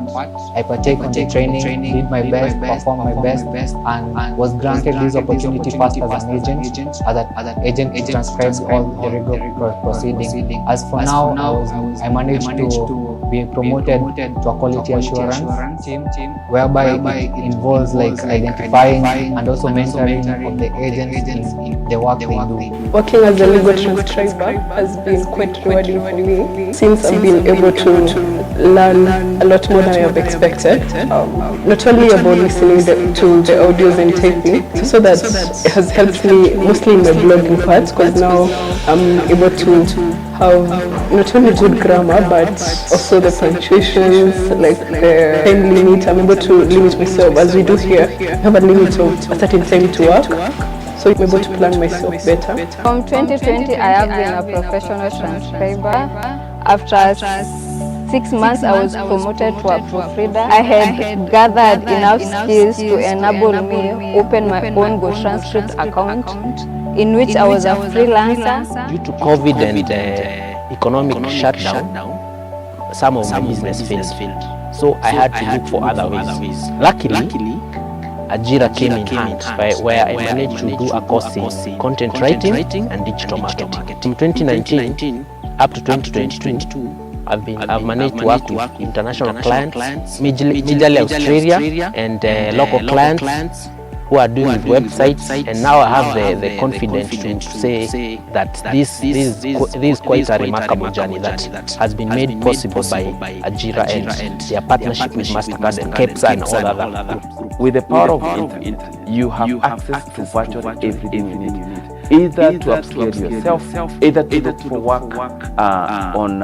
international space, not just your local space. You don't have to really wait for someone. And those are the skills about agility, about resilience, about agency that are very important for every young people to adapt. And this is not even for young people. Even for the old people, if you don't upskill yourself, if you don't reskill yourself, then you become very irrelevant, soon. And therefore, for young people, it is important that you raise your ambition, you raise your relevancy by keeping yourself updated to what is happening, by keeping yourself skilled with the current skills that are demanded by the market, and of course being more focused about changing and living purposeful and impactful lives.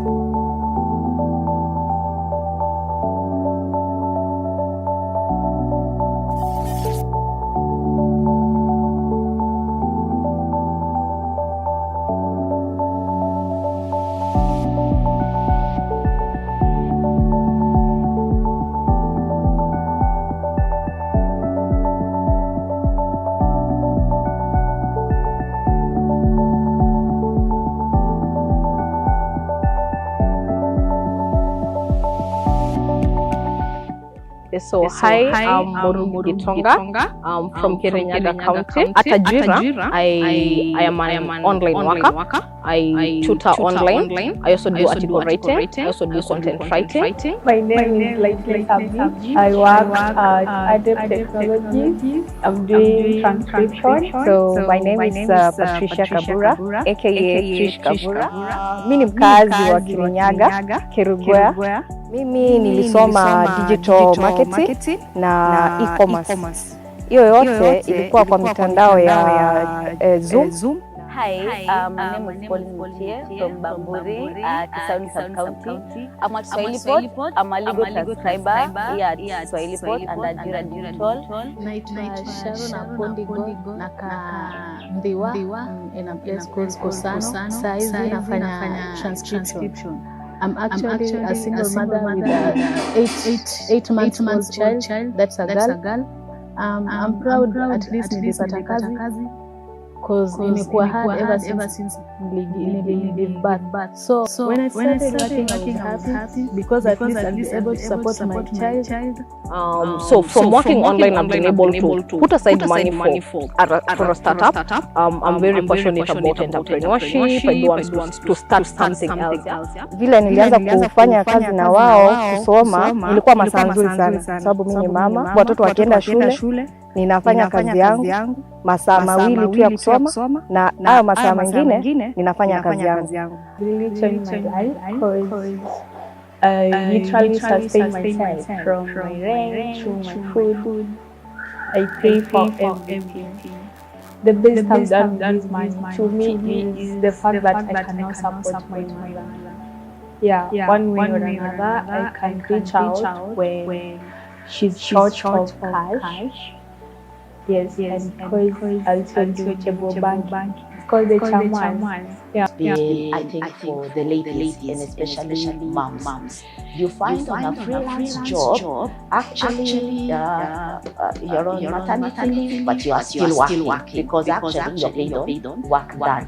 The Ajira project has enabled us to have agents on salaries, and therefore we're able to pay our agents even when they're on maternity leave, and they resume work once maternity is over. So I think peace of mind has been great in terms of that.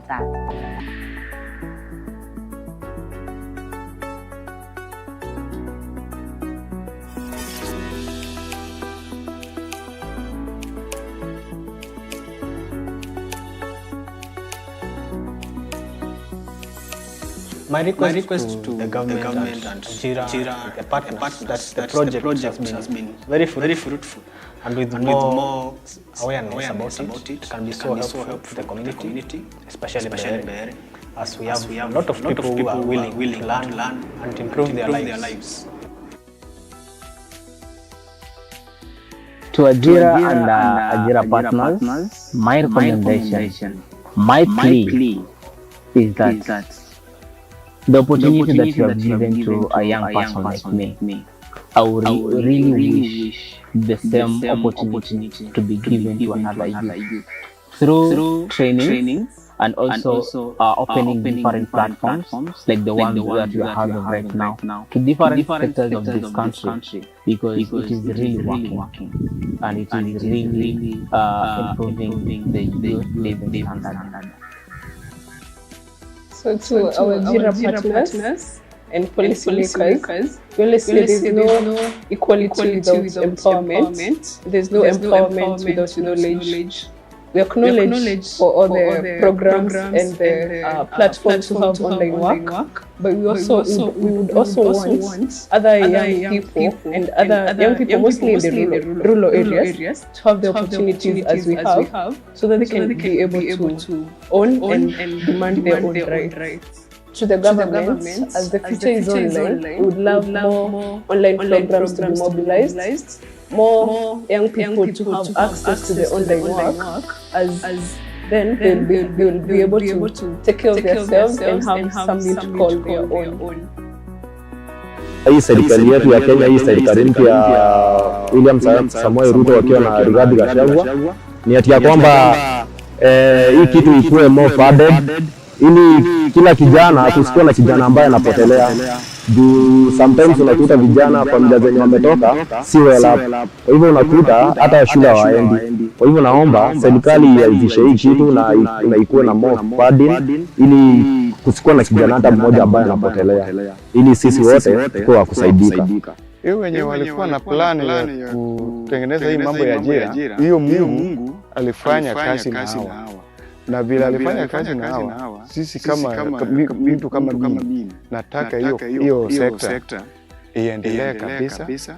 Tena kila mahali akae na branch, aweke branch kila mahali, kwa sababu atasaidia watu wengi sana, kwa sababu ajira ajui kama wewe umeseeka ama bado mdogo. Hata kama watu wakubwa wanakuja tu hapo wanaendelea kusoma. Sasa yeye anakuuliza tu watu nafanya tu kazi yako kwa nyumba. Sasa hii mambo ya ajira nataka ikae mahali kila center ajira kwa yana branch yake asaidia watu.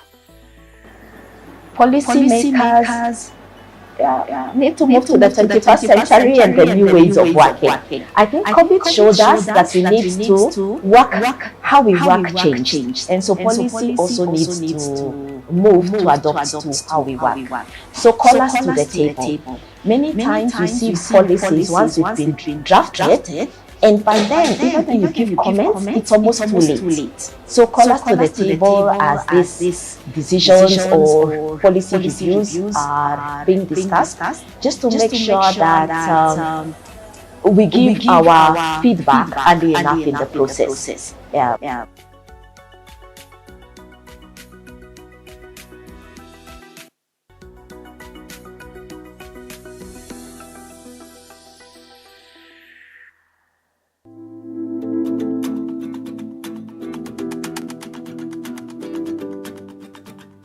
I have been working in this transcription project for the last, now headed to 2 years. Yes, so from a campus dropout to someone who is now making an income at the end of the month, my life changed, honestly, and for within that period I was able to go back to school, I was able to finish my degree, and I am back to working with the same project. And yeah, life has not been the same since then. Okay, when I graduated, that was 2017. I came back home. Then I started applying for jobs. But when I was being called, sometimes you apply, you don't get response. But when I got this job, I managed to open a kinyozi. Mtu mmoja ananifanyia huko, I'm paying some little amount of money because of the money I'm getting from this place. Kwa maoni yangu naona hii kazi iko sawa, juu mahali ambapo mtu anapata shilingi kando na ile kazi anafanya, naona iko sawa, na bado wale vijana kama sasa naona wakifanya kwa hiyo ofisi ya CDF iko hapa karibu na sisi, naona maisha yao iko sawa. So let me first start by saying that Ajira is a very innovative program. and also a very comprehensive program because it touches on all the important areas of digital economy. And more important, it has specialized itself on looking at intersections in the digital economy that has potential to create work and value for young people. Relatedly, it is also looking at how the same value can be translated into national economic value. Our idea here is to create 200,000 jobs in the next 5 years through the business process outsourcing, infrastructure or strategy. We are looking at scaling the freelancing model by making sure that young people now have better prospects and better opportunities even to do more advanced digital work.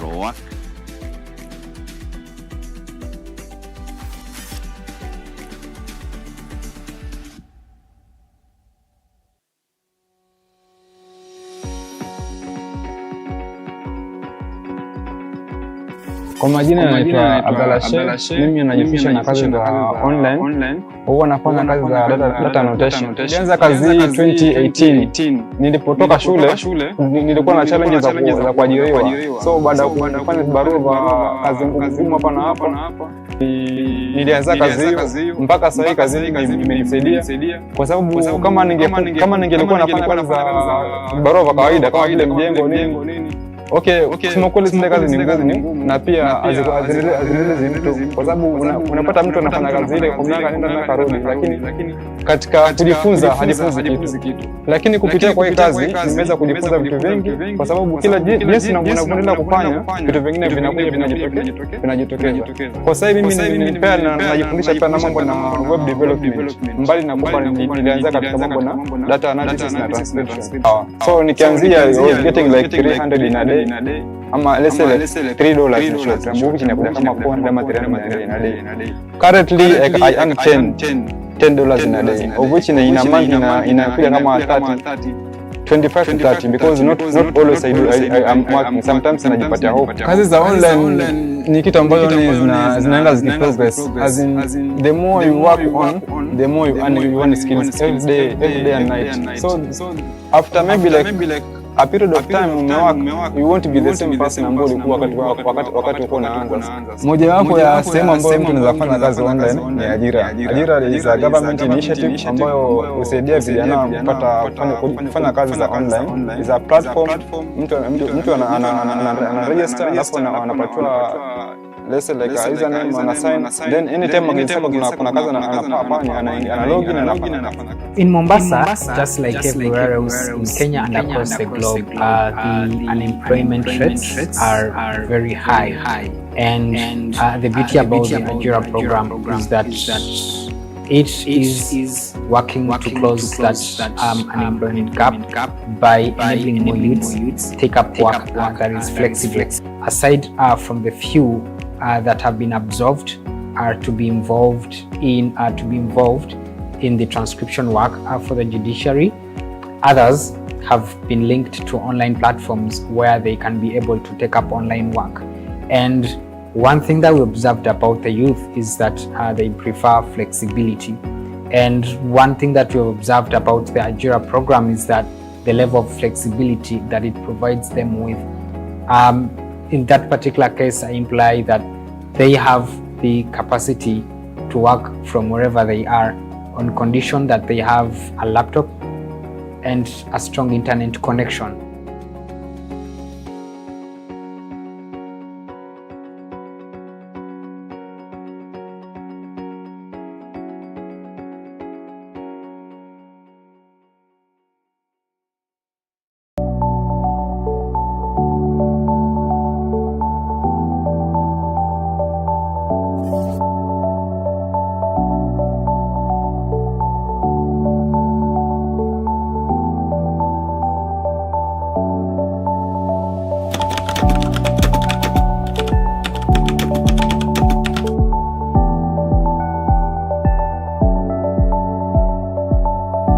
I came to know about this opportunity, my friend who referred to me, so I challenged myself to push myself to get to know what it entailed about, and then I went for the training, which it was about the legal transcription part, I partake on the training, did my best, performed my best, and was granted this opportunity first as an agent to transcribe all the regular proceeding.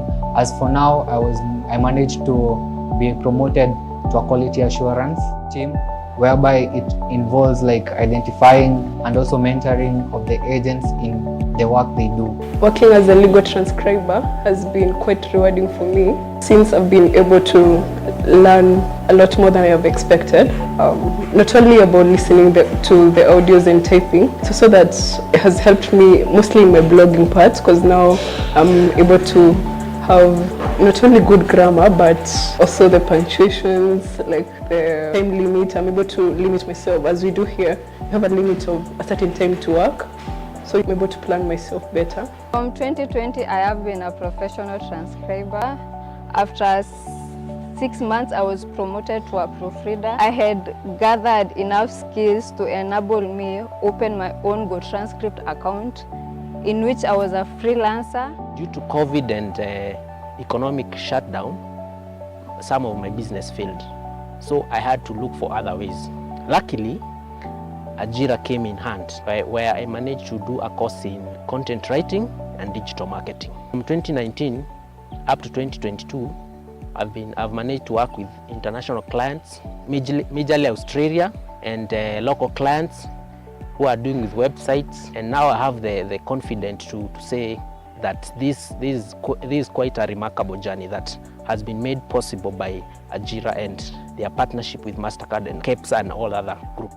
With the power of internet, you have access to virtually everything you need, either to upscale yourself, either to look for work on international space, not just your local space. You don't have to really wait for someone. And those are the skills about agility, about resilience, about agency that are very important for every young people to adapt. And this is not even for young people. Even for the old people, if you don't upscale yourself, if you don't reskill yourself, then you become very irrelevant, soon.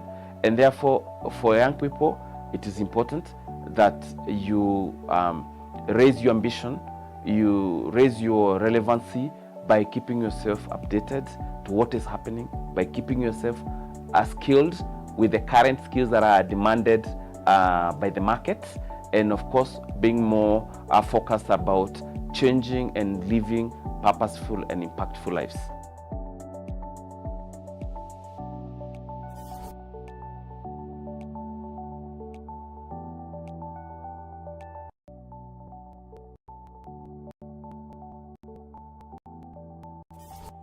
So hi, I'm Morugi Gitonga. I'm from Kirinyaga County. At Ajira, I am an online worker. I tutor online. I also do article writing. I also do content writing.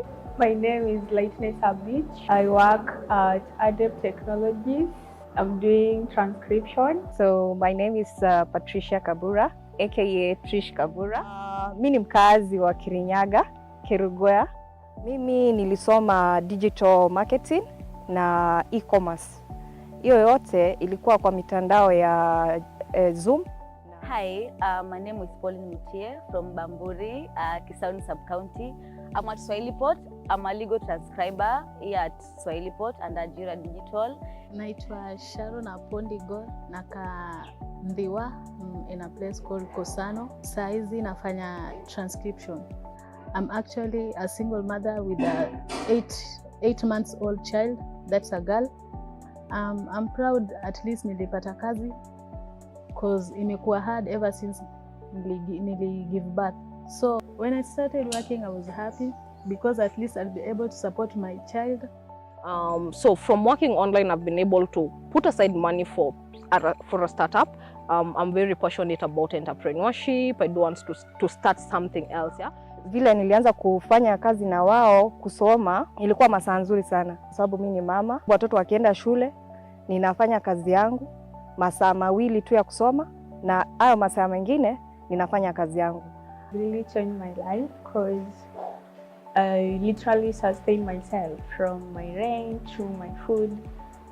I pay for everything. the best I've done with this money to me is the fact that I can now support my mother. Yeah, one way or another, I can reach out when she's short of cash. Yes, and because I also do table banking.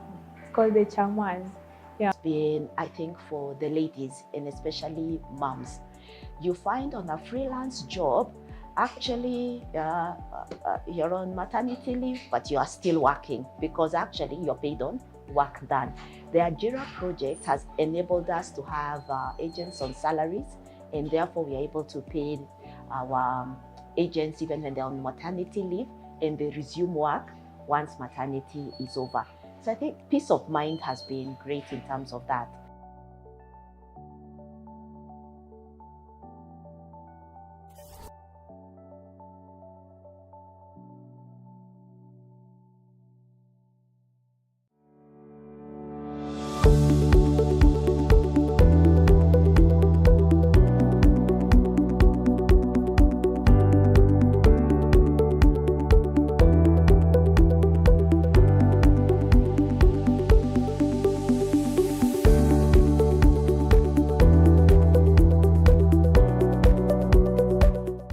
One of the biggest challenges facing our country today is lack of employment opportunities for many of our young people, despite them completing their studies from various institutions of higher learning. According to the Kenya National Bureau of Statistics, in March 2021, the youth unemployment rate stood at 11.4%, meaning that in every 5 unemployed Kenyans, 3 are young people. The youth employment challenge is a global challenge for every economy in the world. And so a lot of work has been done, research has been done in this space, and there is a conclusion that for the economies to be able to create sufficient and enough jobs, then they must be able to have capacity to grow.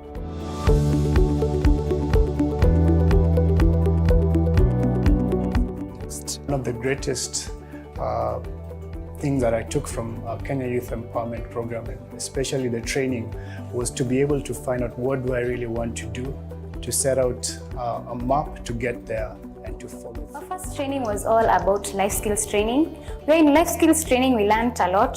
Here we learned about ushenzi and ungwana.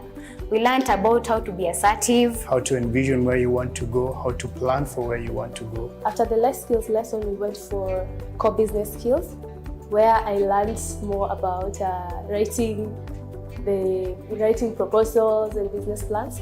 From there, we went for sector specific, which some of us went for tourism, engineering. The importance of this training is to help young people to discover who they are and their purpose in life, and at the same time, help them to understand how to relate with other people, particularly in the workplace context.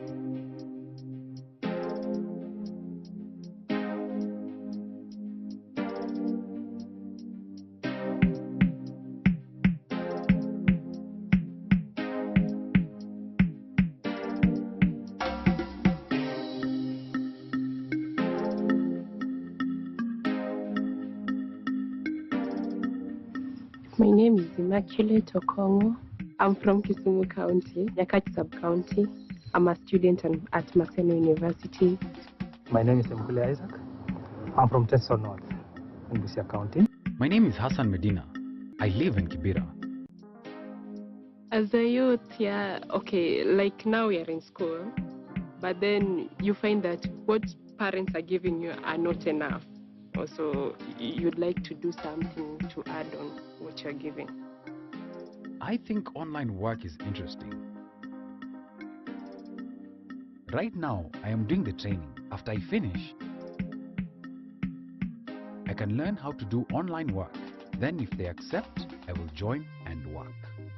I have been working in this transcription project for the last, now headed to 2 years. Yes, so from a campus dropout to someone who is now making an income at the end of the month, my life changed, honestly. And within that period, I was able to go back to school. I was able to finish my degree, and I am back to working with the same projects. And yeah, life has not been the same since then. And so Ajira Digital Project is a Government of Kenya project that is aimed at making Kenya a leading freelance destination in the region, but more importantly also a labor choice destination for companies globally. And we do this by ensuring that the digital economy continues to grow and to thrive.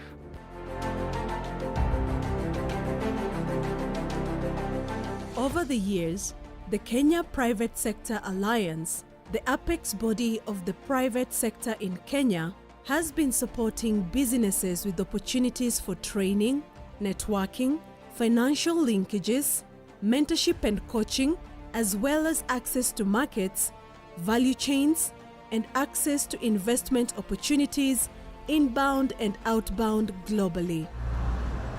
In 2022, with support from the Embassy of Ireland in Kenya, KEPSA rolled out the SMEs Accelerator program designed to support small and medium enterprises in their quest to increase the value of their businesses quickly. With a target of at least 200 SMEs drawn from all over Kenya, the program was split into 4 cohorts of 50 MSMEs, each handling the following areas: accessing markets for business growth, accessing new business horizons through effective technology adoption, investor readiness, operations and compliance for business success.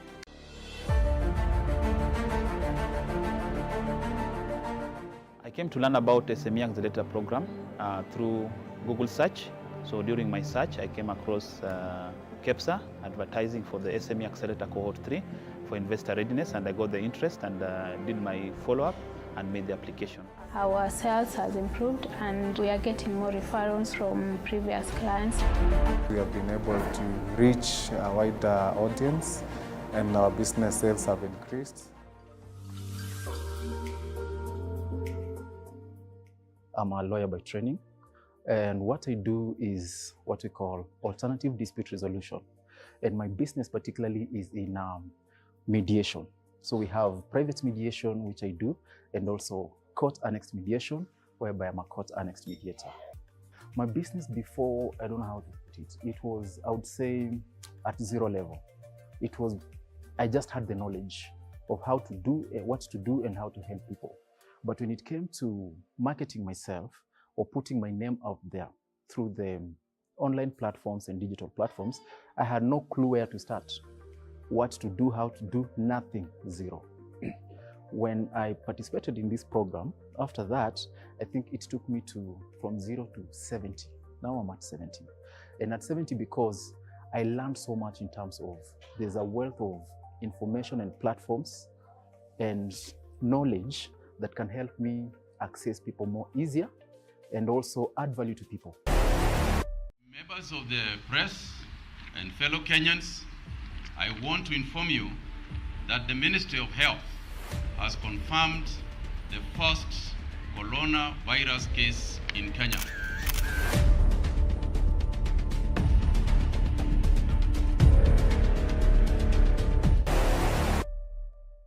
For entrepreneurs, it was a time of shock and uncertainty as business opportunities and deals disappeared. Optimism was replaced by anguish.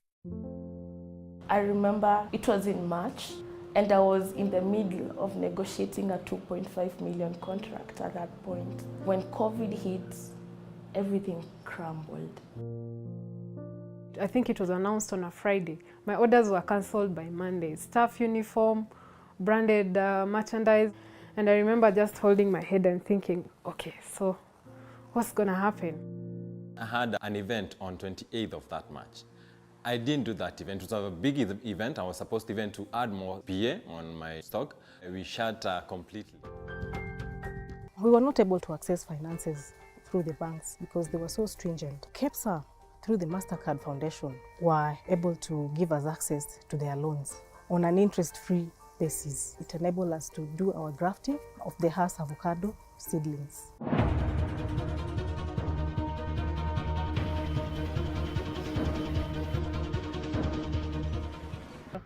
And our main focus is on women and youth, trying to help them to be able to get alternative sources of livelihood. It's more also on behavioral change, trying to separate waste at source, and also trying to help women and youth to be creative so that they can come up with businesses which are within the waste management value chain.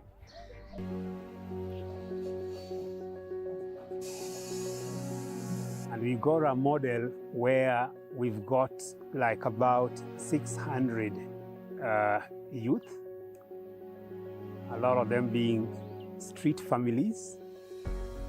We are trying to rehabilitate to make them useful and to get them how to earn a decent living out of waste collection.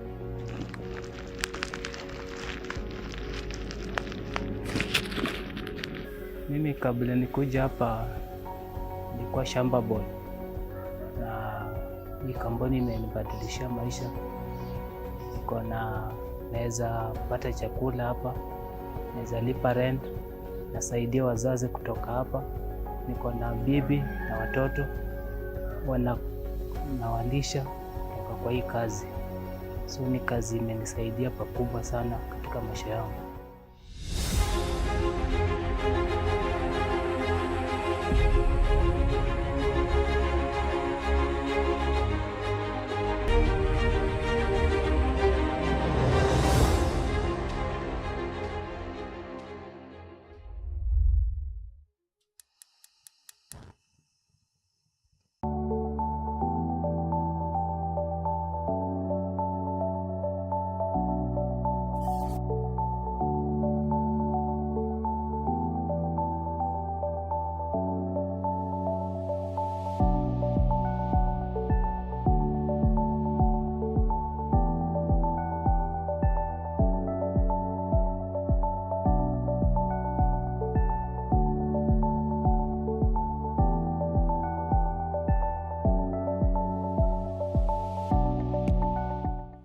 So hi, I'm Murugi Gitonga.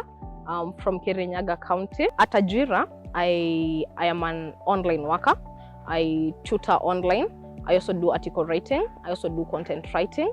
My name is Lightness Abich. I work at Adept Technologies. I'm doing transcription. So my name is Patricia Kabura, aka Trish Kabura. Mimi ni mkazi wa Kirinyaga, Kerugoya. Mimi nilisoma digital marketing na e-commerce. Hiyo yote ilikuwa kwa mitandao ya Zoom. Hi, my name is Pauline Mutie from Bamburi, Kisauni Sub-County. I'm at Swahilipot.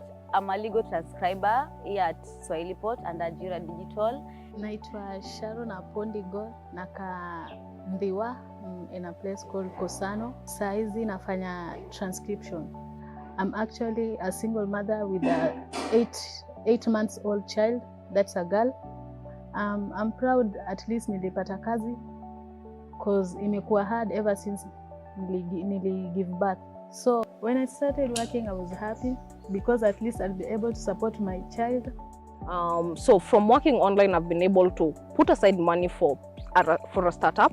I'm very passionate about entrepreneurship. I do want to start something else. Yeah. Vile nilianza kufanya kazi na wao kusoma, ilikuwa masaa nzuri sana sababu mimi ni mama. Watoto wakienda shule, ninafanya kazi yangu masaa mawili tu ya kusoma, na hayo masaa mengine ninafanya kazi yangu. Really changed my life because I literally sustain myself from my rent to my food. I pay for everything. The best I've done with this money to me is the fact that I can now support my mother. Yeah, one way or another, I can reach out when she's short of cash. Yes, and because I also do table banking. It's called the Chamas. Yeah. It's been, I think, for the ladies and especially moms. You find on a freelance job, actually you're on maternity leave, but you are still working because actually you're paid on work done. The Ajira project has enabled us to have agents on salaries, and therefore we are able to pay our agents even when they're on maternity leave and they resume work once maternity is over. So I think peace of mind has been great in terms of that.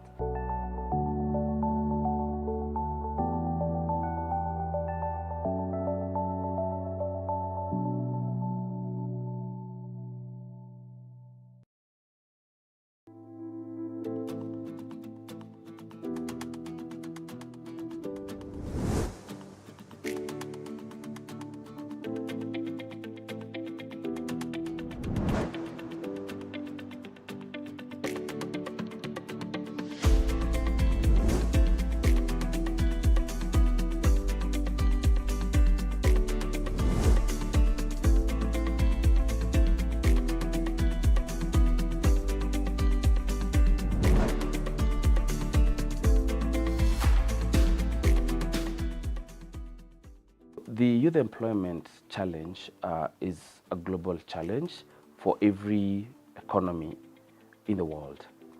And so a lot of work has been done, research has been done in this space, and there is a conclusion that for the economies to be able to create sufficient and enough jobs, then they must be able to have capacity to grow to double digits.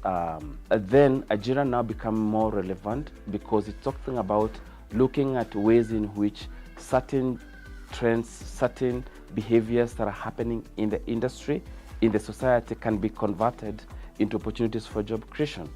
And so Ajira Digital Project is a Government of Kenya project that is aimed at making Kenya a leading freelance destination in the region, but more importantly also a labor choice destination for companies globally.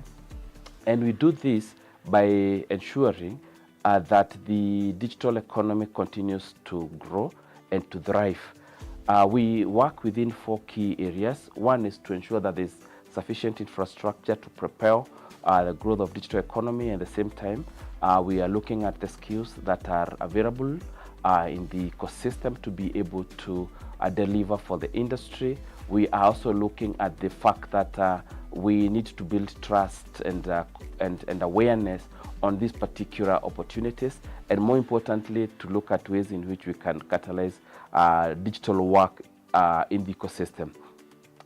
So the program is currently funded by MasterCard Foundation and is implemented by 2 partners, Emoblis, which supports the supply side, which is skills development and infrastructure, and KEPSA, Kenya Private Sector Alliance, which focuses on the demand side, meaning looking at ways of increasing and catalyzing digital work, both in the public sector and also in the private sector, and also linking young people to those different opportunities.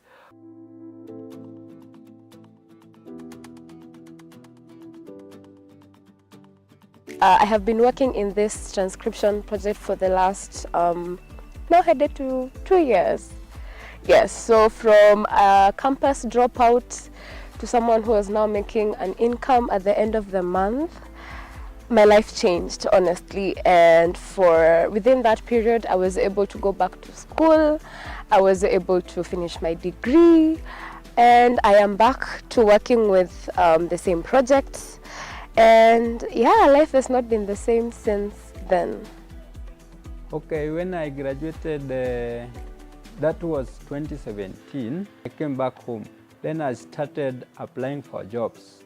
But when I was being called, sometimes you apply, you don't get response. But when I got this job, I managed to open a kinyozi. Mtu mmoja ananifanyia huko, I'm paying him some little amount of money because of the money I'm getting from this place. Kwa maoni yangu naona hii kazi iko sawa, juu mahali ambapo mtu anapata shilingi kando na ile kazi anafanya, naona iko sawa, na bado wale vijana kama sasa naona wakifanya kwa hiyo ofisi ya CDF iko hapa karibu na sisi, naona maisha yao iko sawa. So let me first start by saying that Ajira is a very innovative program and also a very comprehensive program because it touches on all the important areas of digital economy. And more important, it has specialized itself on looking at intersections in the digital economy that has potential to create work and value for young people. Relatedly, it is also looking at how the same value can be translated into national economic value. Our idea here is to create 200,000 jobs in the next 5 years through the business process outsourcing infrastructure or strategy. We are looking at scaling the freelancing model by making sure that young people now have better prospects and better opportunities even to do more advanced digital work.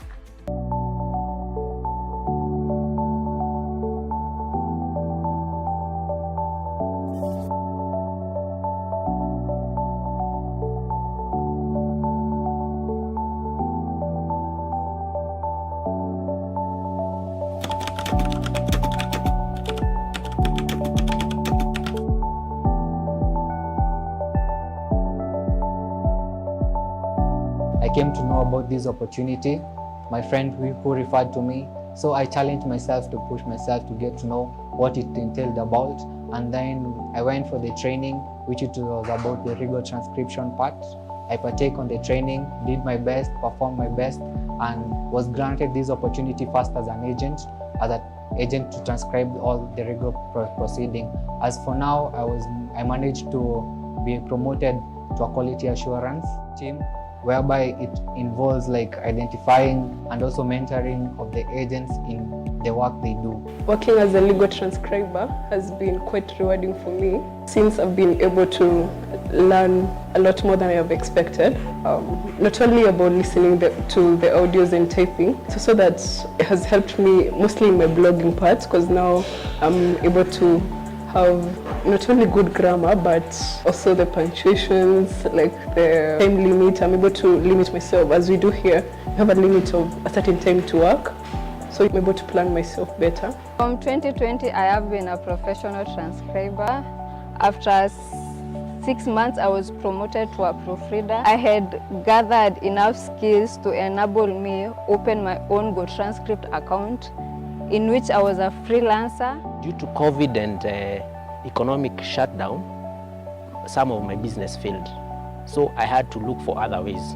Luckily, Ajira came in hand, where I managed to do a course in content writing and digital marketing. From 2019 up to 2022, I've managed to work with international clients, majorly Australia, and local clients who are doing with websites. And now I have the confidence to say that this is quite a remarkable journey that has been made possible by Ajira and their partnership with MasterCard and KEPSA and all other groups. With the power of internet, you have access to virtually everything you need, either to upscale yourself, either to look for work on international space, not just your local space. You don't have to really wait for someone. And those are the skills about agility, about resilience, about agency that are very important for every young people to adapt. And this is not even for young people. Even for the old people, if you don't upscale yourself, if you don't reskill yourself, then you become very irrelevant, soon. And therefore, for young people, it is important that you raise your ambition, you raise your relevancy by keeping yourself updated to what is happening, by keeping yourself skilled with the current skills that are demanded by the market, and of course, being more focused about changing and living purposeful and impactful lives.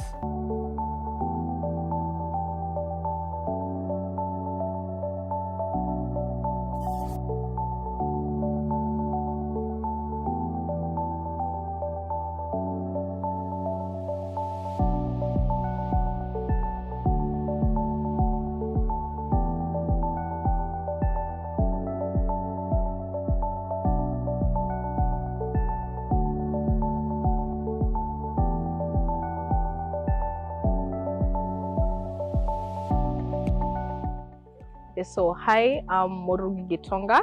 I'm from Kirinyaga County. At Ajira, I am an online worker. I tutor online.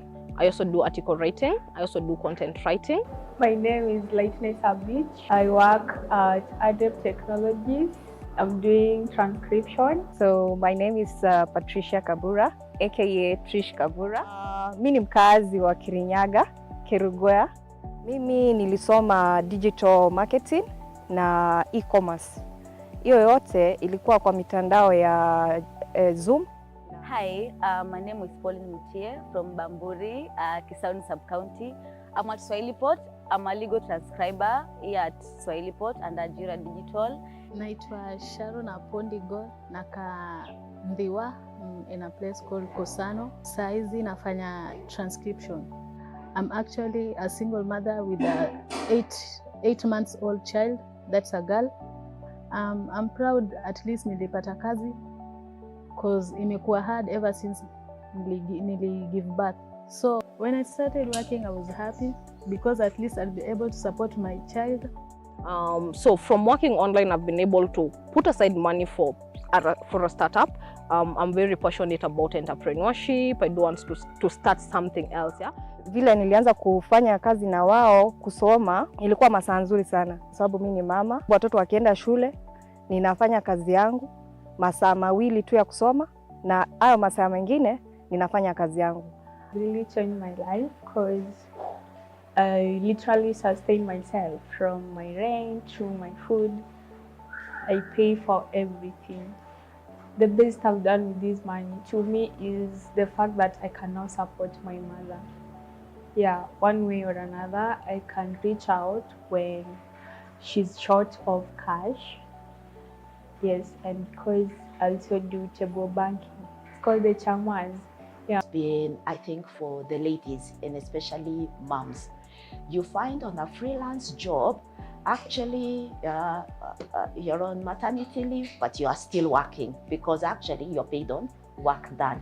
The Ajira project has enabled us to have agents on salaries, and therefore we are able to pay our agents even when they're on maternity leave and they resume work once maternity is over. So I think peace of mind has been great in terms of that.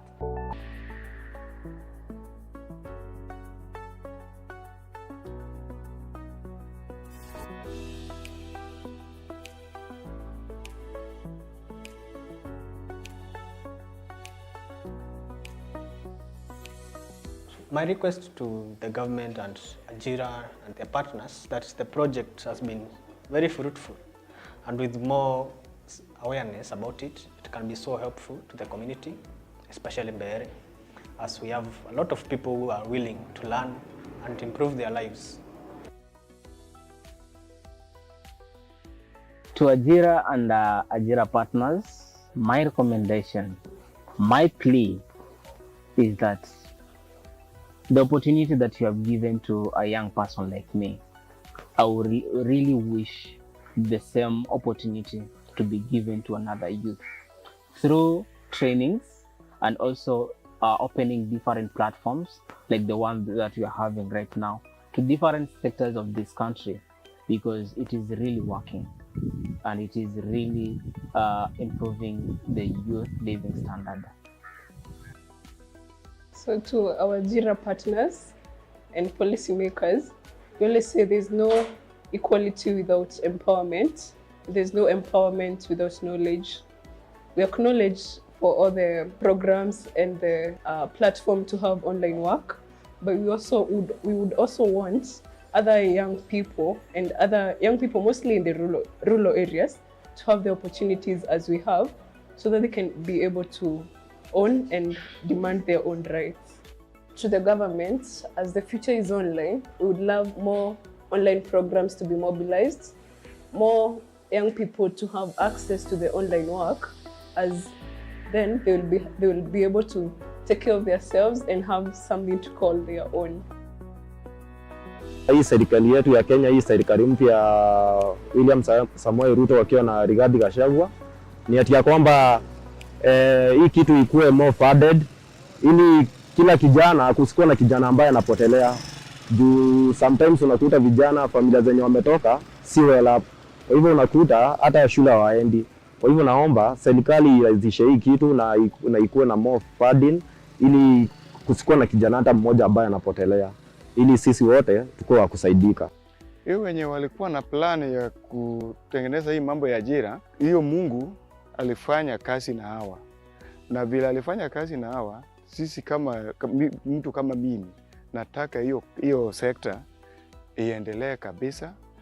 Tena kila mahali akae na branch, aweke branch kila mahali, kwa sababu atasaidia watu wengi sana, kwa sababu ajira ajui kama we ni umeseeka ama bado we mdogo. Hata kama watu wakubwa wanakuja tu hapo wanaendelea kusoma. Sasa hii anafundisha tu watu, nafanya tu kazi yako kwa nyumba.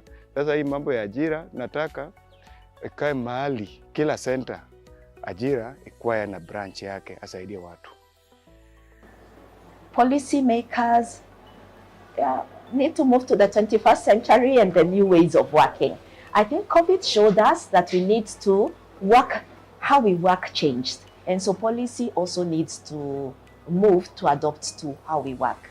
So call us to the table.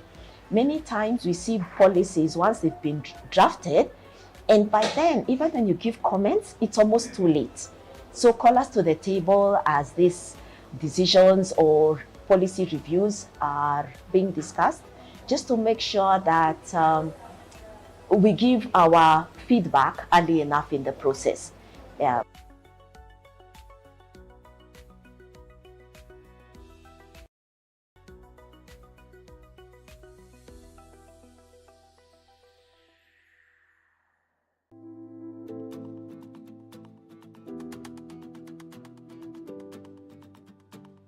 I have been working in this transcription project for the last, now headed to 2 years. Yes, so from a campus dropout to someone who is now making an income at the end of the month, my life changed, honestly. And within that period, I was able to go back to school. I was able to finish my degree, and I am back to working with the same projects. And yeah, life has not been the same since then. Okay, when I graduated, that was 2017, I came back home. Then I started applying for jobs. But when I was being called, sometimes you apply, you don't get response. But when I got this job, I managed to open a kinyozi. Mtu mmoja ananifanyia huko, I'm paying him some little amount of money because of the money I'm getting from this place. Kwa maoni yangu naona hii kazi iko sawa, juu mahali ambapo mtu anapata shilingi kando na ile kazi anafanya, naona iko sawa, na bado wale vijana kama sasa naona wakifanya kwa hiyo ofisi ya CDF iko hapa karibu na sisi, naona maisha yao iko sawa.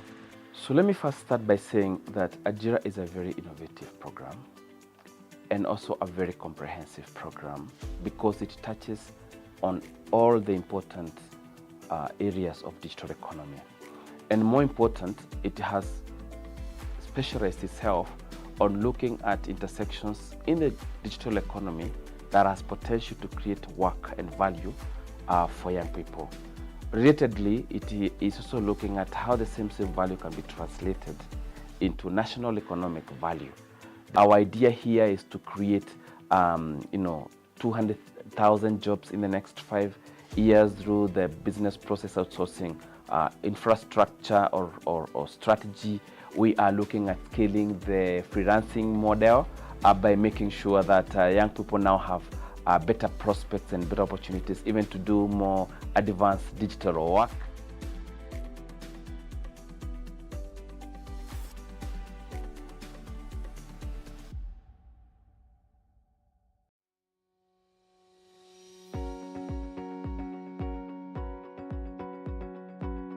Kwa majina naitwa Abdalla Sheikh. Mimi najihusisha na kazi za online. Huwa nafanya kazi za data annotation. Nilianza kazi hii 2018. Nilipotoka shule nilikuwa na challenges za kuajiriwa. So baada ya kufanya barua za kazi ngumu hapa na hapa, nilianza kazi hiyo mpaka sasa hii kazi mimi imenisaidia kwa sababu kama ningelikuwa nafanya kazi za barua za kawaida kama vile mjengo nini, okay, kusema kweli zile kazi ni ngumu na pia haziendelezi mtu kwa sababu unapata mtu anafanya kazi ile kwa miaka nenda miaka rudi, lakini katika kujifunza hajifunzi kitu. Lakini kupitia kwa hii kazi nimeweza kujifunza vitu vingi kwa sababu kila jinsi unavyoendelea kufanya vitu vingine vinakuja vinajitokeza. Kwa sasa mimi najifundisha pia na mambo na web development, mbali na kwamba nilianza katika mambo na data analysis na transcription. So nikianzia I was getting like 300 in a day, ama let's say like $3 in short, which inakuja kama 400 ama 300 in a day. Currently I earn $10 in a day, of which in a month inakuja kama 25 to 30 because not always I'm working. Sometimes najipatia hope. Kazi za online ni kitu ambacho zinaenda zikiprogress, as in the more you work on, the more you earn skills every day and night. So after maybe like a period of time umework, you won't be the same person ambaye ulikuwa wakati uko unaanza. Mojawapo ya sehemu ambayo mtu anaweza fanya kazi online ni Ajira. Ajira is a government initiative ambayo husaidia vijana kufanya kazi za online. Is a platform mtu ana register alafu anapatiwa let's say like a username, ana sign, then anytime akitaka kuna kazi anafanya, ana login na anafanya kazi. In Mombasa, just like everywhere else in Kenya and across the globe, the unemployment rates are very high. And the beauty about the Ajira program is that it is working to close that unemployment gap by enabling more youths take up work that is flexible. Aside from the few that have been absorbed to be involved in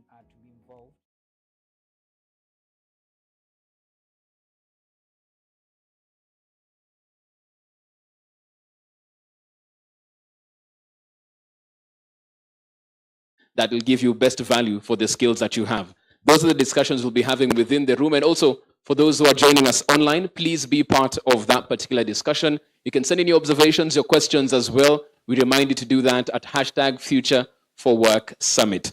I'll invite on stage the moderator for this particular panel session and urge you to have your questions and comments ready within the room as well.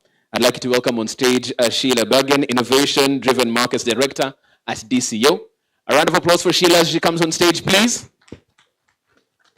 as she introduces her panel as well. Thank you, Sheila. Thank you, Jeff. So I'll welcome my panel on stage so that I'll give you a chance to introduce yourselves. But we're discussing a very important discussion today. How can we position the talent within Kenya to the global market, especially looking at the European and other markets? So I am a Kenyan, and I am based outside of the country, so I feel it's also befitting to have this discussion with the panelists. So please, for my panelists, just join me on stage.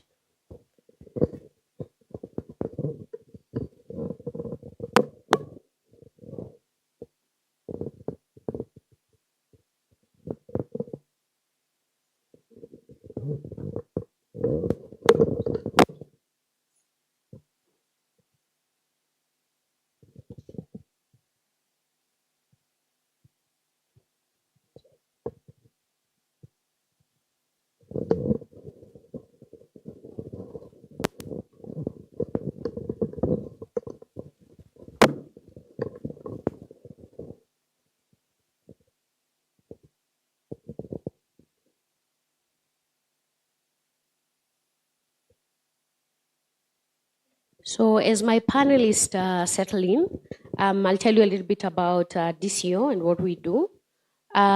We are a global multilateral body. We aim to enable global prosperity for all by accelerating inclusive growth, especially in the digital economy sector.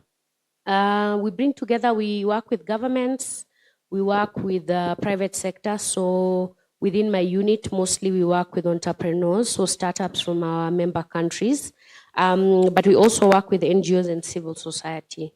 We are very, very keen on ensuring that everybody is included in the, in the digital transformation or digital economy at large. With that said, I'd like to introduce the panelists for this session. We are going to discuss how we can cultivate, talent that is, especially IT talent, that's fit for purpose, especially for the European and the global markets. We want to ensure that we position Kenya as a country of talent and an industry that is well-skilled for the global labor market.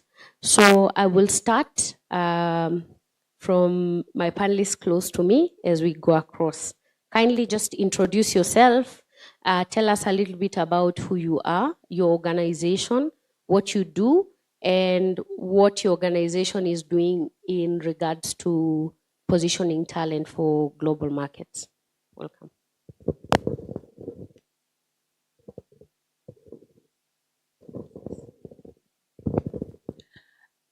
Thank you very much, Sheila. So my name is Virginia Waringi. I'm at the Kenya National Chamber of Commerce and Industry, and I have oversight over strategy and resource mobilization. But having said that, I also work very closely with the International Chamber of Commerce and Industry. So that's a group of about 177 chambers globally. And oversee the Center of Entrepreneurship, where digitalization is at the core. So within the chamber, we have a Center of Entrepreneurship hub, Nairobi. So one of 4 in Africa. So Nairobi, we have Casablanca, Lagos, and Accra. And what do I say about myself? So before I got into the business,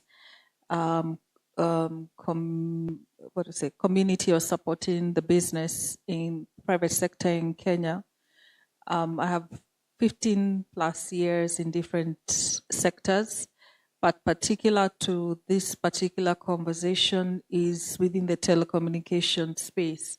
So I'm quite vast in terms of what tech does, how it transforms both consumers, businesses, and to the nation. Yeah, have you been at the worked with the entry telcos when they were coming into the country?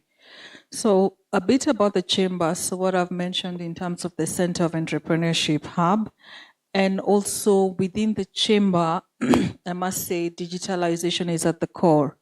So also I should have mentioned I'm here representing my chamber president, Dr. Eric Ruto, and he would have loved to have been here, but unfortunately due to other commitments, he's not been able to make it. But be assured that he's very keen and has been following the conversations that we're having here today. Having been the vision even at the Center of Entrepreneurship, he's been the vision bearer. So within the Kenya National Chamber of Commerce and Industry, we have ICT is at the core, and we even have an ICT and security committee, and on the other hand, we even have a digital transformation committee. And those two have the mandate to oversee all matters digital within the chamber with our partners, both in the country and abroad. And of course, you ask why. It's because without having digitalization, then of course, your economic growth will be slowed down. And that's one of our key mandates, which is growing businesses in Kenya. The other bit is innovation. You cannot, or rather your innovation is going to be limited if you don't have access to skills, if you don't have a digital highway, if you don't have the infrastructure. And the final, before I hand over to my neighbor, is Chamber's mandate is market access and linkages to different countries globally. So we have within the Chamber, the International Chamber of Commerce, we're a group of about 177 Chamber of Commerces globally, and we have 200 plus MOUs and bilateral engagements with different partners, both in Africa and across the globe, to the farthest ends of the earth. And why do we do that? Is because we have to expand our business, we have to expand our markets. Now we're talking about skill transfers, labor transfer, and we are here to support and ensure as a country we're moving and we're opening up the gateways for them. Thank you so much, Virginia. Thomas, please go ahead. Yes, thank you. This fits perfect, yeah? My name is Thomas Wilde from Germany. I'm here the regional expert for the IPD hub. Now, I would like to explain to you a little bit what IPD means and why this hub has been established here. IPD stands for import. Who was that? Nobody heard? That's important. IPD stands for Import Promotion Desk. And when it's focusing on import, it's focusing on import to Germany and Europe. Why and how that? I'll try to explain. I'll give you a little background because the initiative started almost 12 years ago from a German federation of German Wholesale, Foreign Trade and Service, called BGA. It's an apex organization and has a lot of other business support organizations as members. And they stand for up to 130,000 German companies who are doing trade international. Now, this is quite a number, but these companies are mainly medium-sized companies, we would say. They are not the big ones who can have a big HR international setup and so forth. They are these medium-sized companies. But Germany being an export country, we need to source a lot of material, a lot of knowledge as well.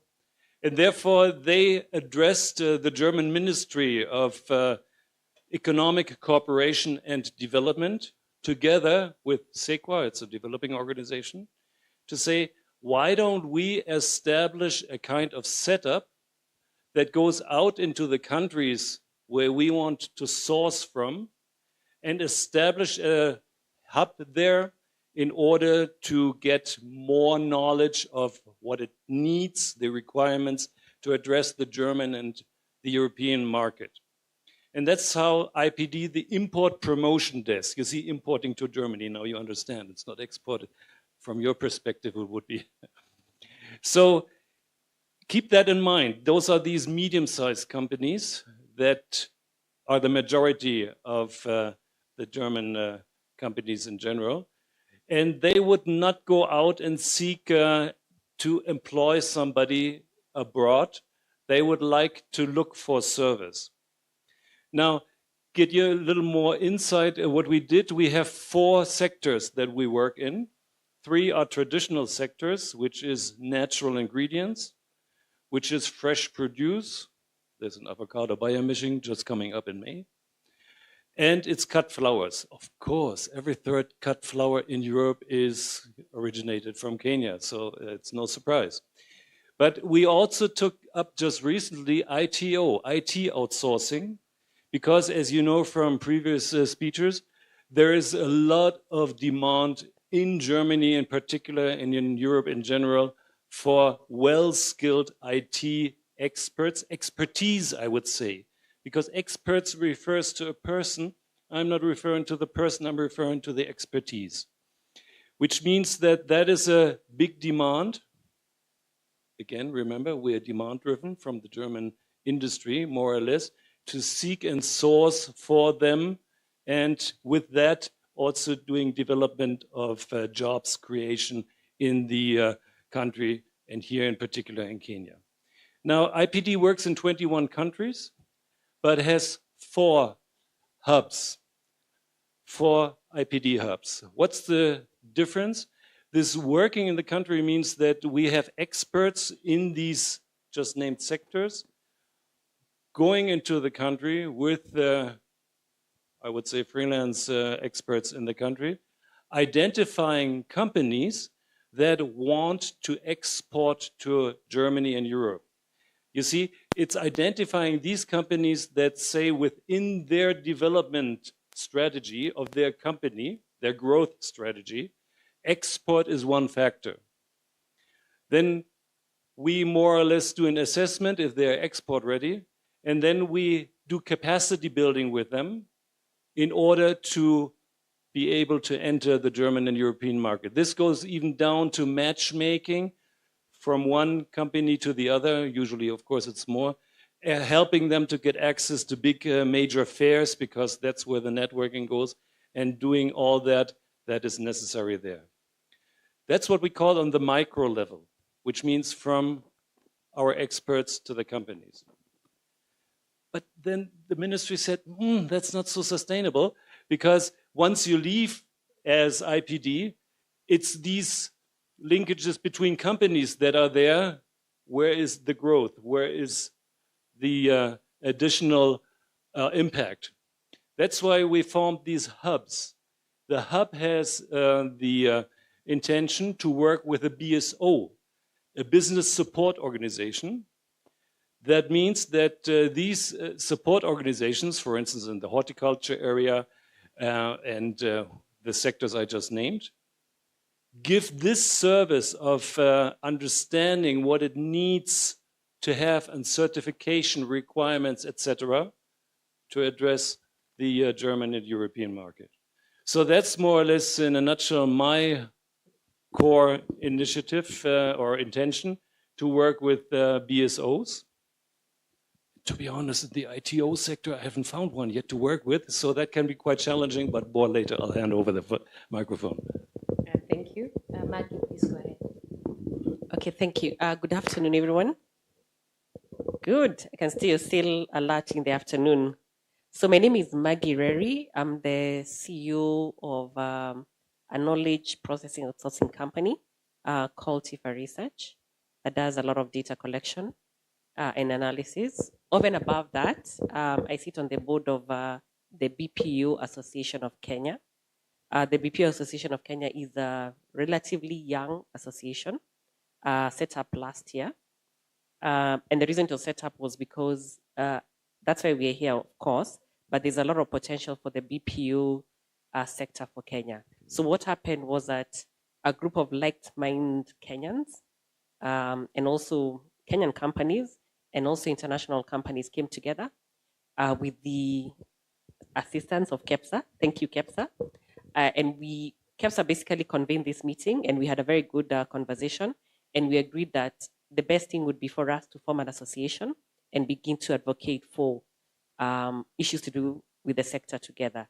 So the association has over 40 members, and from last year up to this year, there's been quite a number of activities that we put together, including lobbying for better environment for the BPO association and companies therein. And what you can say is that we have had major milestones achieved, but the journey is still very long, because if you're trying to make a difference in an economy and policy around a sector, it does take a lot. But what I'd like to say is that this journey would not have been possible without the support of KEPSA and, of course, Mastercard Foundation to spur the growth of this sector. So I remember we had very long nights planning the strategy for the BP Association. We've had long meetings putting together policy documents that could be presented to the government of Kenya to ensure that the sector is well oiled and facilitated. Yeah, so I'd just like to thank KEPSA for that support. So moving forward as an association, we're very keen to see how we can grow the sector. We have members who are local entrepreneurs, meaning they started their own businesses and are beginning to see how they can serve companies or clients that are out of the country. We also have members who are international BPO firms that have offices abroad but have set up in Kenya. So that's us in a nutshell, and I guess I'll be contributing more as we move along. Thank you. Thank you, Maggie. So please, Nelly, go ahead. Thank you very much. So I'm here on behalf of our CEO. So I'm representing Fuzu today. My name is Nelly. I'm the Global Head of People and Talent at Fuzu. So my work at Fuzu is, and I'll tell you a bit about what Fuzu does. Hopefully some of you have heard about Fuzu, otherwise we'll be doing injustice to ourselves. But ideally, what I do at Fuzu is I am in charge of getting the talent and connecting the talent that we have to the opportunities that we have both locally and globally. So Fuzu operates across Africa, and we have now expanded to actually working with global companies. Now, just a bit about what Fuzu does. We are, essentially, Fuzu is created to connect the gap between employers and job seekers, or people who are looking for opportunities. We tend to call them career builders because it's not just a matter of getting a job, but actually how do you grow your career? So we do have different avenues in which we are able to help people who are looking for career growth, whether it's finding jobs or anything else, and we support them through that. So just a bit about one of the ways in which or how Fuzu is essentially contributing to this conversation is having worked with employers and career builders over the past almost 10 years now, we have been able to connect over 10 million people to opportunities, whether it's that internship you're looking for or a remote job or a gig job or maybe you want to just move from one job to the other, whether it's mid-level all the way to senior level. We have been doing that over the past 10 years. So of course, we have been able to build a platform that allows us to personalize the experience of every single user that gets to interact with the platform in any capacity. So the first thing in which we help people who are looking for opportunity is giving them an avenue to be able to understand themselves and know themselves. So we do give you an opportunity for you to do your own personality testing, measure your skills, both your hard skills as well as your soft skills. Now, and allow me to just go to my notes, but one of the other ways in which we are now supporting users is through something that we are calling Fuzu Global Workforce.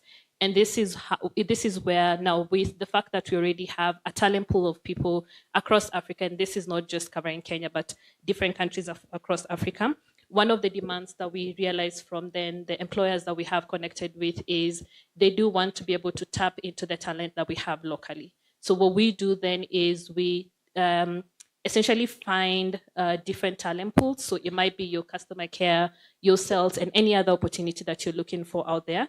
We test, we source, we test, we validate this talent, and then we connect them to opportunities globally. So we do have people who are working for organizations in Kenya, or people who are in Kenya working for organizations globally, and that's something that we are constantly growing. The other way in which we are essentially supporting talent to get access to global opportunities is something that we are calling Fuzu White Labeled. And how we do this is with the fact that we've already built a platform that over the years has been able to support almost thousands and thousands of organizations across the continent. What then we are doing is we are providing access to this platform for other organizations that are doing something similar like Fuzu. So connecting talent to organization, and you give them the platform for them to be able to validate, source, vet all the different talent that they have. And at the moment, we're currently working with one of the biggest job platform in, I'll call it the Nordic countries, that then looks to hire talent across different markets, including Kenya. So that's something that people will be able to get access to. And looking forward to just being able to share a bit more about what Fuzu does and how we are contributing to the global talent. Yeah. Thank you.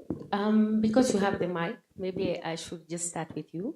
And just to follow up with what you talked about, you've said, Fuzu has connected over, 10 million people globally.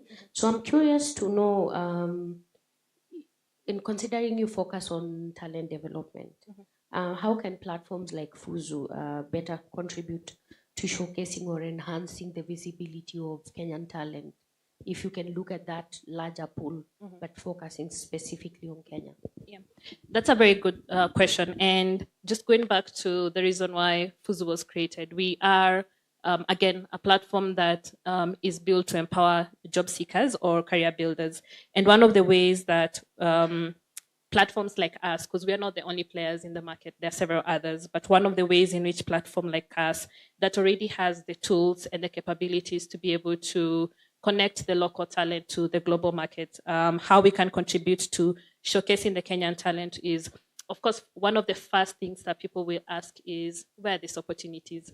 And I know people have, you try and figure out, how do I get access to these opportunities? He has mentioned something about what they are currently doing. And one of the ways we're doing this is for us to make sure that we make sure that the talent that we have is aware of the available opportunities. And how do we do that? We, of course, aggregate all the content or all the job opportunities that are available in the market, both for employers that are looking to hire people in country and employers that are looking to hire talent in country to work with global organizations. So you're able to get this through a personalized way. So every single person gets recommendations or gets recommendation for the jobs that are specifically tied to their skill set. So what I'm doing will, of course, be different from what she will get and everyone else in this platform. So that's one of the ways that we do that. So making sure that the talent is aware of the available opportunities. The second way we do this is benchmarking the talent to global standards. Now, one of the things that is there is, of course, the fact that the skill set that we have built they do need to get to the next step. And what I mean by the we is all of us who have gone through the Kenyan education system. You come out, start looking for opportunities, and your employer tells you, or you realize you have to upskill in one way or the other. And I think part of the other sessions we're talking about upskilling and reskilling. So we do benchmark the talent to global standards. And what then we do is show people where the gaps are and what you need to be improving on. So that's the second way. The third way we do this is, of course, connecting the talent to further learning opportunities. It's going to be unfair for you to know these are the gaps you have and you don't know where to start learning from. So what we have done then is the platform has different ways for you to measure your level of the skill that you have. And then through that, we're able to then recommend courses or articles or even learning materials that will allow you to be able to relearn or upskill wherever it is that you're not getting the, you don't have the right experience or the right skill. So that's the second way. The third way is, or the third way, sorry. The fourth way is, of course, building awareness about the job opportunities and the job market changes. Now, one of the things that we have seen over the past maybe 4 or 5 years is COVID did introduce something that was very unique to all of us. So working from home, gig work and all that. And all this has needed us to pivot or adapt the skills that we have to be able to cater for this. With the demand or the fact that the global market is opening up to local talent, we of course have to get ourselves to that same level. So what Fuzu Will then does is we do have a lot of data around what employers are looking for globally, what skill sets are in demand, what gap we need to be filling, and then we help the users that we interact with to be able to fill those gaps. So it's an opportunity for them to be able to know what opportunities are available, what they need to be building on, what they need to probably start learning on that they don't have. And the final way is, of course, that we provide data insights. Again, with the fact that we have worked with over 10 million users, it's very, very clear that we do have a lot of data. And outside of users, we also work with employers. And these employers are constantly using the platform and have a lot of success stories about them hiring people through us. And I am covering both local talent and global employers. So with this, then we're able to provide a lot of valuable insights into what talent is available in the job market and how the global market can be able to leverage on that. So the key thing here is we cater for needs of every individual user, and you're able to really interact with what we provide to be able to get you ready for the global opportunities. Yeah. Thank you so much, Nelly. We'll come to your questions at the end of this panel, so please make sure you write your question. We will not have a lot of time for questions. So once we open up the floor for people to ask questions, please make sure you jump up, but don't run down. So we'll give you that opportunity. Nelly has talked about the skill gap, especially for people who are going through the Kenyan curriculum. And Kenya has become a reputable hub for BPO service providers. First of all, someone texted, what is BPO? So maybe we can tell them what that is. But in your experience, what do you think is being done to bridge that skill gap that is there, especially for BPO association members? What are they doing to ensure that the gap in skill is bridged?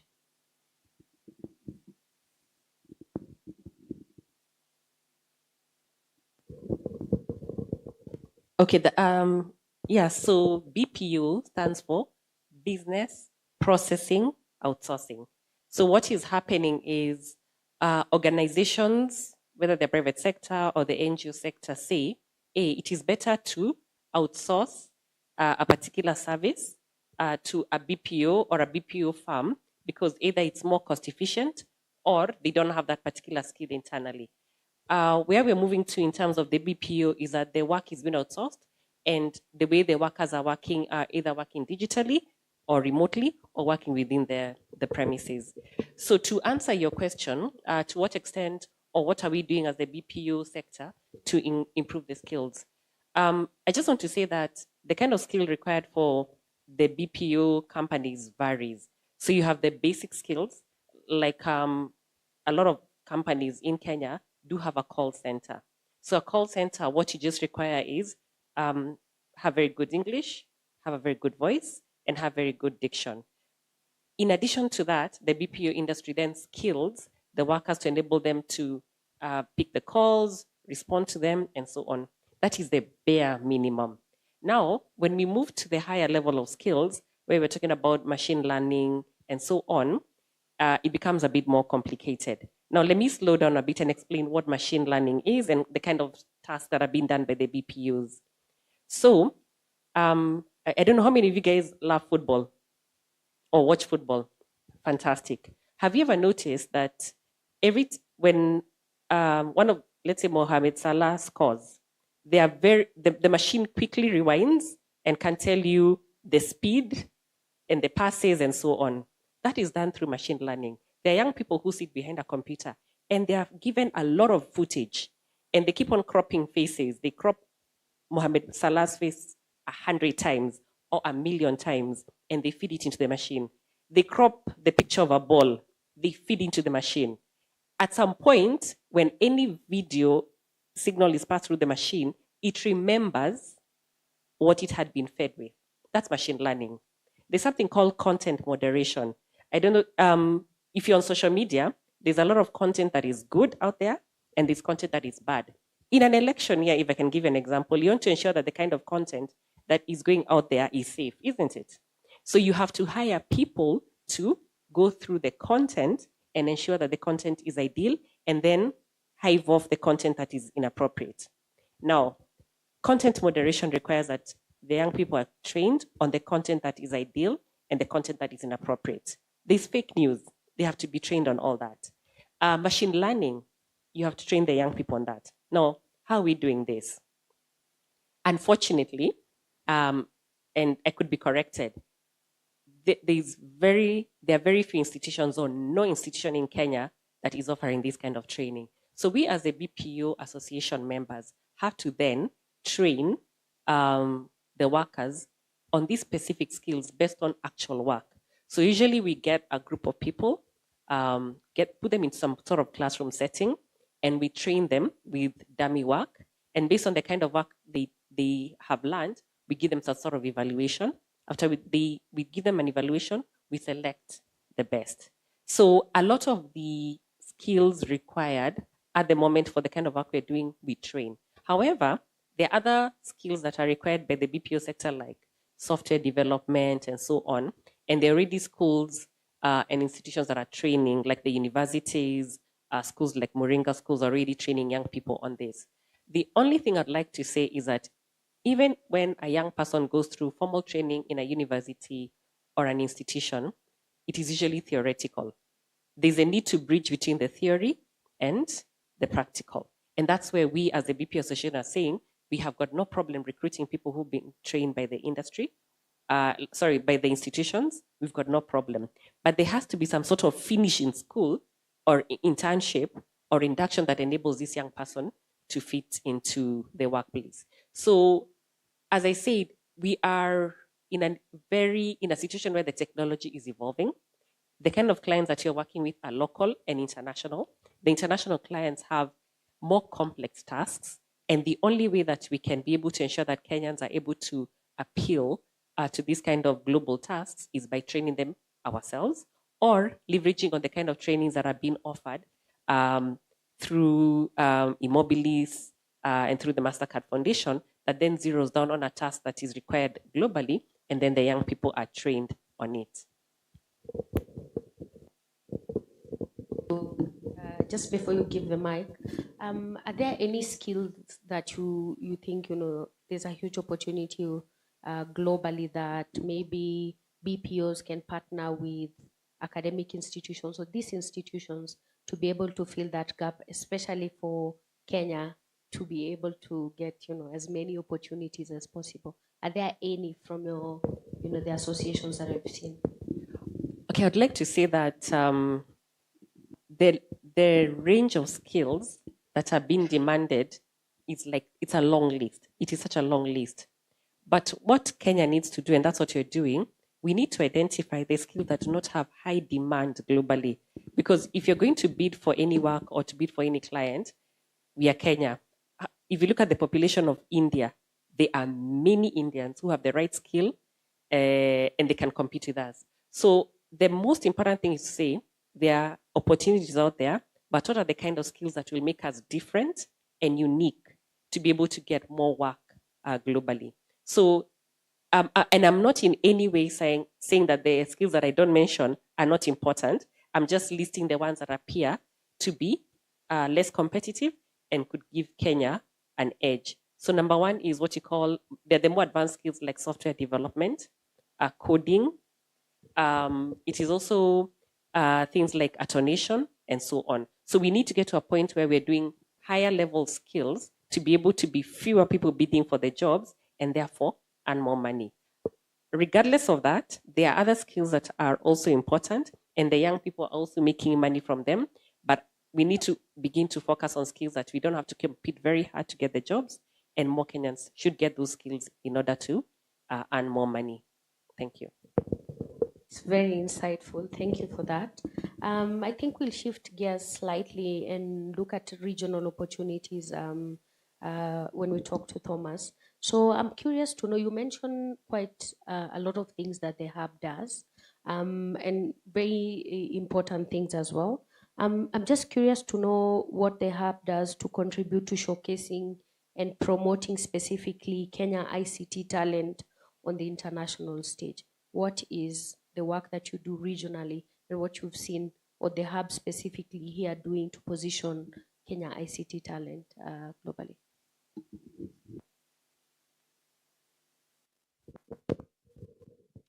Thank you for that.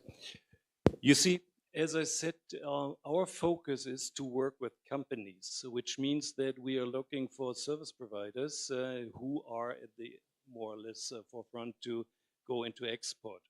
And that's what we target, and those are the ones that we support.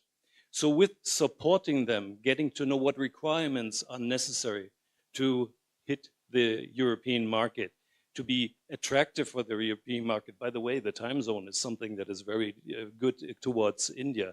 And believe me, your English is a lot better than, I hope there's nobody from India here, but yeah, English is a foreign language for us. So therefore it's a requirement to have somebody who understands you, and even cultural. Huh? So that's more or less, I could say, an indirect support. We do not focus on skills building on a general level, but working with these companies. And I think it's good, because you have those best practice cases, and that then can more or less multiply and grow from there. You know? And having something that is tangible, having something established between a company here in Kenya and a German company in terms of IT outsourcing, in terms of data processing and so forth. That is something that I think this country also will favor or will benefit from in terms of the reputation.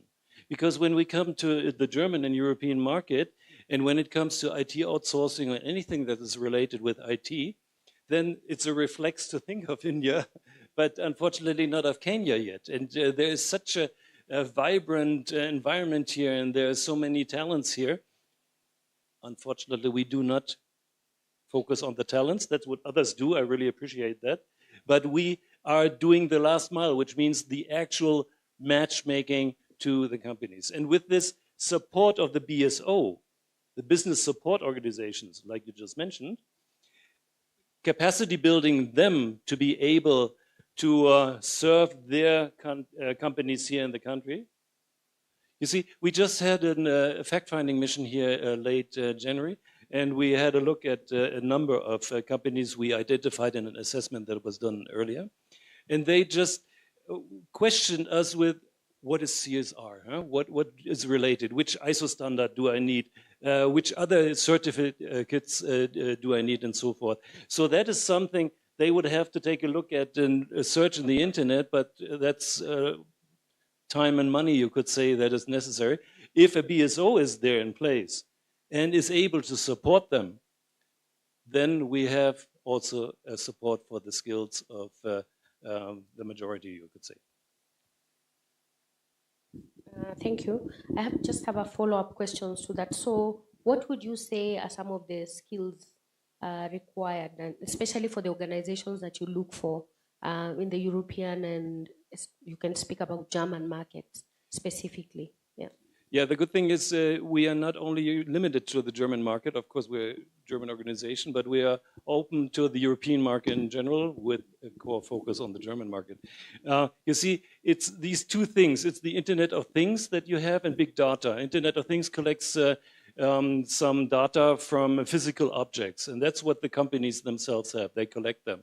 And then you have big data to process them, to have more, I would say, faster and efficient processing of them. So that is something that is within the company. They don't want to share that, but that is something that a company here would need to offer to show that they are able to handle these data, to give this specific company in this specific sector an added value so that they don't have to establish an ITO department themselves, but could give that out to here in the Kenyan company, which of course has a lot of issues regarding data management, cybersecurity, and so forth that has to be regulated.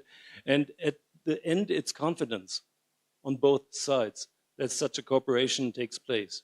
And when I say confidence, it's confidence in the skills, yes, confidence in the security, confidence in reliability, confidence in, and this refers to image, and Kenya has a very strong image regarding being stable and growing economy, democracy. And so, you know, these things matter when you go to Germany. You know? They seldom have more deep insight and experience with Kenya.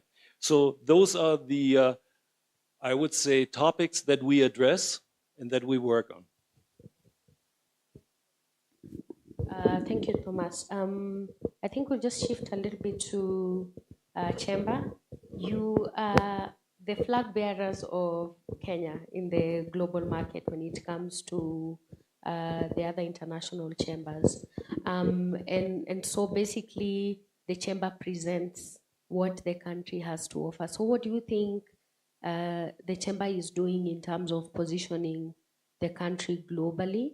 What role is specifically the Kenyan chamber playing in this field? Okay. Thank you very much for that question. Very important. And I must say we work alongside other business member organizations like KEPSA. We also work in partnerships with MasterCard and the government of Kenya, because matters business, I mean, it requires a collective effort. But having said that, our ties, we've long-standing ties, of course, like I said, with the International Chamber of Commerce. One of our main mandate is trade and investment. How do we enhance trade and investment, both Kenya and abroad? We've been talking about FDIs. There's a lot of conversation going. I'm sure even here in the university, there have been a lot of questions regarding how do we grow this pie, which is our economy.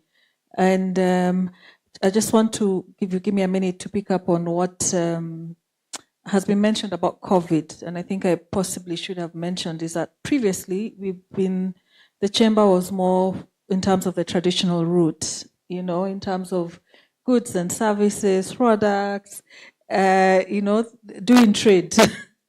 But like what happened during COVID, everything got shifted, and we had to set up digital systems. You know, we had, like, for example, we have an iSoccer, we have an online platform which connects traders, businesses within the region.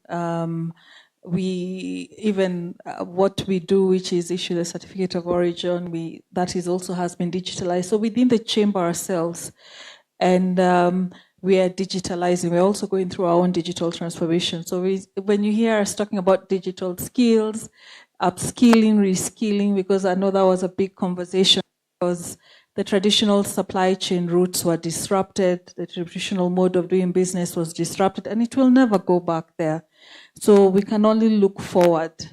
Actually, I like the theme, the future of work. We can only look forward and see how do we get into it, how do we march into it. And I'll tell you, it's something that we've grappled with, and we, through our partnerships and associations and our engagements, both from a bilateral perspective or with our partners, we are creating opportunities for, one, capacity building for our businessmen. So the chamber, we're a business member association.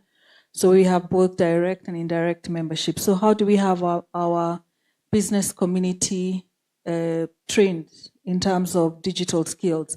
And I'll tell you, I think during COVID, it was just basic digital skills, because then there was a conversation of how do, you have your person who you've been trading maybe in Mombasa, now you need to upload your product online. So we've gone through quite the journey in terms of sensitizing the businessmen to the importance of having a digital presence, having digital tools. And digital tools, you start from basic online email. And he's mentioned something that he had to come and people ask him questions which they would have gone online. Because whether we like it, we were told we're queer, we're Africa, no, Kenya, we're very unique. Our mode of doing business is WhatsApp. And that's the start and the end of doing business. But, so there's a bit of sensitization. How do you do? You must have a digital presence, upload your digital products online, your contacts, basically doing business in a formal manner. And that translates to what you're talking about, skills. Because there's something which our education system had not really prepared us for in terms of digital engagement. And yeah, so let me start, so there's a capacity building. And so we have partnered even with government. Last year, we had a World Skills competition. I think the finals are being held this year in France, the top 10. So we worked with the TVET authority, and it was round. There was Dedan Kimathi University, and it was across different areas, innovation. The chamber itself, you'll be surprised, we're also getting into AI, IoT. We're a transformed institution. So that was World Skills, and it's been converted into policy. If you look at the cabinet paper that was released, cabinet met this week, and it's something that World Skills is being institutionalized, because we've realized for us to access markets, whether it's Germany, and we work, by the way, closely here with the German association, here with the JZ. Thomas, actually, when he came in January, he reached out to me, but we've met here. And so there is thatness, not just Germany, you're talking about Finland, about our curriculum. How do we ensure that, this is my alumni, by the way, my name to Nairobi University, but how do we ensure what they're learning here translates into the job market? So us as a chamber is to connect them also to our partners who can actually do that other bit, whether it's 40, depending, whether is it 60, 40%, I think Germany is 60%, 40% in learning class, and then the other bit is finished. The other bit is cross-cultural. And cross-cultural is very, very important because we all come from different worlds. Our thinking is completely different. And so workshops and seminars, how do we connect? So that goes to a second pillar in terms of networking. So how do we ensure our members get to understand, if it's German, how is the German culture, how is work done there? We, like this morning, the chamber president signed an MOU with Australia, the Kenyan Australian Association, and why they designate High Commissioner to Australia. And what came out is Australia is also looking at skills. They have a high demand of skills, both from a population deficit, in terms of the economic growth, and even in terms of the country. And they challenged us. They told us we never think of Australia. And Australia, if you look at their earning per hour, it's pretty high compared to the other markets. So there's also been a shift. And of course, for next week, we're going to have follow-up discussions to see what can we do, how can we connect to make sure that in Kenya, in fact, they told us that we have 23,000 Kenyans in Australia. That's the highest number of diaspora people they have there. So how do we ensure that the Kenyans here require the right skills that are required there? Whether it's in mining, you know, they're the largest, they're very big in terms of mining, in terms of what digital competencies do they require for them to be able to access opportunities there. And then in terms of cultural exchanges, those are things that you'll be seeing quite a bit. Then, so I've mentioned about advocacy, and then there's market intelligence. So let me speak to also what you'll see coming in the near future. So you'll see the chamber immersing itself with our partners, whether it's Microsoft, Google, in providing training, short courses. Actually, we've started, there's a process of setting up a chamber business school, because we've understood in terms of business and what's required work, you don't, and I'm not negating what's happening here, but sometimes those short courses are really tailored to what is required. So look out for the Chamber of Commerce. We also have youth in business, and this is now where when you come and join the chamber, you'll be able to get to know in terms of the opportunities that are available. So our leverage and our strength in the 177 chambers and more gives us a large footprint to be able to connect, to link the young people to the opportunities. Even India, and India are actually available. The India High Commissioner will be developing programs with them for, in terms of capacity building, in terms of digital, so that we are able to compete with them in the global, at the global stage. As Maggie Reri, she's a lady I respect. I didn't tell you, I know she's been in research she's a research guru, is that you know, India is on another sphere in terms of IT. I think they're even rivaling MIT in the US in terms of competencies. So what we need to do is pole kidogo kidogo, you know, we just start with the short courses. Let's bring the partners here on board. Let's, like we said, connect them. Like we said, even for us as a chamber, we've seen the future is how do we make sure we use our strength and our muscle to connect.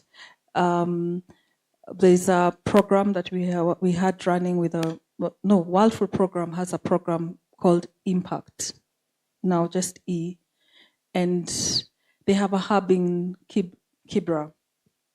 And what they do is they train the young people there and they connect them to remote jobs. They are paid in Bitcoin. They've created for them wallets where they get their payment in Bitcoin, which they can convert to M-Pesa. And towards the end of last year, they've also set up another hub in Isiolo. So our partners come to us and say, okay, fine, this is what we're doing. And now what we want is, can we connect and link these young people to these particular opportunities? Okay, thank you, Virginia. I'll take the last round of questions to you guys. Please prepare.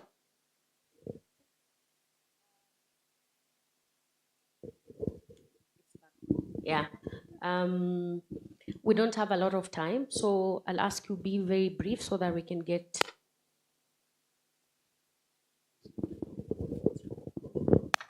Oh, it's the battery. Sorry. Yeah, so I think we've discussed the downstream in the skill supply chain. We've discussed individuals, how can people get jobs. I'd like for us to focus a little bit on the organizations providing some of these opportunities, but also some of the organizations working on the skills. What is it you've mentioned that the chamber has signed some different MOUs with different organizations? Companies come to you to be able to seek advice on what they need to do. What else is the chamber doing upstream, looking at organizations in identifying some of these opportunities, especially in global opportunities, some of of that?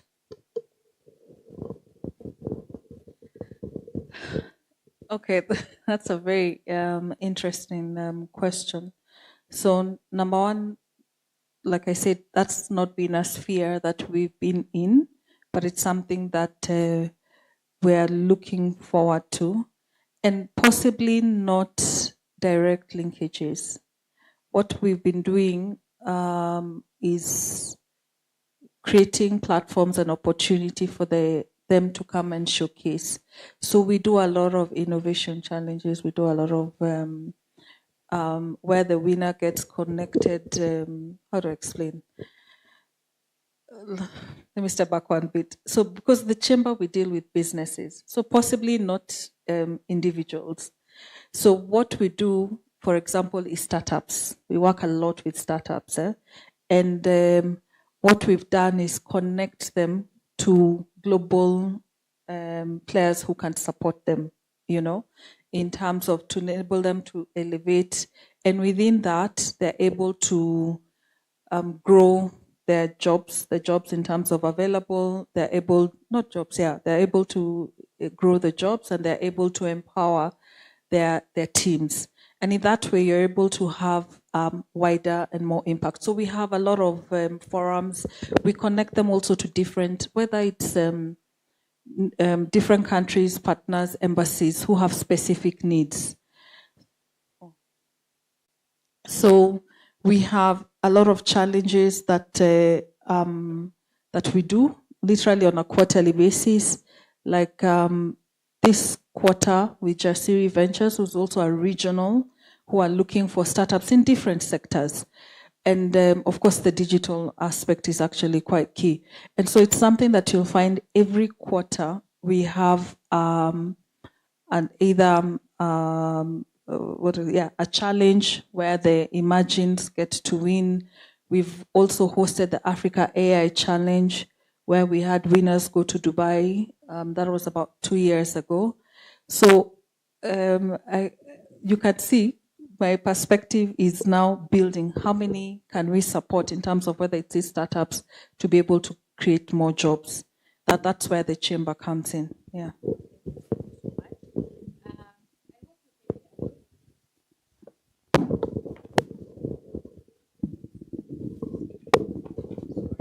So we are really pressed for time. So I think we can just take that.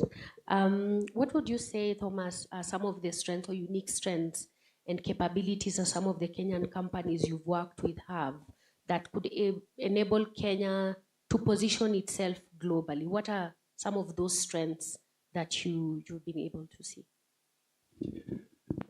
As I just said, this handling of data is something, and this finding solutions for the companies, it's always very demand driven to really understand what the potential buyer wants and needs in his setup, in his company's setup, and to adopt to that. And that's something that we found here. There's, you see, every metal has two sides. There's a shiny one, there's a dull one. That's the shiny one. The dull one is we need to work with companies, established companies. And we found here it's often a setup of freelance or people who work together in terms of projects. And that's what German companies don't like that much when they give out their sensitive data to be worked on.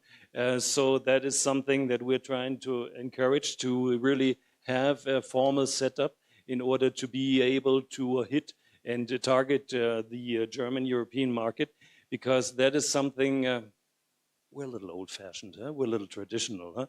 We like to have something structured. And I think that is something that could still improve, and will do this, will support this, first of all, of course, by matching and understanding what the requirements are. But this flexibility, to come back to your question, is something that is really fantastic. And as I said, I mentioned it earlier, this time zone and everything that goes along with it. And you see, looking at, for instance, you have, I think, more than 9,000 digital government services. Yeah, we have less than 200. That already shows that there is something to be learned here from Kenya in various aspects that isn't identified and seen in Germany. That's what I meant. This is something that has to do with the kind of image and so forth. So we're also trying to work on that field.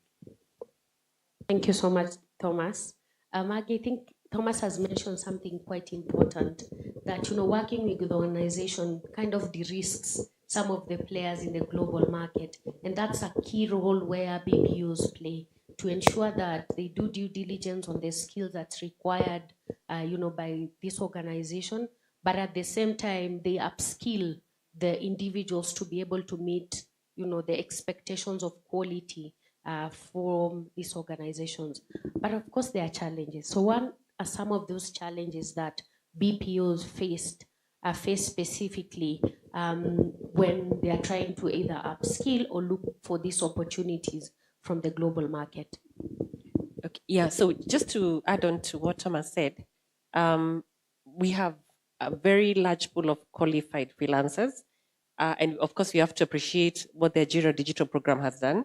It has managed to train, it is estimated, according to a study by KEPSA, that we have over 2.2 million freelancers who have the digital skills who are working on online platforms, either as transcribers, digital marketing, and so on. So fantastic.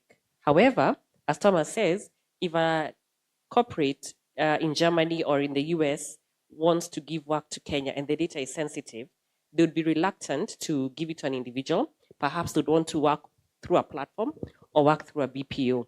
And that's how come the BPO industry is thriving. I just want to quote one statistic before I answer your question. So there's a study that was done last year with the BPOs. According to this study, 93% of the BPOs foresaw an increase in their revenue in the year 2024. 93% of them. 67% of them indicated that they would hire young people on a full-time basis, while 56% of them said they would hire young people on a part-time basis. So that is the potential and the optimism that the BPO industry has in Kenya. Now, and also a lot of these BPO companies have invested big time. There are some BPOs who have 4,000 seats. When I talk about 4,000 seats, those are probably per seat, because of the working for shifts, those are like 2 employees. So if you have 4,000 seats, you're probably hiring 8,000 employees. And others are either working in person or working virtually. So that is the scale at which the BPO industry is growing. Now, we're growing very fast, but there are challenges. And the challenges do not mean that the industry is not growing. So one of the biggest thing in terms of a challenge for the BPO sector is the investment environment. A lot of global BPOs want to set up in Kenya, but when they look at the tax regime and the incentives that are there in the country, and then they compare with India, they compare with Philippines, other countries are doing much better than Kenya in terms of attracting investment. And you want these kind of companies to come here. If a company, let's say, sits in India and has 10,000 seats, if one company with 10,000 seats joins the Kenyan market and sets up, it's going to send out a signal to other big global firms to set up in Kenya. So that's one of the things we are having a challenge with. How do we attract the big companies to come to Kenya? Because it will have a multiplier effect. And we've had a conversations, we are competitors in the industry, but you had a very good conversation saying there's so much work that the companies that are working in the BPO industry, we are competing, but there's enough work for all. So if you have like 3 companies setting up, it could mean 10,000 seats, but it could mean like another 50,000 jobs coming into Kenya. So if I could just go back to what we need to do to address this challenge, in addition to government policy, is marketing Kenya. We're very good at marketing Kenyan coffee. We're very good at, our athletes do a fantastic job in the marathon. We're very good at marketing our beaches and etc. However, the problem is, those are good things, but we're in a new era where young people in Kenya need jobs. The unemployment level is going up. People are graduating. And as you said, we speak very good English. Ministry of ICT and Ajira has done a fantastic job of creating over 2 million Kenyans who are digitally savvy on computer and doing online work, but we need jobs. So we need to get to a situation where, and I'm not saying it's going to be a government initiative, it's government, private sector, associations such as the Chamber, KEPSA, and etc. We need to work consolidated and come up with a country marketing strategy, not only on paper, and operationalize it. I can assure you, but I can bet today $1 million if we come up with a very good strategy and execute it in another 5 years. The amount of work that will come to Kenya, either through freelancers or through the BPOs, will be amazing. Let me add on last thing. We did a study also. We found that in Kenya, we have over 100 platforms such as Fuzu and many other. All these platforms, what are they doing? They're converging skills. And when they converge people into a platform, then you can vet the people who are on that platform. If they don't deliver, you can blacklist them, isn't it? So if you have over 100 platforms, what do we need? We just need work. And the only way we're going to get work if we start positioning Kenya globally, and we must do it together. There's so much work out there, and if this could happen, they're going to be entrepreneurs who are going to set up businesses. They're going to be hiring many, many young people and picking some of the work you're talking about, but not as freelancers, but as a company that has been registered. That is the potential of the BPO industry for Kenya and in Kenya. Thank you. Thank you so much, Maggie. You've mentioned something critical that I have to ask Fuzu about strategies on, especially, skill matching. It's something you do. What are some of the strategies that need to be employed to ensure that, the skills and all these people who have skills in this country get the opportunities for their jobs? What are some of the strategies in the industry, but also what are some of the strategies that Fuzu uses, for instance? That's a very good question. And I think, I hope everyone here does take away the fact that there are opportunities that are available. It's just a matter of how and where do we get them. So one of the ways in which, or the strategies that Fuzu has employed to do skill matching is, of course, the fact that we have an AI-powered platform. And I think there was a session maybe yesterday or today, not sure, that was talking a lot about artificial intelligence and how we can be able to leverage this in skilling, upskilling, and all the different things that we are doing.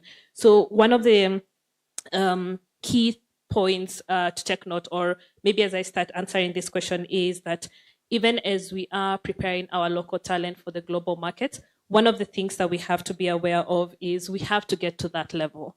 And it's kind of consensus here that we do have a level to go for us to get ourselves ready for the global opportunities that are available out there. So one of the ways for us in which we do skills matching is, of course, the platform or our way of getting people to understand where they are and the level in which they are is we use competency-based skill matching taxonomy. That's what I'll call it. So it's derived from ISCO. ISCO is abbreviation for European Union-based skills taxonomy. And this is kind of what most of the global players are currently using to be able to decide or map out what skills are needed out there. So based on this, one of the things that we are aware of is every single job opportunity, whether it's local, global, it's tied to a skill. And a skill is something that you have to be able to know your level 1, 2, or 3. That's the first thing. So what we have done then is we ensure every single person who interacts with the platform is able to highlight the skills that they have currently. And based on that, then our AI machine is able to ideally match you and tell you, okay, based on the skills that you currently have right now, this is the opportunities that you can be able to leverage on. However, there is a second layer, which what we do is then we also do give recommendations for other opportunities you can be able to take up based on the skills that you currently have and what you need to be building. To recap, you have the skills that you already come out of school with. However, there are other expectations that maybe a job or an employer would need from you that would require you to be able to upskill. So we do give you both an opportunity for you to know these are the opportunities you can get right now with the skills that you have ready right now. However, when you upskill, this is where you're able to move next to. That's the second thing. The other thing, and I did talk about this, is of course providing learning opportunities. And one of the things I do appreciate, I think, about the learning scope in Kenya is the fact that there are different players that are providing access to learning opportunities, whether it's government-sponsored or private-sponsored. There are so many ways. Once you're done with school, even as you're going through school, you're able to really take a short course, do peer learning, do community learning, which is if you are maybe a HR like I am, you're able to learn from your fellow HR through different communities. And these are things that are very, very vibrant in the market. And that's something that we are also doing. So we do have community-based discussions that allow people to be able to know, hey, if I want to move to this level, this is what probably Nelly has, or anyone else has that will, like if I was able to simulate what they have, I'll be able to move to the next level. The other thing I will point out is the fact that outside of, so skills are divided into two. There's your soft skills. This is who you are and how you bring yourself out at work. There are your hard skills. Your hard skills are essentially what you've learned in school or what you've learned from doing the job that you have done.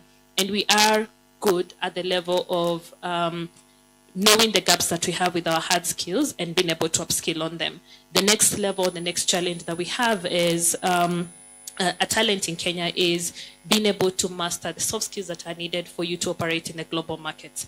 The second thing is, of course, the cultural distinctions and the ways of working that the global market has. We do have a way of in Kenya that needs to be able to improve for you to be able to get to that level. For example, she did mention, or both of them did mention about time zones.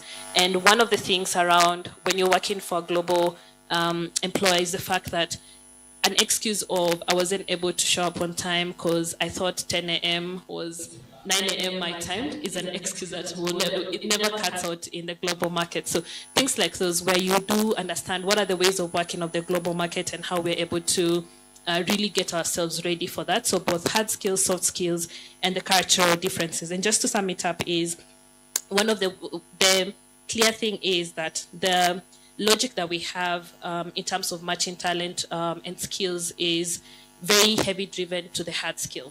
What we are trying to build as an organization is just trying to, with the fact that we have understood how different employers in different markets, in different locations, different regions hire and what they look for, then what we're trying to do at the moment, and it's a challenge that I'll also extend to the other job platforms out there, is how do we then make sure that we are preparing people when it comes to the soft skills and the cultural match as well. So maybe to sum it up is how we can do this, whether it's how we can do the soft skills and the cultural match differences, of course, doing a personality trait profiling. And that's something that I think is heavily embedded in our current, most of the organization's current recruitment processes. You have to take a personality test, you have to take an aptitude test, and that does really bring out who you are and is able to highlight to employers how you're doing this. So I hope I've answered your question in terms of skill matching. Yeah.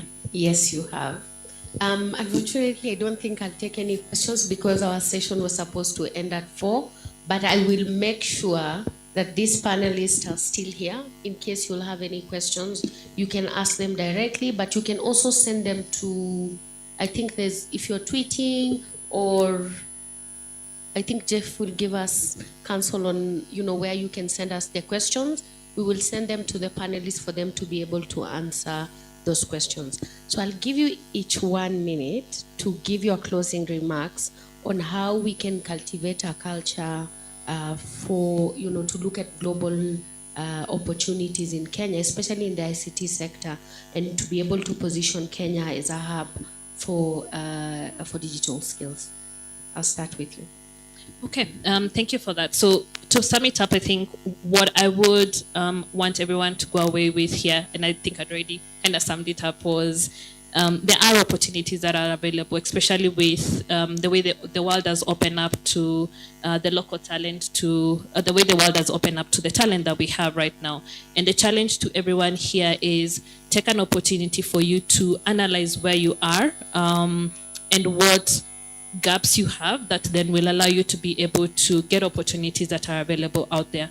Outside of that is we do have so many resources, so many platforms, so many organizations, both government and non-governmental, that are really working towards skilling, reskilling individuals. And I do give you the challenge of just trying to ensure that what you learn in school is step 1, and you need to be able to learn more and more and just get to know the opportunities that are out there.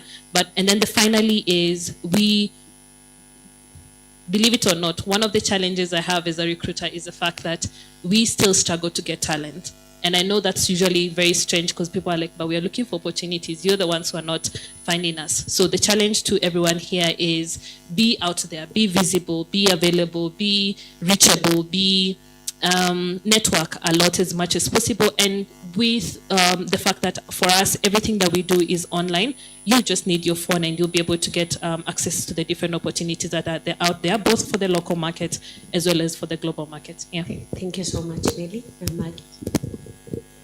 Okay, so I just wanted to say that for employment opportunities for the young people in Kenya, it's a convergence of three things. One is technology. So this country and employers and BPOs like ourselves have to start taking up the emerging technology like AI, machine learning, and so on. So technology is important.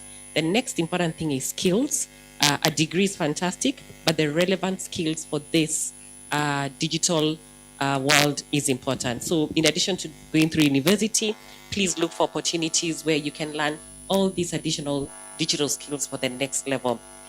And the last thing, let's say the second last thing is marketing Kenya as a destination. We need to position Kenya as a hub for ICT. We need to start running and competing against the giants such as India, Philippines, Malaysia, so that we can be attractive for the sector. And then the last thing is government. Government needs to start seeing this BPO sector as a very big opportunity to create jobs and beginning to see how they can enhance policy. And I know policy does take a long time, but if there are 5 issues to be addressed and they begin by addressing one, next year another one, and so on, at least globally there will be an indication that there is a focus on ensuring that there's a right environment for the BPO sector. Thank you very much. Brilliant. Thank you, Thomas.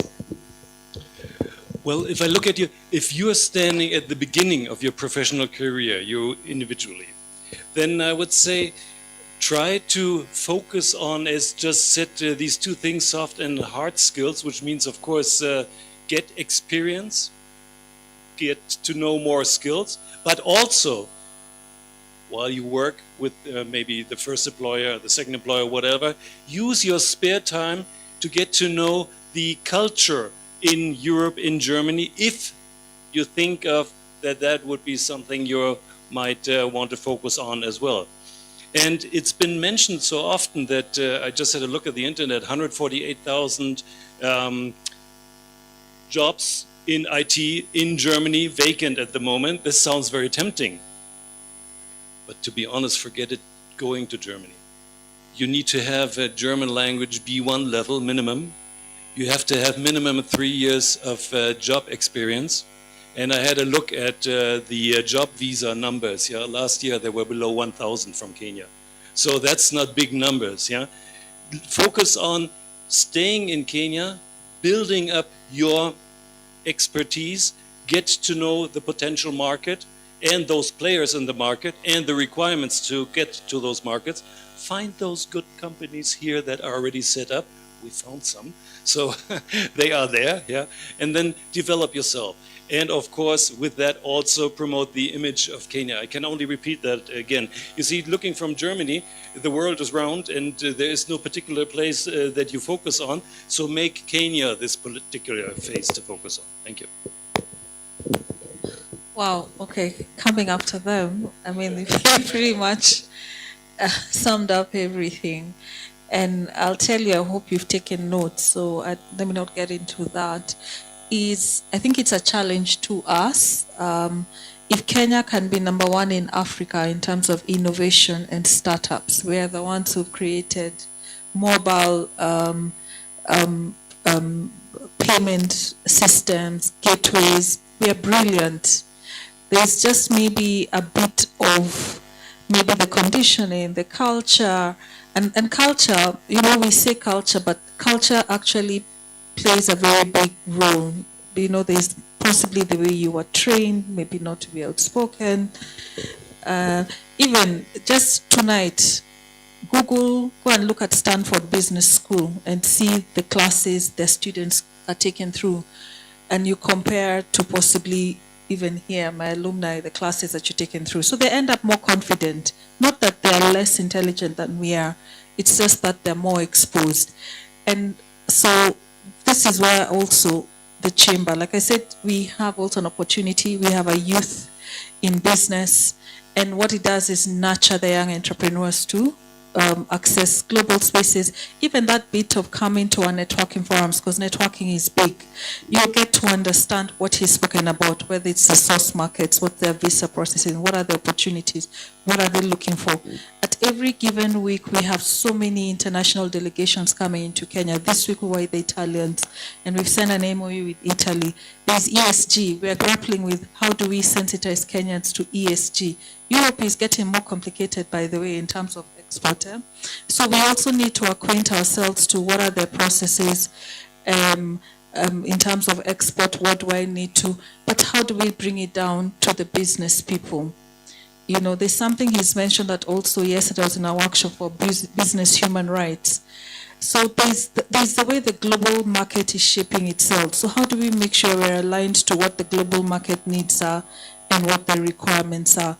That means, as she has said, let me concur, what Maggie has said is we all have to work together in a concerted effort.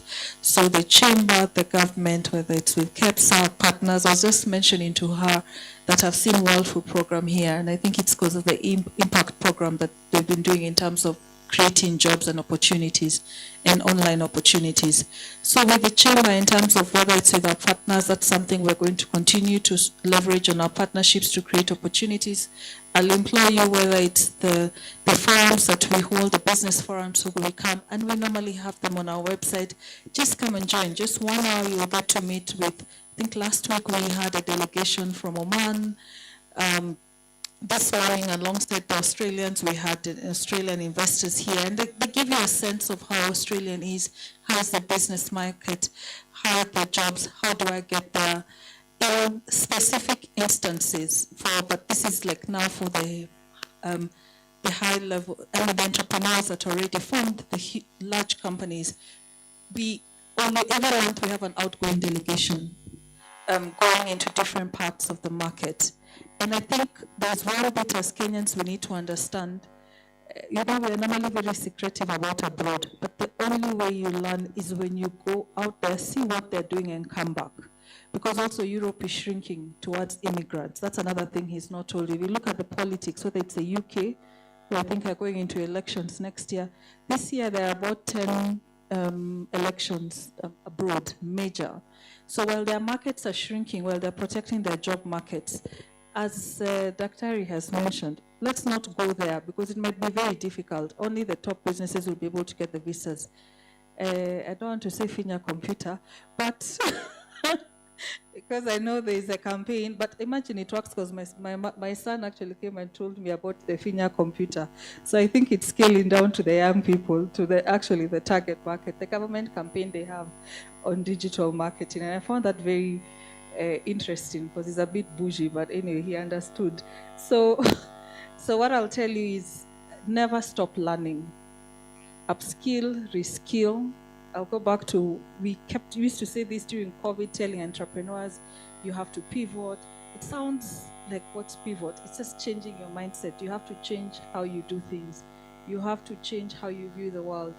You have to change how we read. And that's why I'm very pleased, even with government, whether it's a World Skills Day, we have the TVET Authority.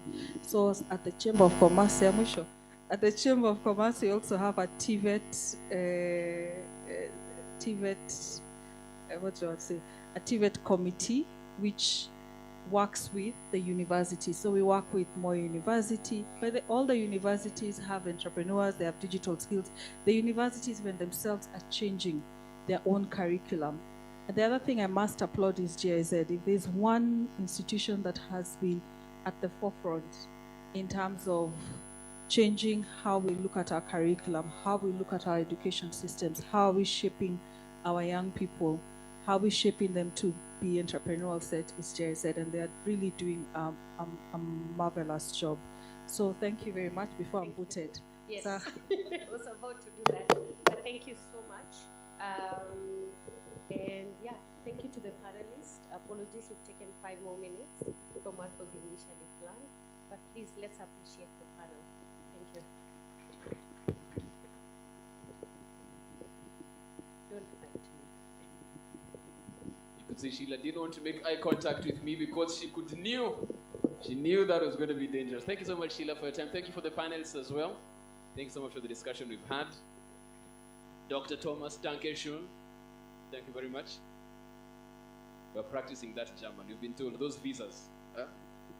B2, is it B2 level fluency in German? We're working on it. We're working on it. So, B1. Okay.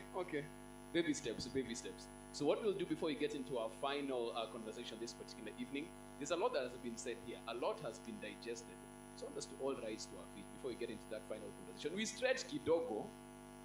Acha ifike kwa miguu, all the way to the back. The rafters up there. Yeah, that guy was waiting to do that. Sindio, ulikuwa unajiuliza saa ngapi, man? Okay, fine. Yeah, good twist, a good turn as we get ready to get into that final conversation. We are doing our switch there. You can also see even our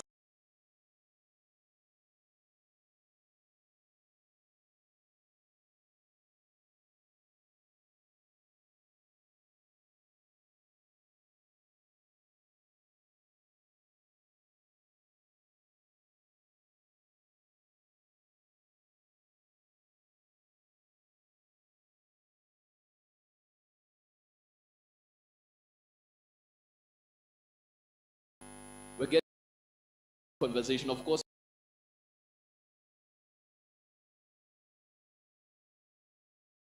In the pudding, you know, I want to talk about those Kenyan innovations already in the future of work, and even as they spoke about engaging young people.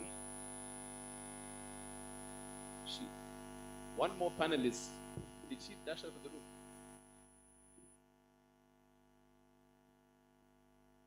She just stepped out. Okay. Let's see what we can do with this particular photo.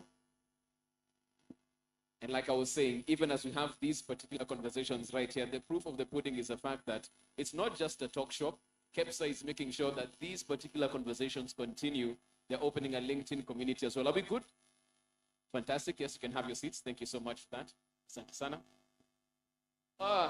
Okay, she's back. Okay, we shall do that again. They wanted to Photoshop you in the photo. You know, just going to ask for something. I mean, the wonders of AI, yeah? So what we'll do is make sure that any questions you have now and in future, you can interact with that online. There we go. They'll be opening a LinkedIn community, these particular conversations to continue right there. And now we're going to be getting into the tail end of our conversation. Okay, thank you so much. Now we are good. Sorry about that. As we get into Kenyan innovations in the future and to moderate that particular discussion, I'll call upon the founder and executive director at Elder Hub, Chepkomoi Magdalene, to come on stage for that particular conversation. A round of applause for her as she comes on stage, part of the big team making sure that this particular summit took place. Magdalene, over to you. Thank you so much. Good afternoon, everyone. Muko sawa? Munaendeleaje? I'm happy to be here and welcome to this fireside chat on showcasing Kenyan innovation in the future of work and the digital economy. My name is Chepkemoi Magdalene. Like you've heard, I'm the founder of Elder Hub. And Elder Hub, we are an organization headquartered in Eldoret, but we've worked in over 40 counties across the country. And our main aim is to support young people to benefit from the opportunities the digital economy offers. So we have different programs from skill development. We have job creation and digital apprenticeship program, as well as business coaching and mentorship, but we also support businesses to digitize. We also launched a project called Sasakazi.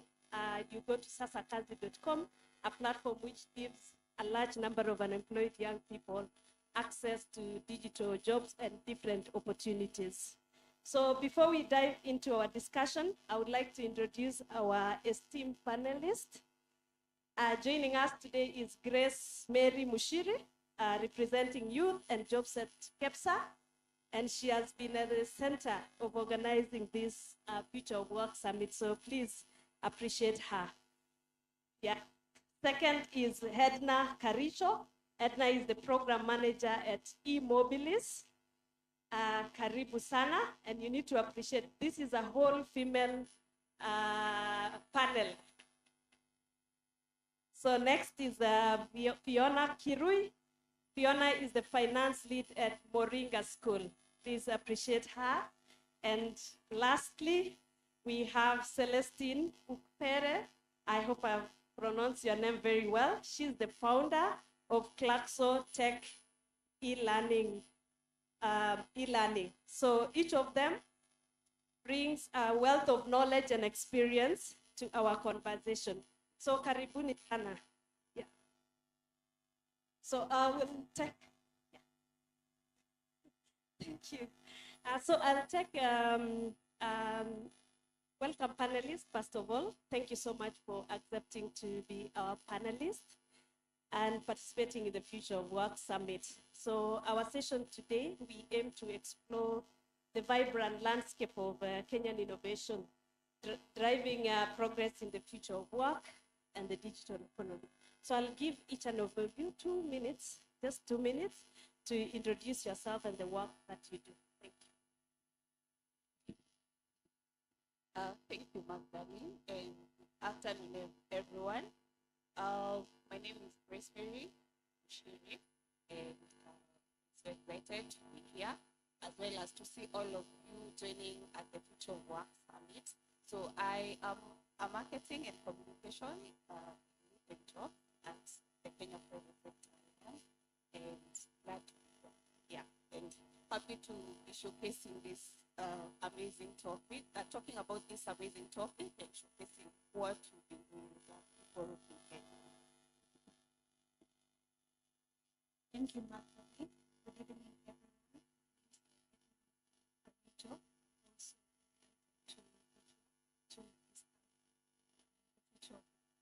I work at e-mobility, champion digital skills initiatives.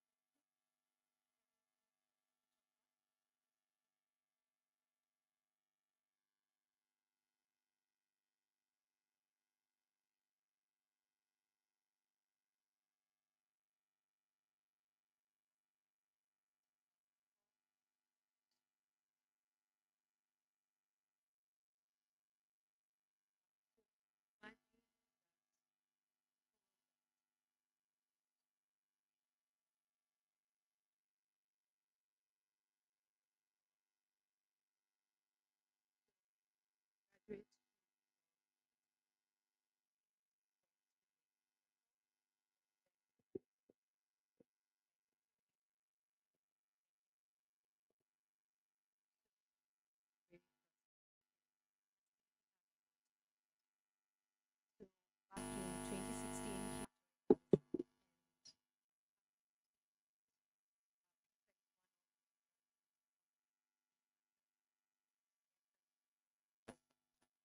for a while, and she's currently working at Microsoft. So who are we as Moringa School? Moringa School believes in training the youth with employable skills that will ensure that they are successful in the workplace. So when our founder, Audrey Chen, came to Kenya, she realized that so many of our startups were importing talent from India, and at the same time, so many of our youth were unemployed. So 40% unemployment rate in Kenya.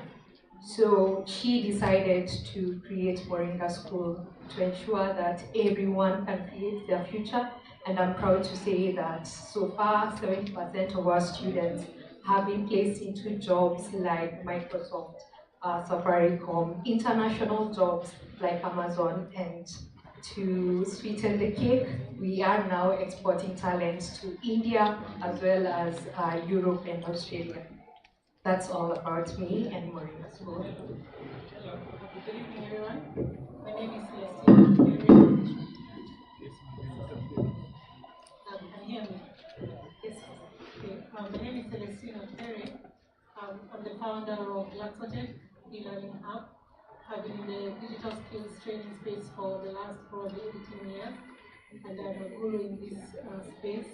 and it's good to share a panel with one of my products, Kenya, and some of you who are also in the organizing committee from GSN. So I think for me this is like a 360-degree moment where I am now a panelist with one of my products and being associated with programs that I've championed. I am World Economic Forum education and skills expert since 8 years, and I have been in the digital skills space in terms of training, monitoring and evaluation, and also looking at upskilling of participants, both rural and urban. At Glasgow e-learning, we have pivoted from the usual digital skills training because we identified a gap where people who have just done matric, which is I think Form 4, need to move to the next step and maybe not necessarily going into degree level. So what we aim so much is championing those students to start looking at skills development from that stage after they've gotten their matric certification. And what we emphasize on is women, urban refugees at the moment, and the people living with disabilities. So we have an innovation challenge sponsored by GIZ that has enabled us at least to come here through our long time of skills development that has enabled them to see how we can upskill this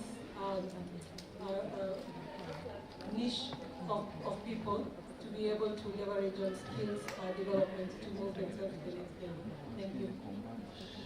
Thank you so much, panelists, for the introduction. I'll go ahead and start. I'll start with Grace.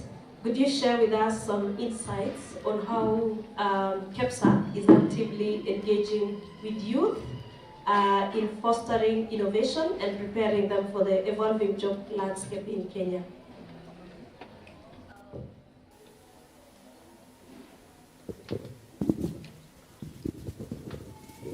Sorry about that. So I'll first start by explaining about the private sector. And maybe just to explain what KEPSA means in full, it's the Kenya Private Sector Alliance. So it's an umbrella body of all the private sector in the country.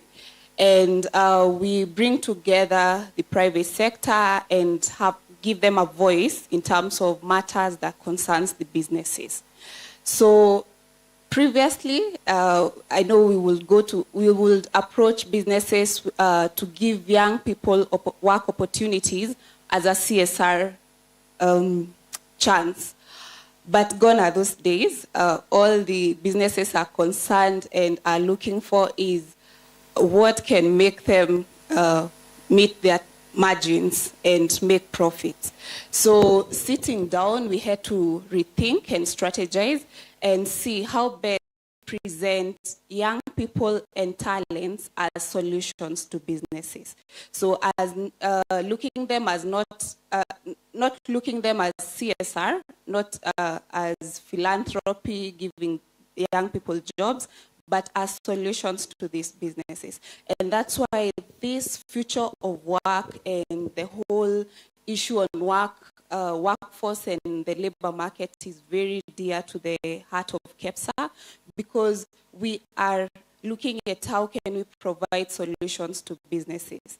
So having said that, as a marketer, as I introduced myself as a marketer, you have to believe in your product before you sell it, yeah?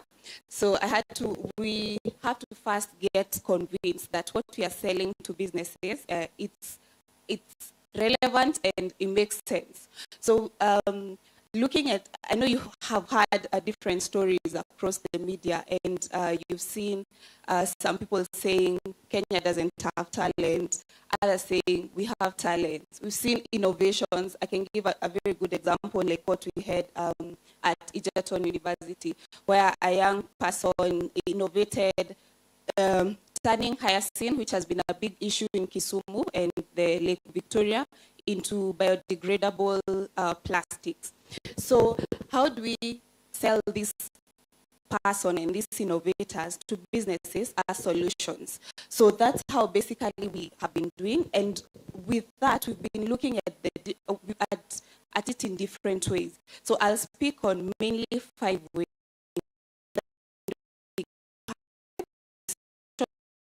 So how can they gain basic skills that are required in organizations so that they are able to quickly get adopted to the culture of work and start working.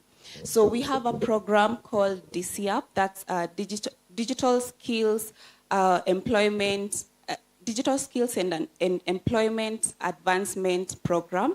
So it basically, it's in partnership with Microsoft. So we basically give basic skills, the Excel sheet, how to use Teams, you know, those very basic skills. So once young people have graduated from universities, they can basically get these very basic skills to be able to adopt to the work culture. Away from that, we've also been working very closely with the TVET ecosystem. So how we do this, we don't wait for young people to graduate. We take them as they work, as they school for 2 months, then the next 2 months we attach them to an industry. So we have a very good program in partnership with GIZ that we've been working. It's called the Dual TVET program. And we train people so they get practical skills. You school 2 months, get attached 2 months in an industry of where you're schooling, and so you equip yourself. So by the time they are done with school and graduating, they are quite competent and they are ready. Even businesses do not have to incur cost of retraining. So apart from that, on the third one, we have been also doing preparedness of talents so that they can access global jobs.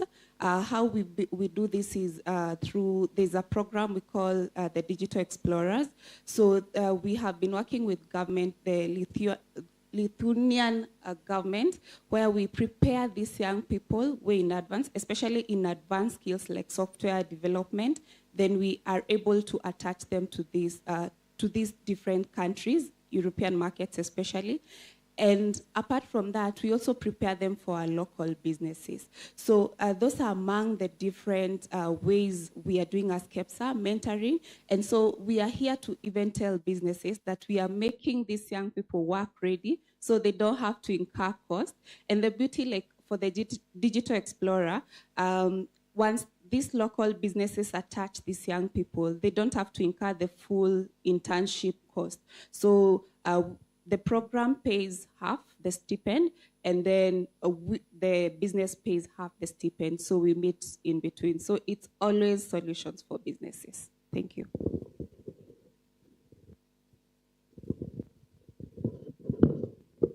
Thank you, Grace Mary, for highlighting the importance of collaboration in driving youth employment. So I'll move on to Edna. As a program manager at Immobilis, you've been at the forefront of skills development in the tech sector. In your opinion, what are the key challenges and opportunities for educational institutions and training programs in Kenya as they prepare individuals for the future of work in a digitally driven economy? Thank you. Thank you, Magdalene. That's a very important question, and I'll respond to it in 3 ways. So number one, at Immobilis, we are currently implementing the Nigeria Digital Program, which is an initiative of the Ministry of ICT and Digital Economy, supported by Mastercard Foundation, and we implement it with KEPSA. From a practical-based perspective and from what we have seen, there is an opportunity and both a challenge and an opportunity to match the skills that we are churning out with the demand. And so what we did at Ajira, we were tasked with revamping the curriculum. That was an exercise that I can tell you took over 1 year. It was quite a detailed and extensive exercise. This was because there was the need to look at what's in demand in the job market and what are we skilling the young people on. So we conducted an extensive skills analysis, needs assessment, we worked with an expert consulting firm that was doing curriculum development. They reached out, most importantly, to employers, to business people, to BPOs, and to the government to find out what were the gaps in the market and what do young people need to be skilled on. And so the exercise took a year plus because it meant putting together the needs and the gaps and figuring out what's the best way to package those to prepare young people for the future of work and for the digital economy. The second thing that I'll speak about from our perspective as Immobilis, we also have to continue skilling and reskilling young people in advanced skills. There's a study that Grace Mary has mentioned that will soon be released that was conducted by KEPSA and TIFA, and it showed that one of the most in-demand skills globally is ICT and software development. And so what we are doing also for the Nigeria Digital Program, with the support of the ministry, we were tasked with rolling out the AWS Cloud Practitioner Skills Program. So it's a 12-week intensive course that focuses on equipping and certifying young people on cloud practitioner skills. What that means is you can start off from a very basic level. You can start off with, first of all, understanding the digital economy space and online work, and then you move up the pyramid of skills and advance yourself to cloud practitioner skills as well as other tech skills. And we believe that's very important when it comes to packaging our young people to prepare them for global markets and global jobs, as has been mentioned. The third I'll speak about is inclusion. We are very particular when it comes to inclusion and not leaving out the hard-to-reach young people as well as those in ASAL areas. It's an area that the Mastercard Foundation, who support our program, are very keen on. We aim to equip 70% of our participants to be young women, 5% refugees, and 5% persons with disability. And the reason is because the statistics show the digital divide is real. We have to work hard to bridge that gap. Again, when it comes to targeting young women, you have to curate specific targeted programs for them. So some of the initiatives that we have done include the Ajira for Sheep program, which is an apprenticeship that aims to increase the participation of young women in the online and gig work. And we work with women-targeted organizations, including Refugee, Hope Worldwide, Madrasa, AFC, Pwani Techno Girls. So we work with women organizations that have women either who are marginalized, who are from the ASAL regions. So they go through an apprenticeship program, and we also support with the internship stipend. So what that does, it helps them put into practice the skills that they've gained through the apprenticeship program, but also it helps the organizations that have hosted them to see the benefits of the digital training and mentorship that they've gone through. Lastly, I'll also speak about mentorship, which is key in our program. What we've realized is the journey to become a successful digital worker and gig worker really is dependent on how well you'll be handheld, how well you'll be shown how to, monetize your profiles and polish them and package yourself in a way that you can be able to bid for work well. So we run a 4-week mentorship program in addition to the training. And what that does, we match trainees to mentors, and it's done both physical and virtually. And so the mentors give the young people mock work, and they help them polish up their profiles, write cover letters. They help them understand aspects of project management as well. And they also help them understand client etiquette and soft skills. So in line with mentorship, what we have learned is it's not just enough to equip the young people with the hard skills. If you don't teach them how to manage clients online, if you don't take them through soft skills and help them apply it practically. If you don't teach them ethics, what to do and what not to do on online work platform, then there's a possibility they may succeed or may not succeed. So we are really keen on making sure that we prepare them holistically, not just on the hard skill, but on the soft skills as well through the mentorship program. Thank you. Thank you so much, Edna, for emphasizing the importance of upskilling and reskilling in today's evolving digital landscape, but also sharing about the work-based learning, mentorship, as well as also the soft skills. So I'll go to Fiona from Moringa School. Moringa School has been a pioneer in providing tech education. Could you share some insights into the innovative approaches Moringa School has adopted, and of course, considering the fast-paced, the nature of the tech industry, it's keep changing. How does Moringa School stay agile and responsive to industry changes, ensuring that your graduates are well prepared for the dynamic future of work? Thanks, Magdalene. Yeah, so I'm going to share a not so secret source. So what you've been doing at Moringa School is, like I mentioned, we want to make sure that the youth have employable skills that will help them be successful in the job market. So in order for you to be successful in the job market, we as the trainers need to make sure that there is a continuous feedback loop from the graduates we place and also from the industry.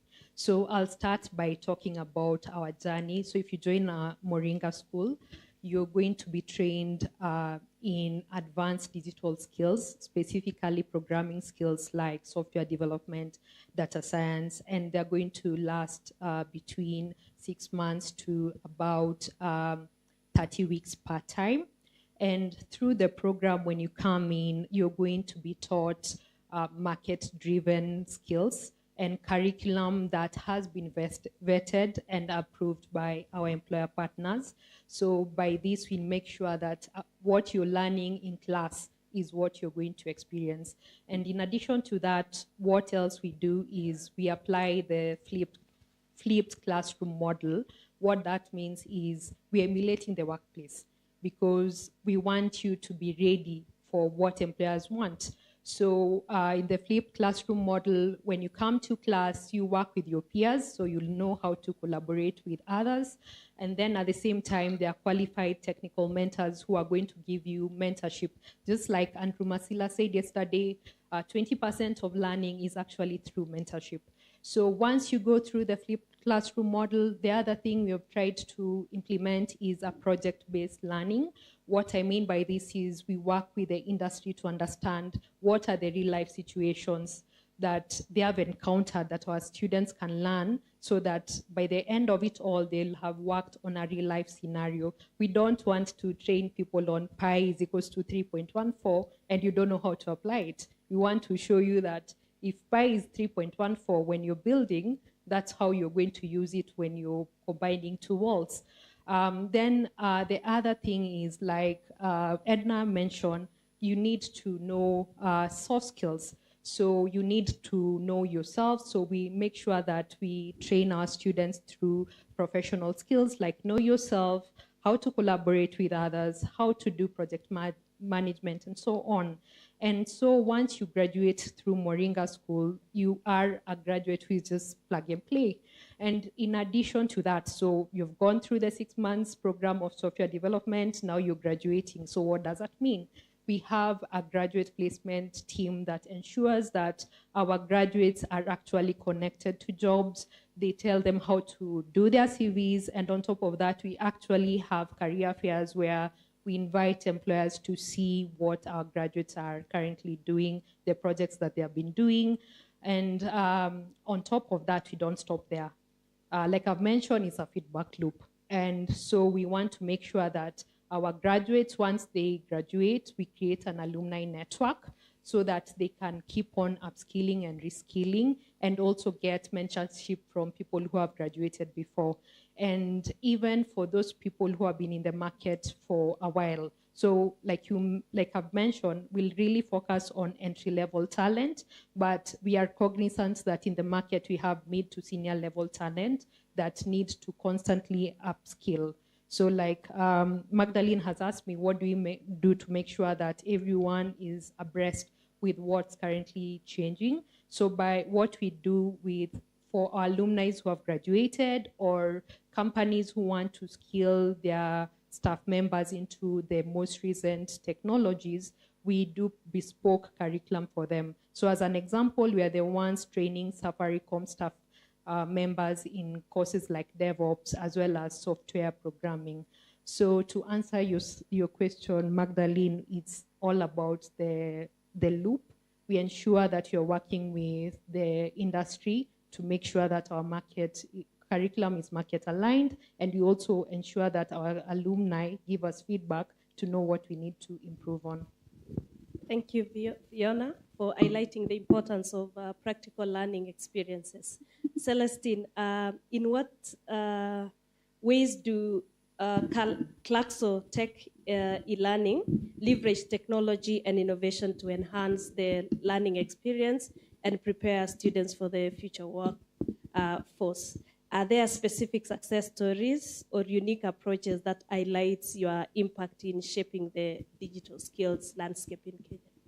Okay, Glaxo Tech e-learning hub has three strategic solutions that we normally use when we are preparing our participants towards the future of work.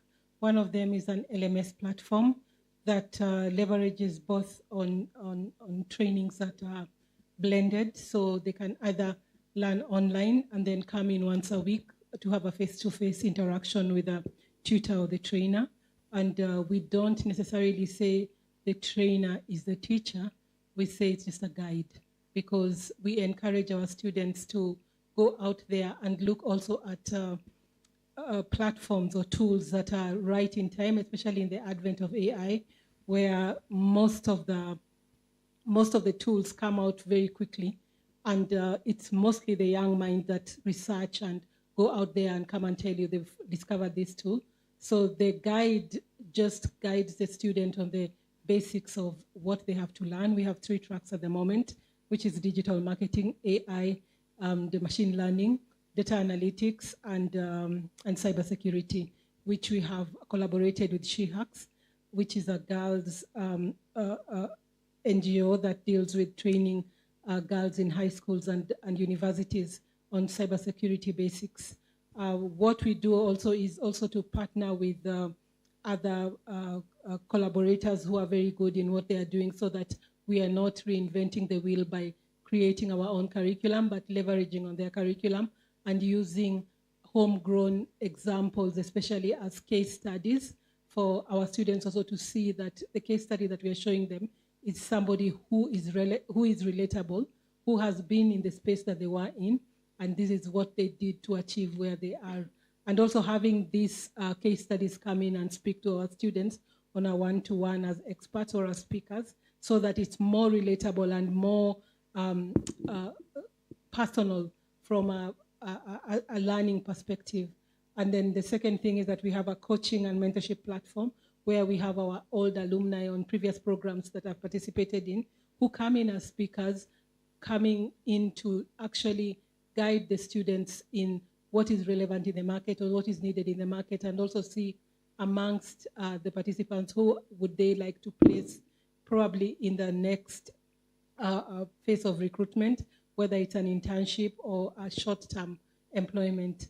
And the third thing is the peer-to-peer learning that we have found very relevant in terms of getting the participants themselves interacting amongst themselves and telling, sharing different experiences on case studies or milestones that they've achieved, and also leveraging on certifications that are available online, like the Google Digital Skills Certification, to leverage our participants to make sure that they achieve those milestones from a basic level, so that by the time they want to advance, they already have the strong basic foundation. Thank you. Thank you so much, Celestine, for highlighting the transformative power of education and technology and making sure that the content and the curriculum is relevant to the local context. So I'll ask each and every one of us to give closing remarks as we conclude, but also I think this is a whole female panel. So maybe also share about how we can also make sure that there are so many women also participating in this space.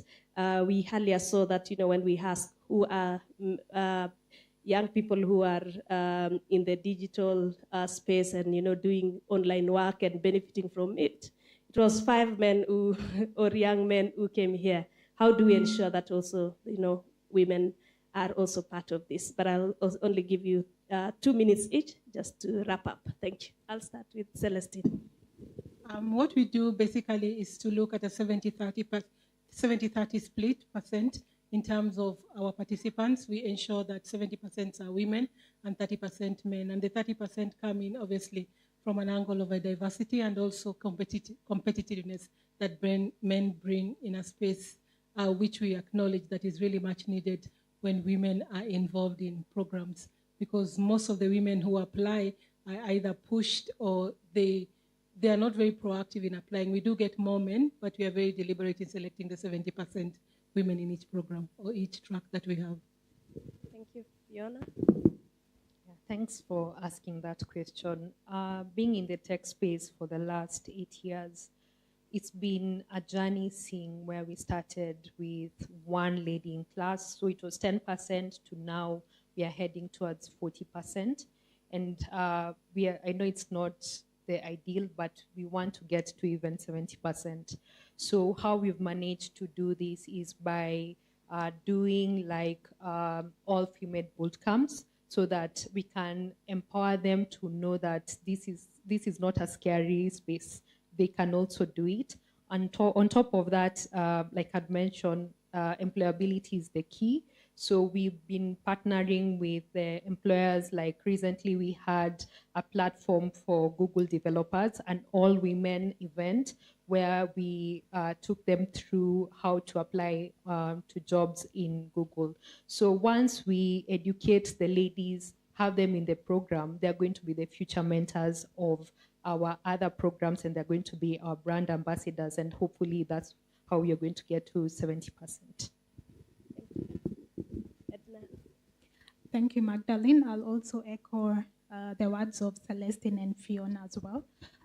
We also target 70% young women because we believe it's key to bridge the digital divide. And we do this by running, as I've mentioned, a couple of initiatives, including the Ajira for She apprenticeship program. We also run women's digital series, which are monthly info sessions for women only. And lastly, we also form women-only communities across the country. The importance of communities is that it forms a safe space where young women can come together, open up and share their experiences, as well as learn from experienced women who have succeeded in the online and gig work space. There's a tracer survey that we had done in 2022 that was conducted by TIFA Research that showed that half of those who'd gone through the Ajira Digital Program had mentored an additional 30% voluntarily and for free. And so what we believe is if you form such communities, young people will always teach another person without even being asked to. They'll always mentor somebody. And so it's important for us to make sure that there are those safe spaces for women, women-only communities where they can teach and mentor each other despite doing it voluntarily just to succeed in the space. And lastly, at Immobilis, we also run the Mobi Girls program, which we kickstarted in 2016. And the main aim was to equip, mentor, and train young women in technology skills. So we look for industry-funded, collaborations to fund boot camps, whether it's on web development, software development, or graphic design, to increase the pool of young women in the ICT space. Thank you. Okay, I think I'll wrap on my end in two ways. First, to businesses, I'll still market to you. We got talents, and you are making them work ready through the different initiatives and program that we are holding as KEPSA and in partnership with different partners. So take advantage. I'll give you like a very current situation with Digital Explorer, where we have 30 slots for businesses to access data analytics who are very well competent and work ready. They'll give you service as you require and even exceed your expectations.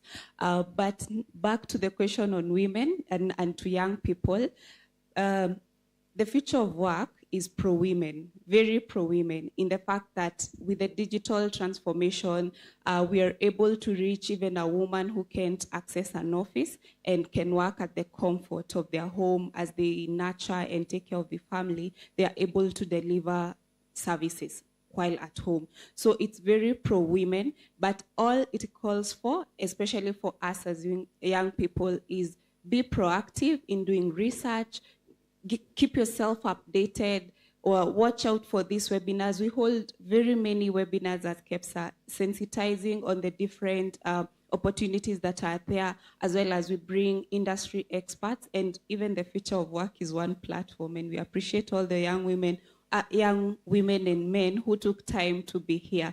So yeah, that's how I will conclude it. Just keep yourself updated and you will access these opportunities. Thank you.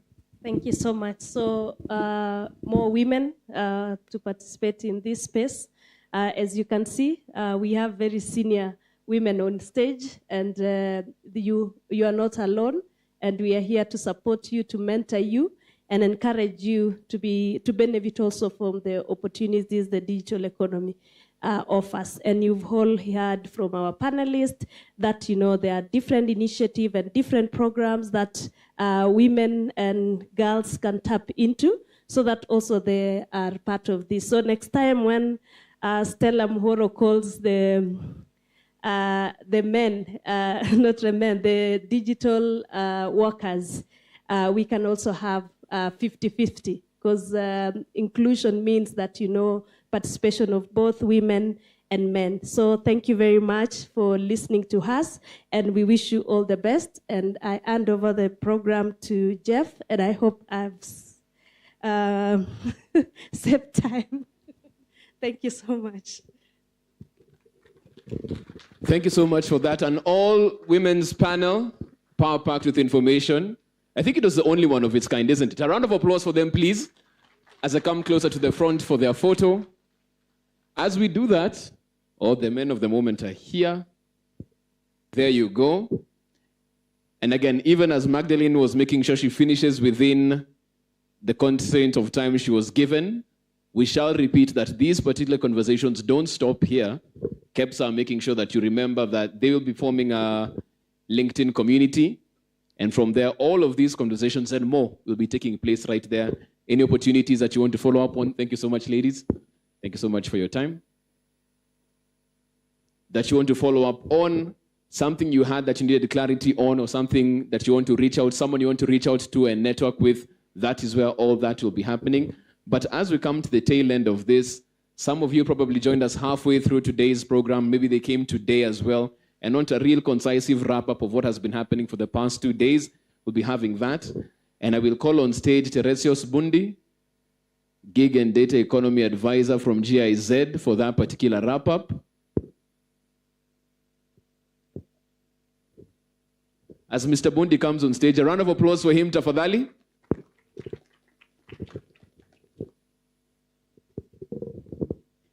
Thank you very much. Good evening. Yeah, from GIZ side, I know Susan is going to make the closing remarks, but also want to thank you very much for agreeing to also be part of this very informative Future of Work Summit. And with that, I just welcome Susan to come and make the closing remarks.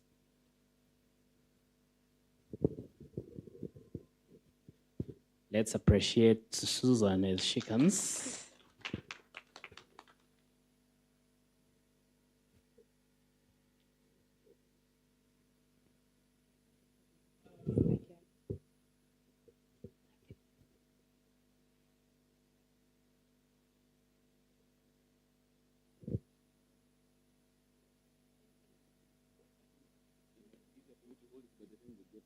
Great.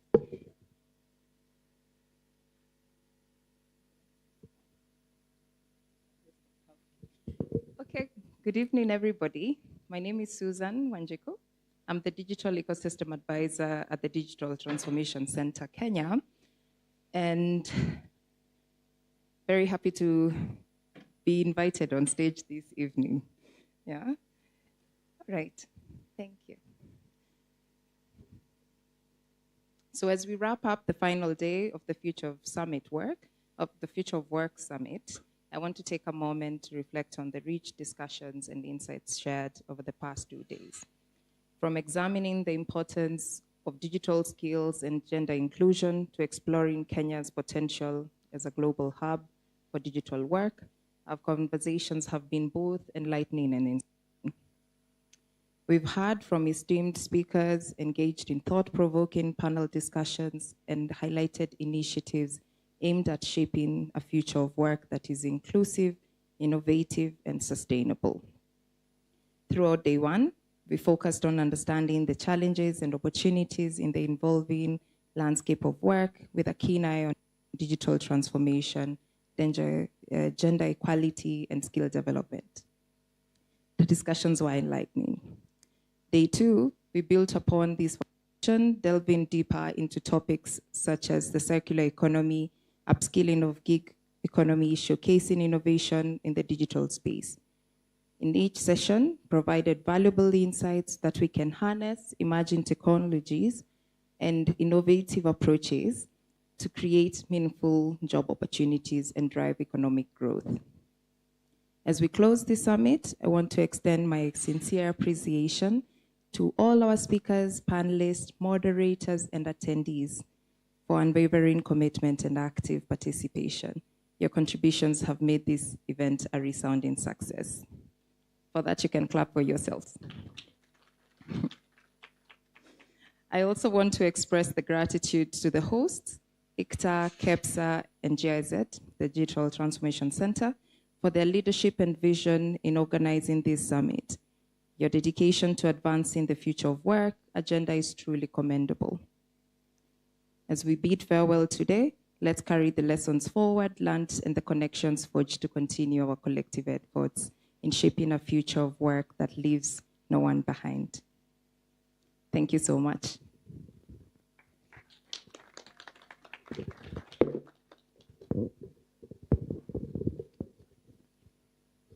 Another round of applause for her, tafadhali. We're inching closer to the end of this particular event. Before we get to our closing prayer, that will be done by Dr. Ehud. Yes, lazima tumalize na maombi vile tulianza. Because a lady who would pray for us decided to leave. So, Daktari, I believe that falls on you this time round. Of course, she has gone through the vote of thanks. Of course, I'd like to thank KEPSA for the amazing work they've done, GIZ Kenya as well, Eldo Hub for making sure they put this together. This amazing institution, the University of Nairobi, like you said, it wasn't by chance that we decided to host this particular summit here. It's because of the place it holds in terms of the future of work and the potential that it has in shaping that future of work, not only in the country, the region, continent, and globally. And once again, for this amazing audience that has stayed through to the very end, a round of applause for yourselves. Again, I'd like to have a round of applause for Jane, who is absolutely, she's done. And Alan on the other side for an amazing work they've done. Our sign language interpreters. And because I was seated there waiting patiently for someone to say, let's thank the moderator for the work he's done for the 2 days. At times you ask for it yourselves, guys. You know, if they're not going to give you ask for it. Please, a round of applause for me. Thank you so much. We come to the end of this particular 2-day summit. Of course, like we have said, and we'll say it again, please let's connect on LinkedIn. The community will be set up for these conversations to take place. We come to the end of this particular event, and we shall close with a word of prayer from Dr. Ehud. Please come on stage.